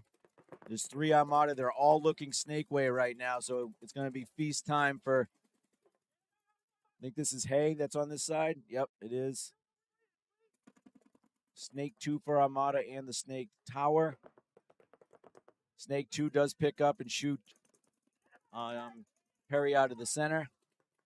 But Hay does shoot out the Snake. It's now a 2-on-1. Skip his shot. Uprise is going to take this point. If they can hang quickly here, they have a chance. I don't know what he's waiting for. This is a huge, huge, huge mistake right here by Uprise.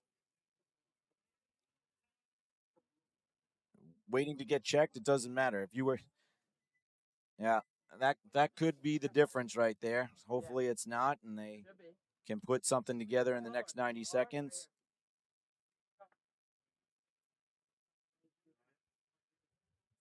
All right. Again, we're in X ball. Minute 31 to go. 5-3 now, Armada.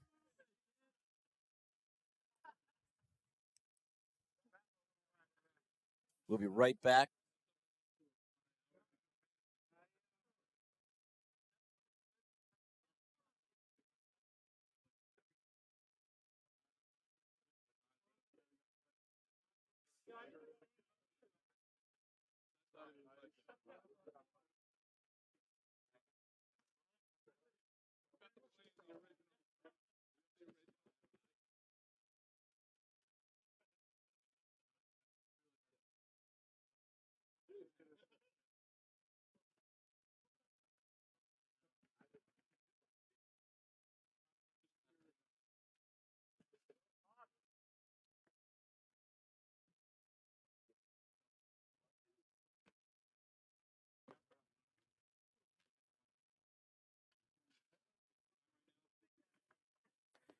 .48 seconds to the point.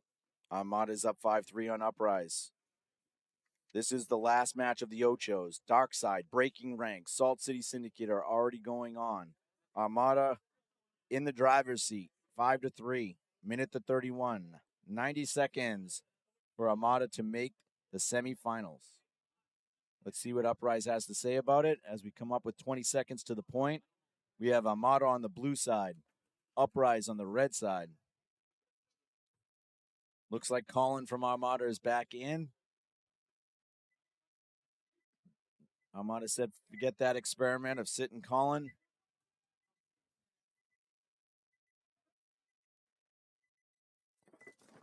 And Colin's going to be taking the Snake off the break again. He's in Snake 2. Perry is up there. He's actually in Snake 1. He holds up, goes on his belly to Snake 2. Doesn't need to be playing this big right now. Armada did lose somebody. So it's a fit. All 5 alive for Uprise.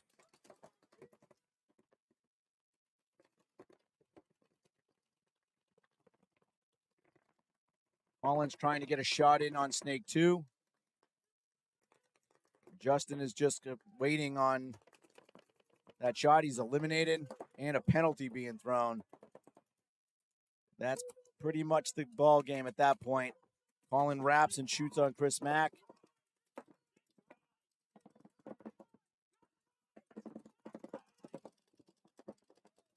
And Colin shoots him as well.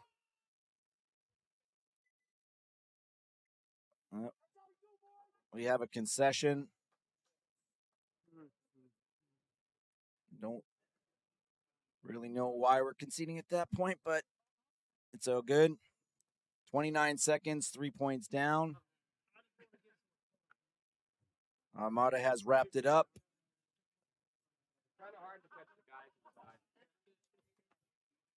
All righty. Thank you. So Tebow has conceded the match. So this match is over. We'll be moving on to the semis. We'll get you those matchups in 1 second.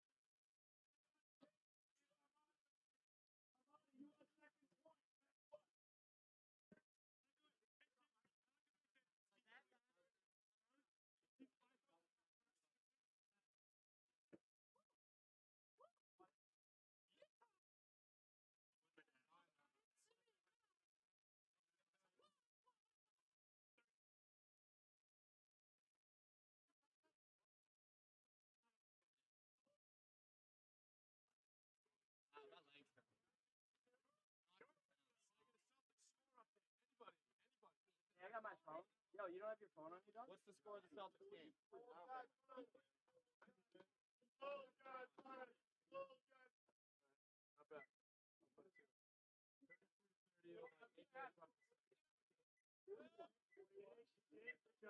Big John is still in the feed.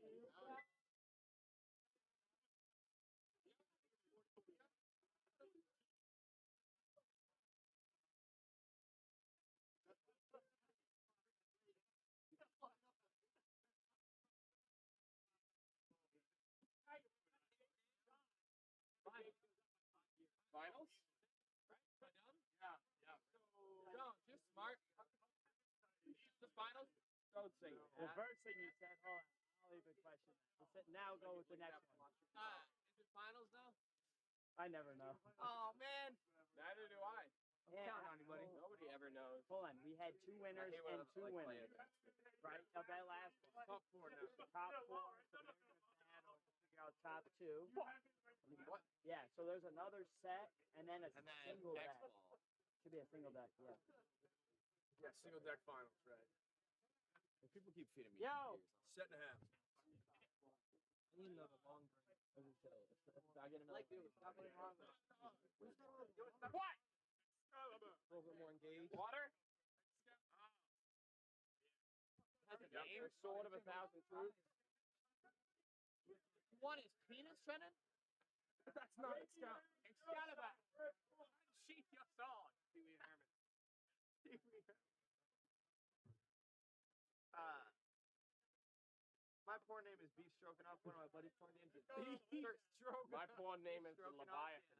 I'm stroking off. Midnight Meat Train. One of my buddies is Circumstance. One of my girlfriends tried to take it and say like, I'm cherry popping. I'm like, no, that's the whole thing. It smells like cherry. Jerry, shut the fuck up. That can only be one. There can only be one cherry poppers. Yo, try millionaire.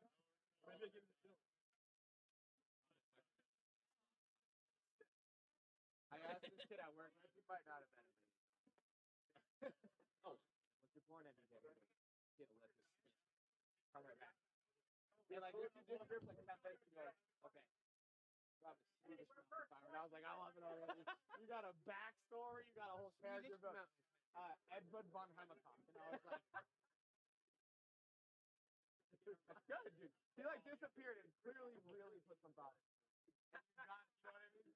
He came back with a backstory. On the top. Dick Von Cock. Yeah, I just decided beef stroganoff. It's still happening. Another one I had before that was Johnny Rockets. Johnny Pockets. Oh, but yeah, I never thought it. If the culprit's mad at me, it's small penis. I did get blessed with the middle church that did get quite literally my nose. Which works in a couple ways. When I lay the pipe real good, I can say, call me fool.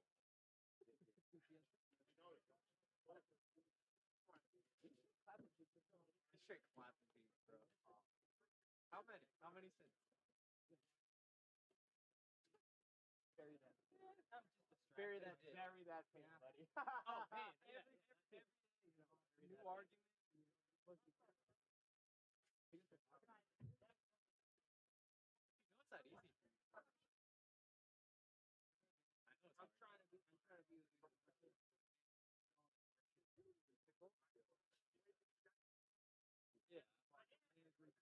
Yeah. Yeah, that's to the point. Yeah. Are you? Would you like to take it? Yeah. All right. So if it doesn't work out, do yourself a favor and be like, hey, I like you a lot. You're a real special person. Yeah, you got to. Beginning and end story. Yeah. You know what I mean? There can't be any. And if not, I've learned you can't even give this one. We can't even give it small. Wow.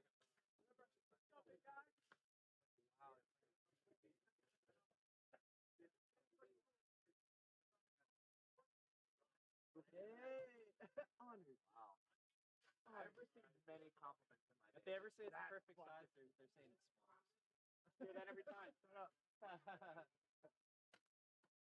you're like kind of going, you're stretching it out too much. Can't handle it. Demon time.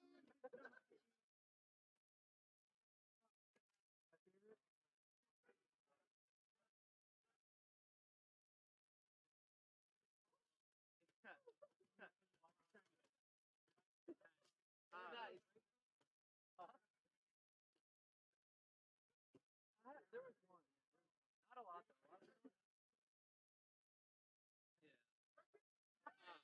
See, my thing.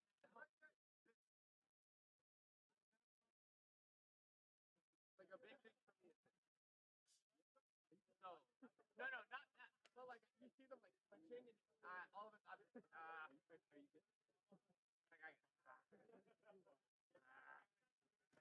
All right. I really can't. Unless I like just like this person, I can't. Hurts a little bit. A little bit of friction version. Yeah. I have terrible conditions. All right, we are back with the semifinals. Breaking Ranks versus Darkside. Boston Armada, Salt City Syndicate.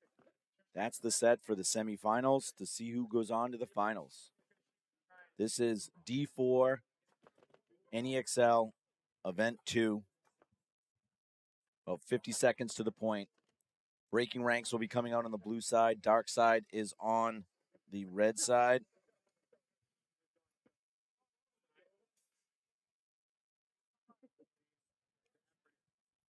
Breaking Ranks coming off of their comeback win over the Wooks. Coming back from a 4-1 deficit with 3 minutes to go to bring it to overtime and then win in overtime. Darkside, they defeated the Mass Assassins to get here. So here we go. Breaking Ranks in the blue. Darkside in the red. Darkside takes D2. Breaking Ranks takes the Snake 2 off the break. Twan matches it on the other side.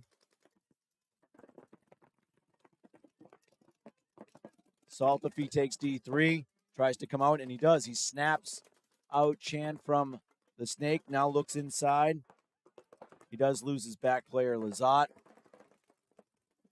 Oh, and a penalty coming on Noel Tran. Mosshart eats up Twan on that side. And it's going to leave just Saltafy over here. Breaking Ranks, a 4-on-1. And Saltafy takes it.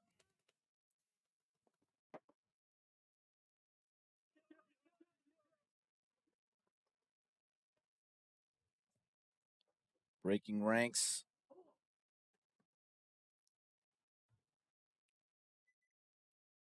Hanging the flag. Check to see if he's clean. 10:55 left in that match. Breaking Ranks takes the first point.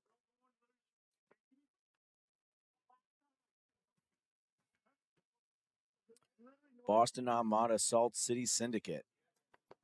Armada coming off a big win over Uprise to get them in the semifinals. Syndicate defeated the Knights.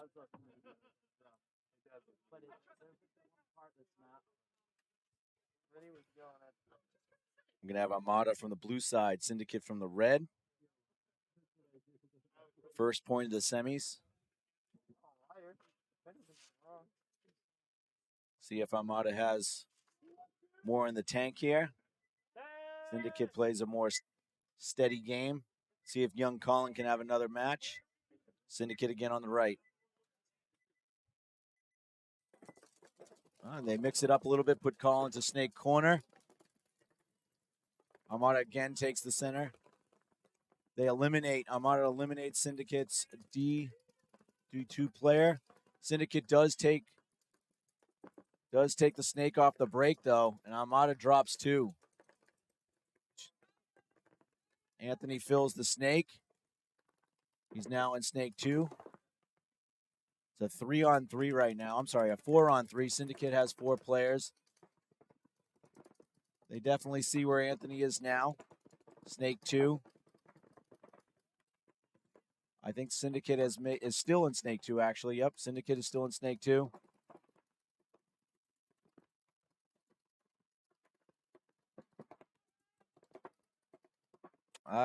Armada loses the battle in the center. Syndicate now takes the 50. Only Skip alive for Armada, and he is gone. So there's 3 left. 3 Syndicate players left. They're looking to take the first point against Armada in this semifinals match. We got Carol, Bo,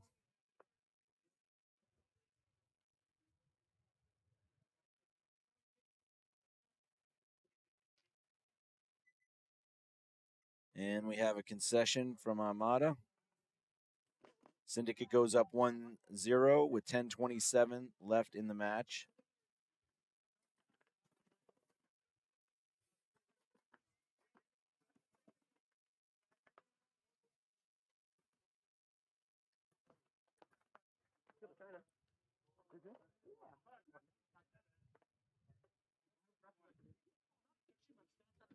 Once again, this is the D4 semifinals, event 2 of the NEXL. Our next event is July 17th, 18th. We have 8 franchise D3 teams and 16 franchise D4 teams, so we do have some spots.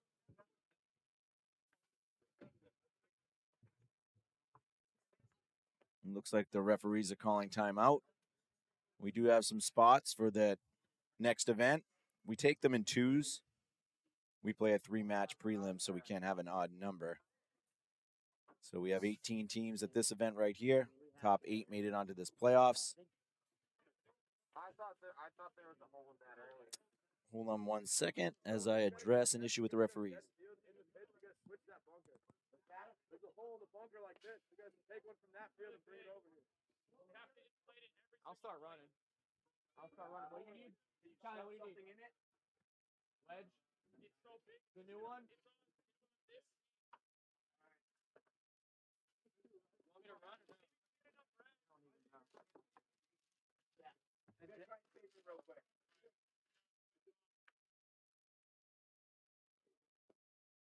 The tape, right? Yeah, it's like same thing happened at Dallas. Where's the tape? Right down here?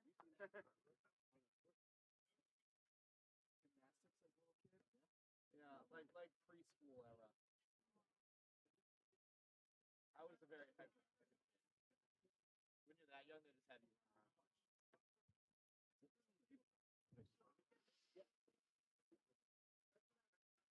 I didn't stop. Full soccer.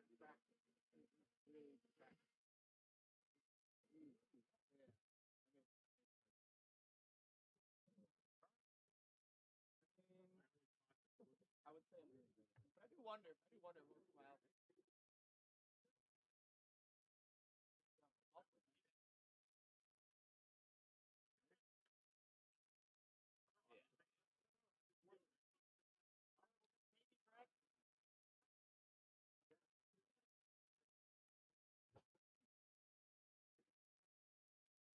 Why don't we have one rep go get another bunker just in case? We've got 17 guys out Need me to there. go? Yeah. Thanks, Wooks. What is it? Snake 2? What?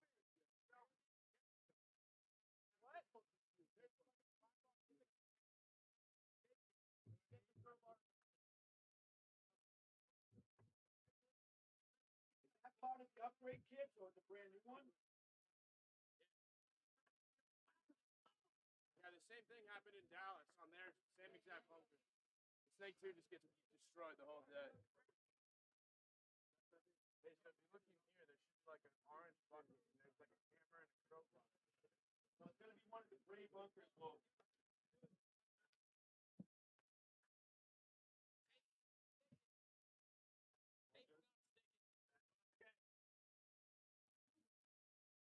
Gonna go quick, guys.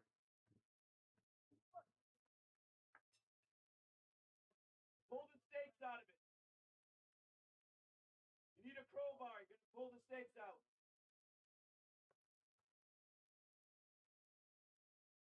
You need a crowbar for the one that we have too.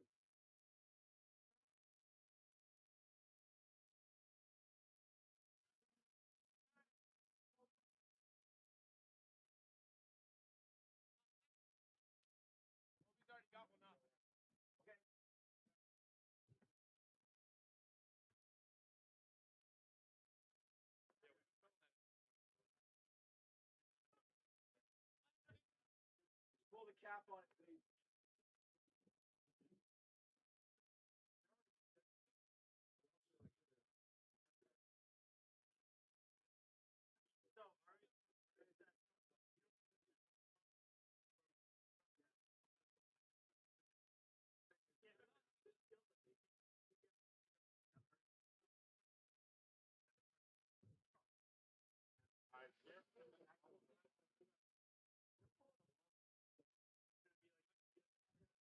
All righty.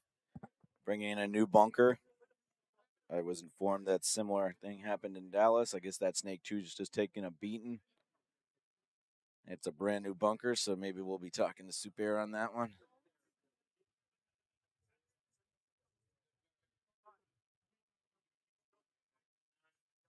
What's up? Oh, yeah.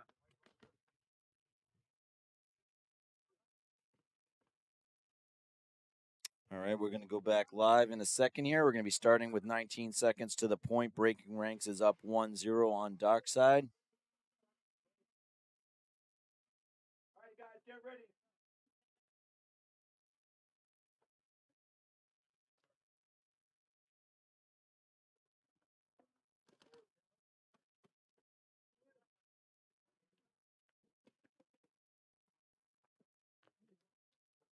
Live field, live field.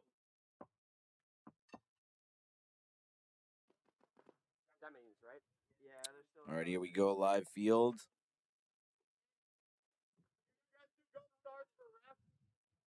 Yeah, who's getting it? You?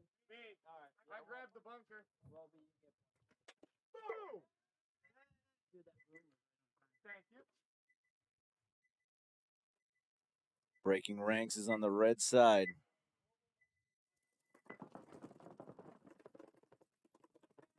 Darkside loses their snake side attacker and their insert Dorito player, so they're down 5-on-3. Oh, nope, a Breaking Ranks player comes out, so it's a 4-on-3.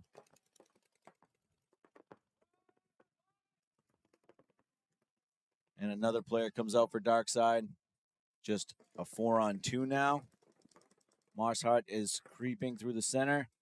Eliminates Dave Painter. And there's a concession. So Breaking Ranks is going to take that second point with 10:24 still on the clock. Point breaking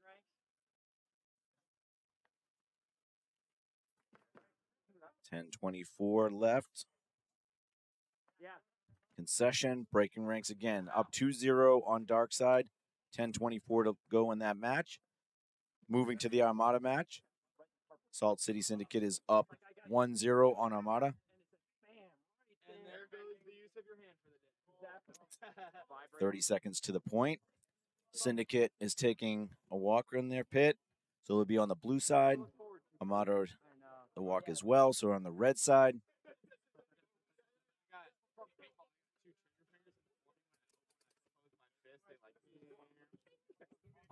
Don't see Colin out for this point. Armada has definitely had their best points when Colin makes that snake off the break, which he's done very effectively throughout the day. Salt City going for the snake. Armada on their side of the field in the 50, but they also lose a player. Syndicate is in the snake 2. Gonna get a free kill on the center if he looks inside.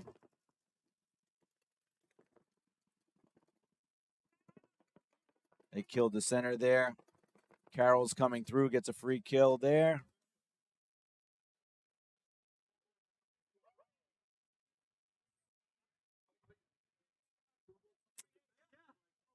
So we have 4 alive for Syndicate here. And we have a concession by Armada. So Syndicate is up 2-0 with 9:42 left in that match. And both matches now are 2-0.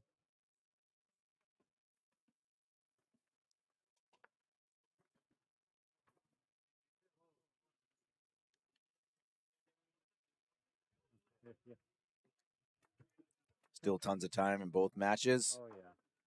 Neither one of these guys wants to go down 3 points, though, so very critical point for both matches.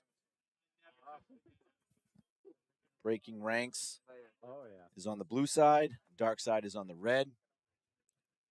See if Darkside switches anything up here. They've been taking that center wedge pretty consistently. Trying to take the snake off the break usually when Tuan is on the field. Tuan is on the field. Looks like Saltafy as well. He likes to take the D2. Saltafy does take the D2. Tuan does take snake off the break. They do hold back and don't send someone straight up the center. Mosshart is in the center looking to shut down Tuan. Mosshart comes through, now looks at Tuan, sees him communicating. He doesn't pick that up and shoots Tuan. Really good move right there by Mosshart. I don't think he saw Noel go in, and I also don't think Noel knows exactly where he is. So, and that's another kill. And a penalty coming from the backfield on Lazat is going to give a 3-0 lead to Breaking Ranks. And we have another penalty, so it looks like Darkside will be starting down, going into the next point.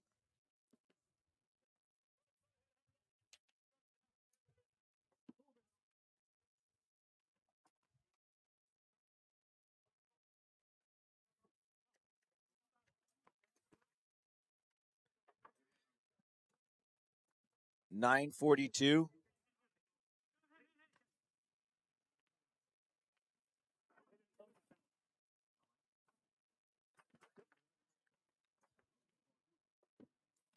.942. Syndicate up 2-0 over Armada. Armada's on the blue side. Does look like Colin is back out. Syndicate, they play well with the lead. They know how to make you work for every point. So Armada's going to have to do something that's going to put Syndicate on their heels. So they are sending Colin to the snake off the break. He does make it. Yep, Carroll is shot out. So Armada is in real good spots right now. Unfortunately, they lost their Dorito. Colin's going to need to play tight. He gets that first shot. Colin's first shot has been on point. But Armada is just completely dying around him. So it'll really come down whether or not their center player, I think it's Brian, can hold that snake in while Colin goes to work over here. And it looks like Brian's just going to get shot.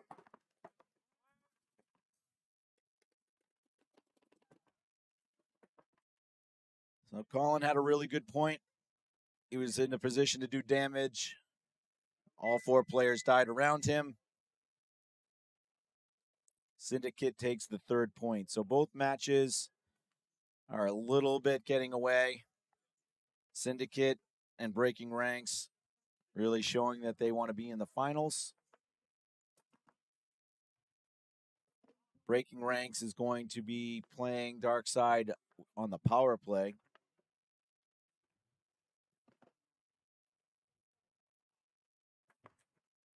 So Breaking Ranks, Darkside. Darkside will start with 4. There's 9:35 left in that match. 8:48 left in the other match. Both are down 3-0. We'll be going right into our finals match from here.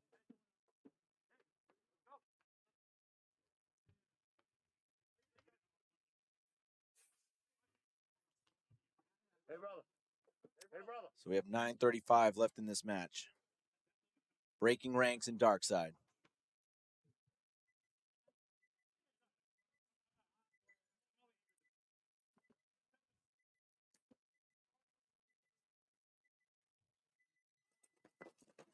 Darkside looking to get one early here and break it open. Obviously, they're in a mercy situation here. Darkside loses one. Breaking Ranks playing really smart. Went out wide, but not deep. Marsh Hart's in his normal position. and he eliminates someone. He's going to go through and try and eliminate the center player right here. I don't think Dave sees he's there.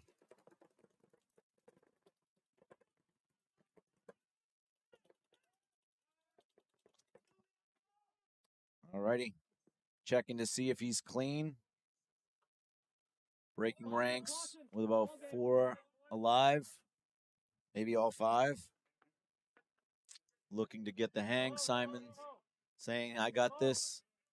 Nobody shot me.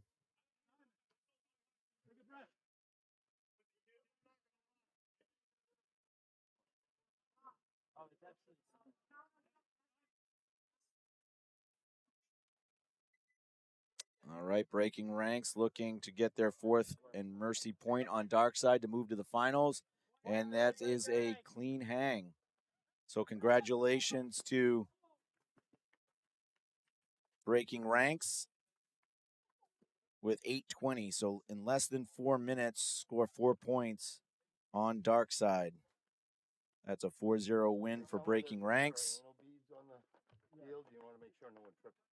Syndicate looking to try and close out Armada in the same way that breaking ranks closed out Darkside. 25 seconds to the point. Again, 8:48 left in this match.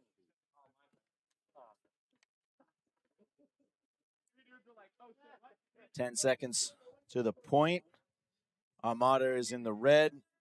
Syndicate is in the blue. Survivability for Armada has been our problem this whole semifinal match.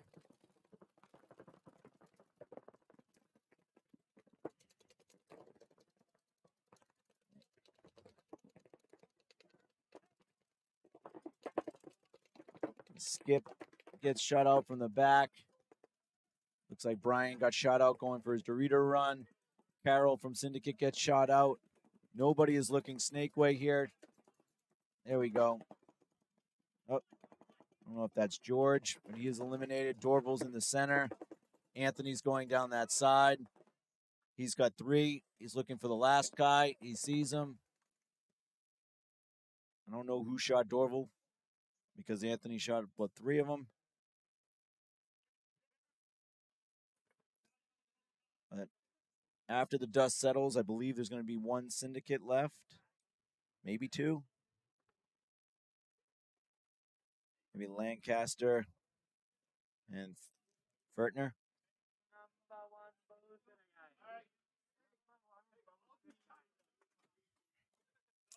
So we're going to be getting ready for the finals. You're going to see breaking ranks and Syndicate. Breaking ranks and Syndicate moving on to the finals. We'll be right back. We're going to start this one in less than 5.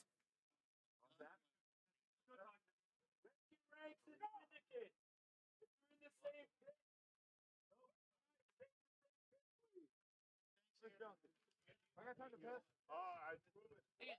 Do I have time to use the facilities? Briefly. Run.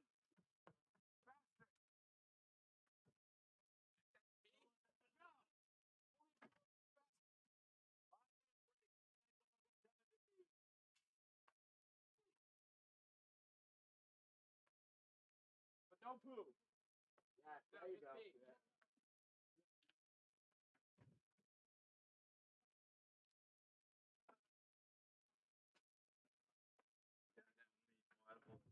I'm gonna be in the coffin tonight.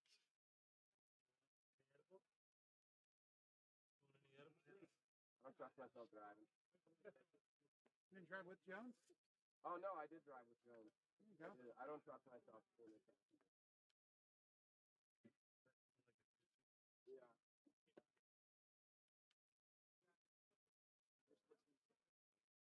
Not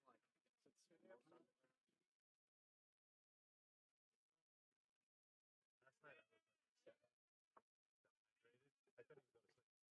I was just like in bed, like. Bruce said the same thing. Huh? I was like literally up the house, just like dehydrated. I went to Walgreens at like 1:30 and got a Pedialyte, and I was like, maybe this might help. It didn't even help. I got it. These are good, and I just like one. You don't want. I love Pedialyte. Eat a banana.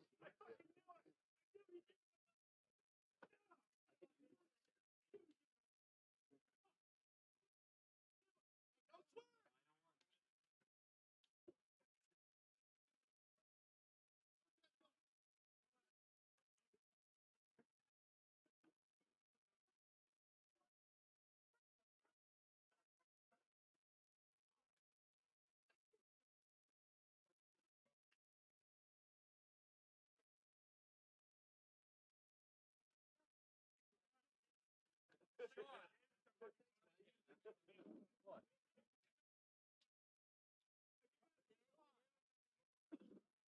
riding home with you, no?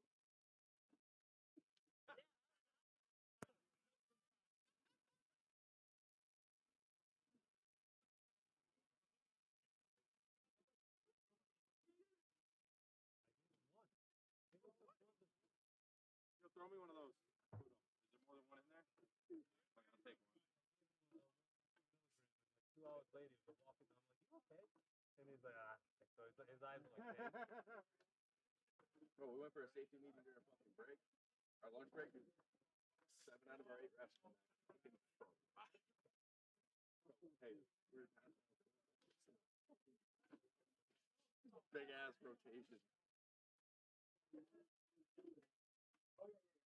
Yo, wow. I just have their higher rank than Dark.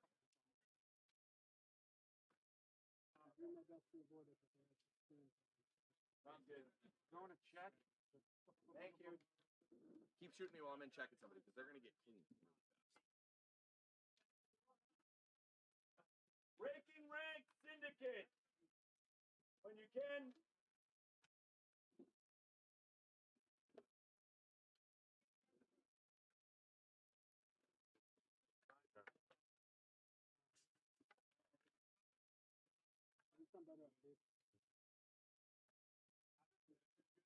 I tried to fill my pot up at 50 yesterday, and I completely missed it. Dude, I got fucking bamboozled. When we go live every That was a good Saturday, move. I yell, I was watching and I'm like, no. I was gonna jump. If I jumped the inside, I think I would have caught him. Like on the move, I thought about jumping inside. I'm like, fuck it, I'm gonna go trade with him. Oh, player. I was like, no. I like went over. I'm like, where is he? Yeah, I got It's no worse than you in the middle shooting your teammate, then getting fucking smacked. It's hilarious. Hey, thank you guys. Yeah, it's thank you until you don't win. How much time we got left? Hey, Minute 55. I'd get your mask. time to go. Yo, Ben. Can you go rack? Can you make it quick? I called the 2 mercies in semis. So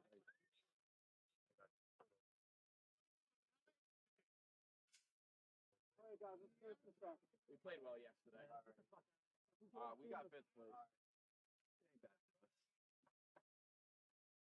No fucking. How's he D1? What?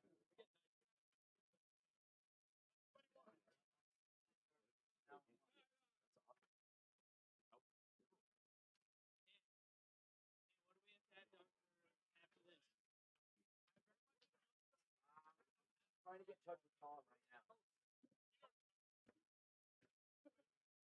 Yo, are we going live? I'd like to be live. Live feed. Five to the box, Syndicate. 5 to the box.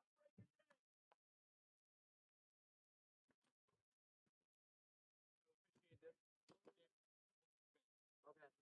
Buena suerte, hermano. Jugador. Jugador. Yeah. Say player in Spanish. Jugador. Jugador, see? You worst repping ever. Yo, so Dave Payne is getting so much revenge for all those years. You don't even have a house. I know. But I don't have a house. yeah, afuera, sí.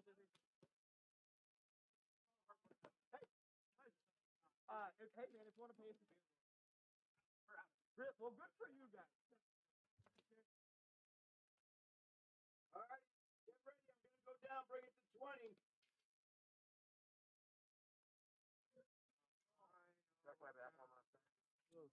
All right, we have the finals. D4X Ball, NEXL Event 2, Breaking Ranks and Syndicate.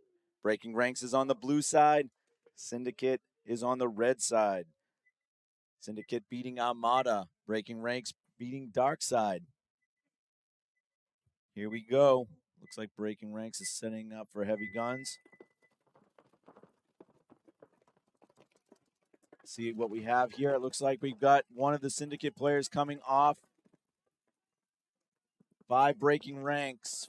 for Syndicate. Syndicate loses their snake attacker, also loses their Dorito. Breaking ranks now. It looks like Hamill's coming right into the snake 50.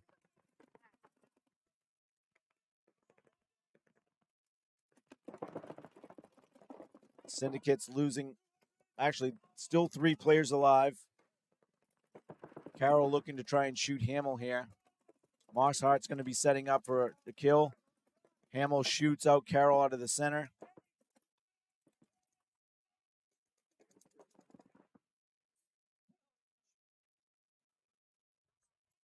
All right, looks like there's 3 breaking ranks players left.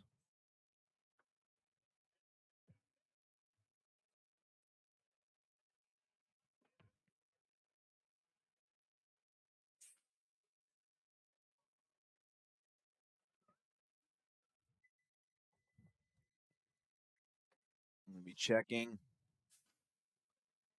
breaking ranks player, see if we get a clean.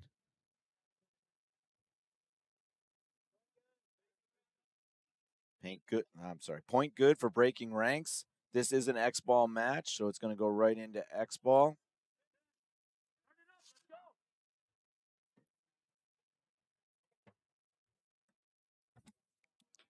.10:47 still left in the match. Breaking ranks coming out strong, winning that point with 3 bodies alive. A nice equal push from Chan down the Dorito side as well as Hamill on the snake side. And then also Mosshart up the center. So it was a very well executed play. All 3 of those players. Actually, Hamill got shot out at the very end by Carroll, but he did a lot of damage moving down that snake side. Hey, minute. You guys got a minute. We got a minute.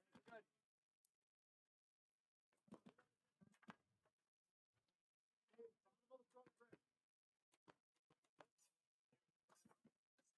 Still 50 seconds to the point. Syndicate's going down and we'll start in the blue side. Breaking ranks will start on the red side. Anybody that's interested in getting in the NEXL, we do have some spots left. We have D3 X-Ball spots. We have 8 teams that are franchised for the season. And we have spots for D4 X-Ball. We have 16 teams that have franchised for the season. 18 teams are out here today. Top 8 made it onto the playoffs. We went through ochos and semis, and we are in the finals now. Breaking ranks is up 1-0. 10:47 left. They are on the red side against Syndicate, the blue side.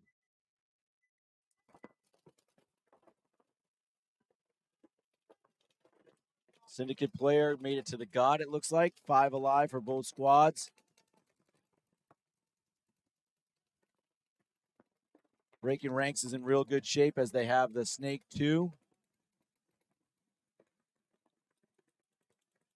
Carroll is in the center tower, probably looking to get out of there and getting to that center wedge.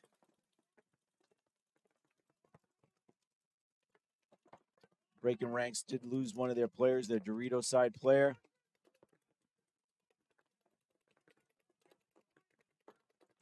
Marshart is on the Syndicate side of the field right now in the center, looking to shut down the Dorito side. He does miss that insert, though. I see if they pick him up to see if they know he's there now. Syndicate player that's in the God. Another breaking ranks player has dropped, so they're down to 3.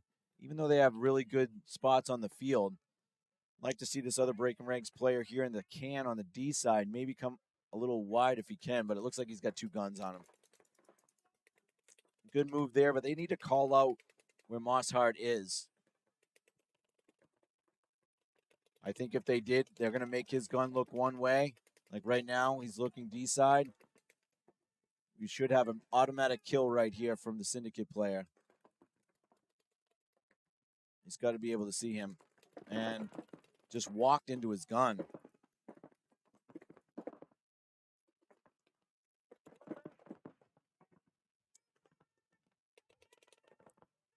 That was a huge picked up kill for Mosshart. Still a 3-on-2 for Syndicate. He needs to launch and just come through. Carroll's going to get a quick kill here. Now it is a 3-on-1. He doesn't know where this last player is, I don't think. And they trade. Austin Mayo trades with Carroll, leaving 2 Syndicate players alive. Maybe 3, actually.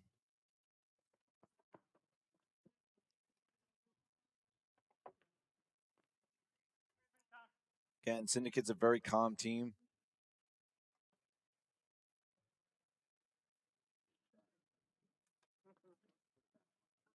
They're not going to give you much. You're going to have to dig them out sometimes, or it was a good move to spread the field once they saw they had a couple kills. They did get into the snake. They made Mosshart decide, you know, I got to look one way or the other. He picked up the 1 kill on the snake side, but then Carroll knew definitively where he was and went in and took him out. So Syndicate now is going to tie it up 1-1 with 7:42 to go in the match.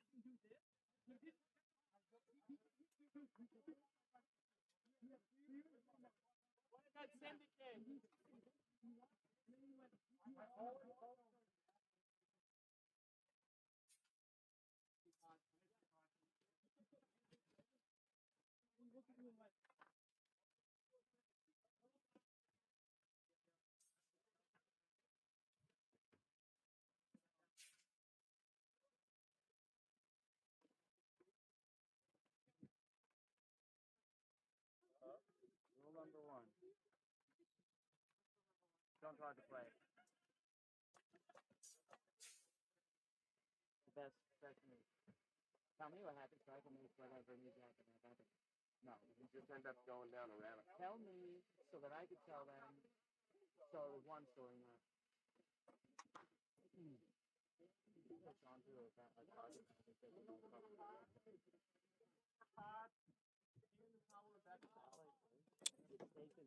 Still a minute to the point. This is the D4 Finals, NEXL Event 2, Breaking Ranks Syndicate. Tie game, 1-1. Will that happen after I stepped out? Syndicate looking a little tired over here. Seems like they might be spinning the same 5 or 6 players each point. See if Breaking Ranks looks like they might have the same players as well. It is hot in that sun today. About 15 seconds to the point. Once again, 7:42 left in this finals match. 1-1 tie. Syndicate is on the red side. Breaking Ranks is on the blue side. I'm gonna make my post like this. Wait, I have to do this. Breaking Ranks coming straight up the center. With Boise up the center. Looks like Mosshart is taking a point off. This might be Kennedy in the snake. Snake 2 wrapping. Hamill gets shot out of the support role. Fortner gets shot as well. Checking the Dorito player here, but Kennedy is now up on the 50. I don't know if this Dorito player saw or not, but Carroll should have seen it. Needs to relay that because he's going to get some free kills over here, Kennedy is. There we go. They finally picked it up. Syndicate picks it up. Breaking Ranks has 4. Syndicate has 4. Next kill is going to be real critical.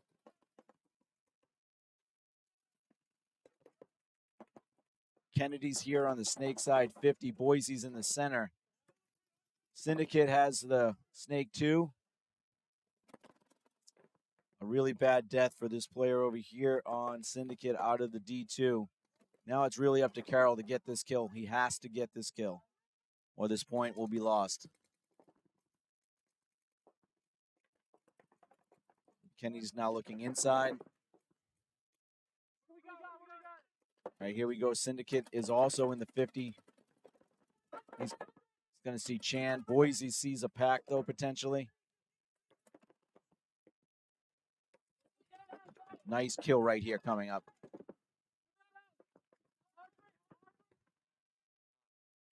Oh, man, I don't know how he did not shoot Kennedy. That is the difference in the game right now. That is the difference. 3-on-1.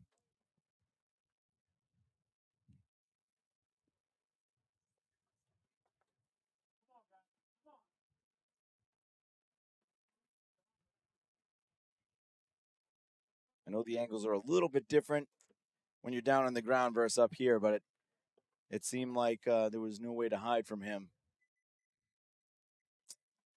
All right, Syndicate does concede to Breaking Ranks.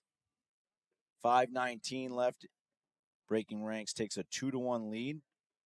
We'll be right back.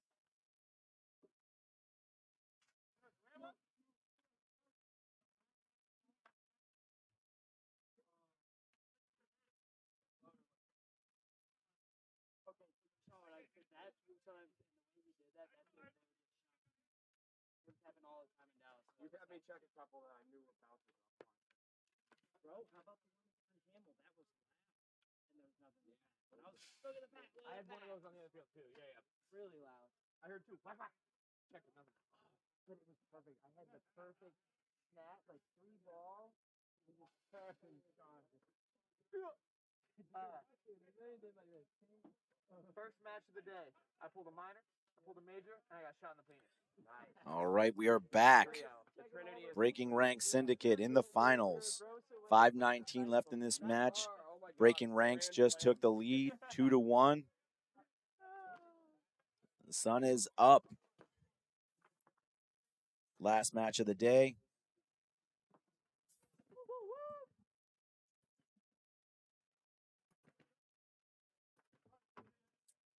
Syndicate will be starting from the blue side. Breaking Ranks from the red.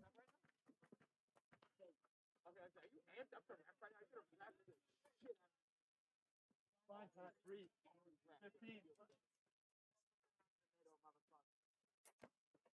10 seconds to the point. Yeah. 2-1.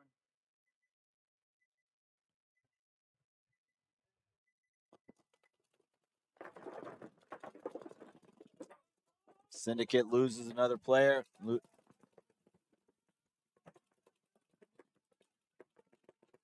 They lose 2 off the break. They're not in good spots. They're trapped kind of in the pocket. If they lose another player, they might want to look to concede. Carroll gets shot out of the center. They should definitely concede this point.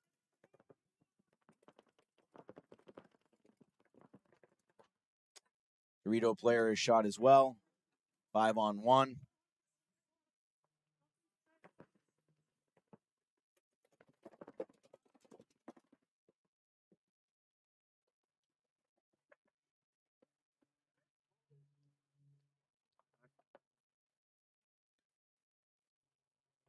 I don't know why Syndicate is not. There we go. Conceding.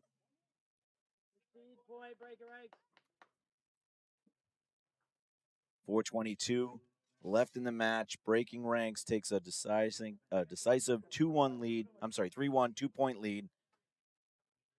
Syndicate's going to need to start thinking about changing some things up, maybe getting a little more aggressive. Survivability has definitely been an issue the last 2 points for sure. Losing 2 people off the break that last point and 1 off the break the point prior. That's why I was so angry at you. At least, yeah. Breaking Ranks Syndicate, D4 X-Ball, NEXL E2. We're in the finals. Really has been a great day. 2 fields running. Paint shot really well. So shout out to GI. Why would I ever play inside the whole time with a giant hit on me? Shot 5-star all day. Okay. No, I know what you're talking about. I kept looking at it, and you're saying it's Oh, 40 seconds to the point. Breaking Ranks Syndicate. Syndicate's on the red side. The red side for Syndicate. Blue side for Breaking Ranks. Breaking Ranks doesn't really need to do anything. They know it. They just said it. 1 more point. They know if they win 1 more point, they probably have won the match. So let's see if they keep their foot on the gas or if they're going to try to play a little bit more conservatively and make Syndicate come to them. Hey, all good. 4:22 left in the match. Syndicate down by 2. Syndicate starting on the red side, breaking ranks on the blue.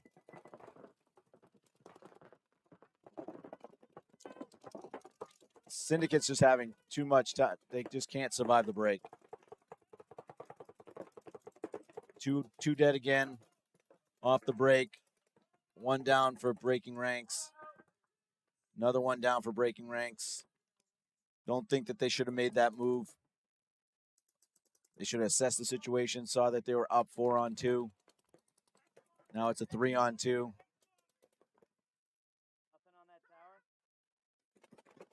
tower. So now Moss Hart's in a bad spot. Now it's a 2-on-2.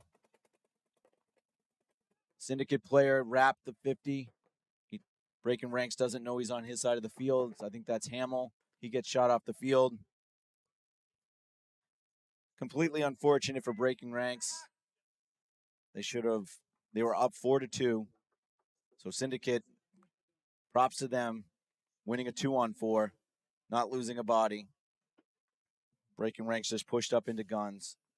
When you're up 3-1, there's really no need to do that. You just calm down, find out where the 2 bodies are. You know you have 4 bodies. You know you have a 2-point lead. And now you have a 1-point lead with 3 minutes left. That's a mistake that they're not going to find happy if they end up losing this match. Hopefully that won't be the case for them. So again, 3 minutes left in the match. Breaking ranks 3, Syndicate 2. We're here at NEXL Event 2 D4 in the finals.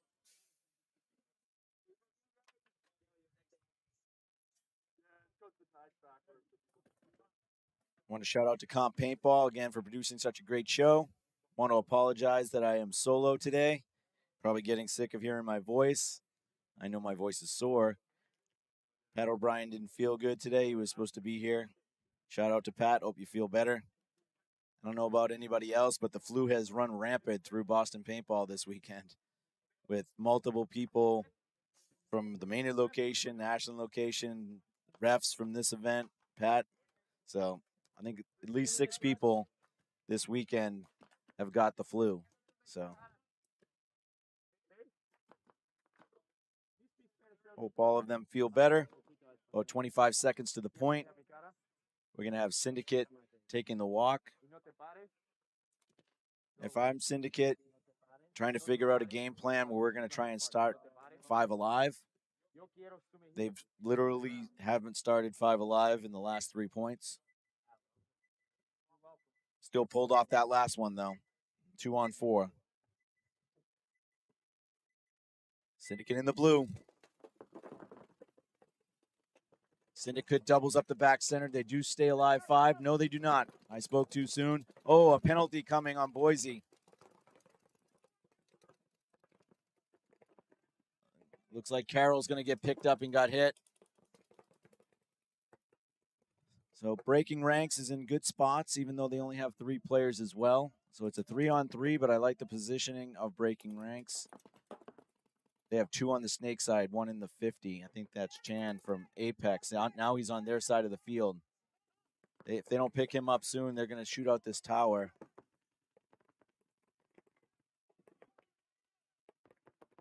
Yep. He's calling for it.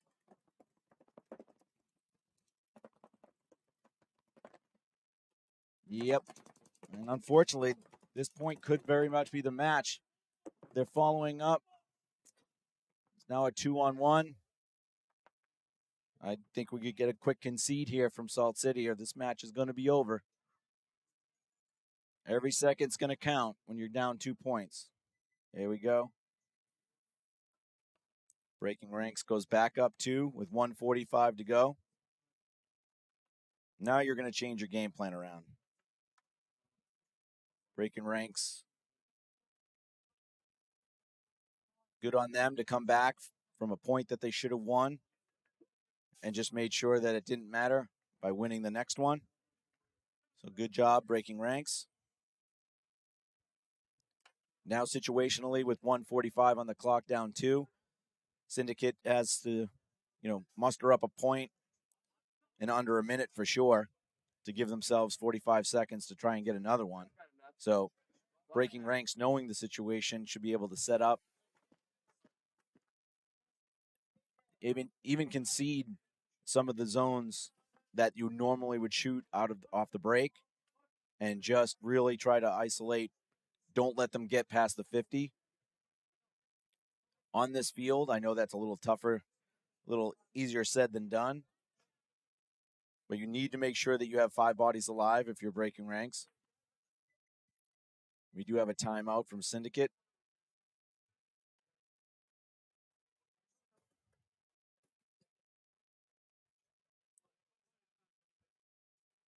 So 1:45 left in the finals.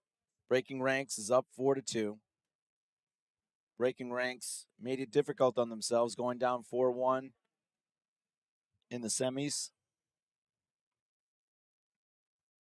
Fighting all the way back to overtime, winning the overtime point, getting in the finals.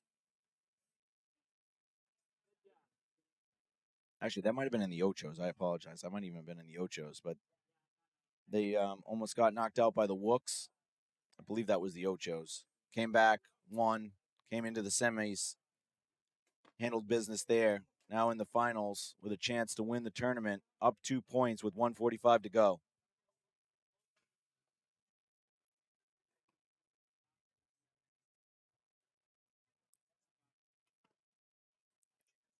When Syndicate rewatches this, if they end up, ultimately losing this match, they're going to look back and see that too many people just didn't survive the break. So I don't know if it was playing too loose, playing a little too high. I'd say a little bit of both from sitting up here from the seats. A couple of the runouts that I saw, players were just running real high.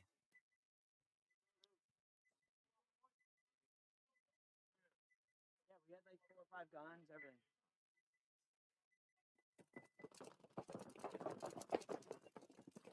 All right, Syndicate's launching out. They do have 5 bodies alive. They're in the right bunkers. Breaking ranks is moving up into that cross. Mosshart's just making sure, again, you can take the snake. We don't care. Just you're not going to get into the snake 50 without a contention. So Carroll is up almost on their side of the field. He's going to need to launch and just go get Mosshart. But Mosshart takes the launch himself. That right there might be the ball game. I don't think they were expecting that. I really wasn't expecting that, but it ends up being a great move by Mosshart to stall them. Worst case scenario, he gets shot right now after Syndicate launches into the 50. It's a little too late. There we go. He's got to go. All right. They got to run this in. Actually run it. So once again, when they watch this video, they're going to say to themselves, we didn't communicate enough. We had no idea what was going on the field to be able to know that we've already shot 5 players. Clearing the field this slow when you're down 2 points is, pretty much saying that you don't want to win the tournament. Here we go. 9 seconds left, which means we don't play under 10 seconds. So that is going to be the end of the match, I believe. But let me check the rule on that real quick, and I'll get right back to you. If they want to, usually. You want to play it? No. They don't want to play. Hold on. I'm not the coach. Oh, okay.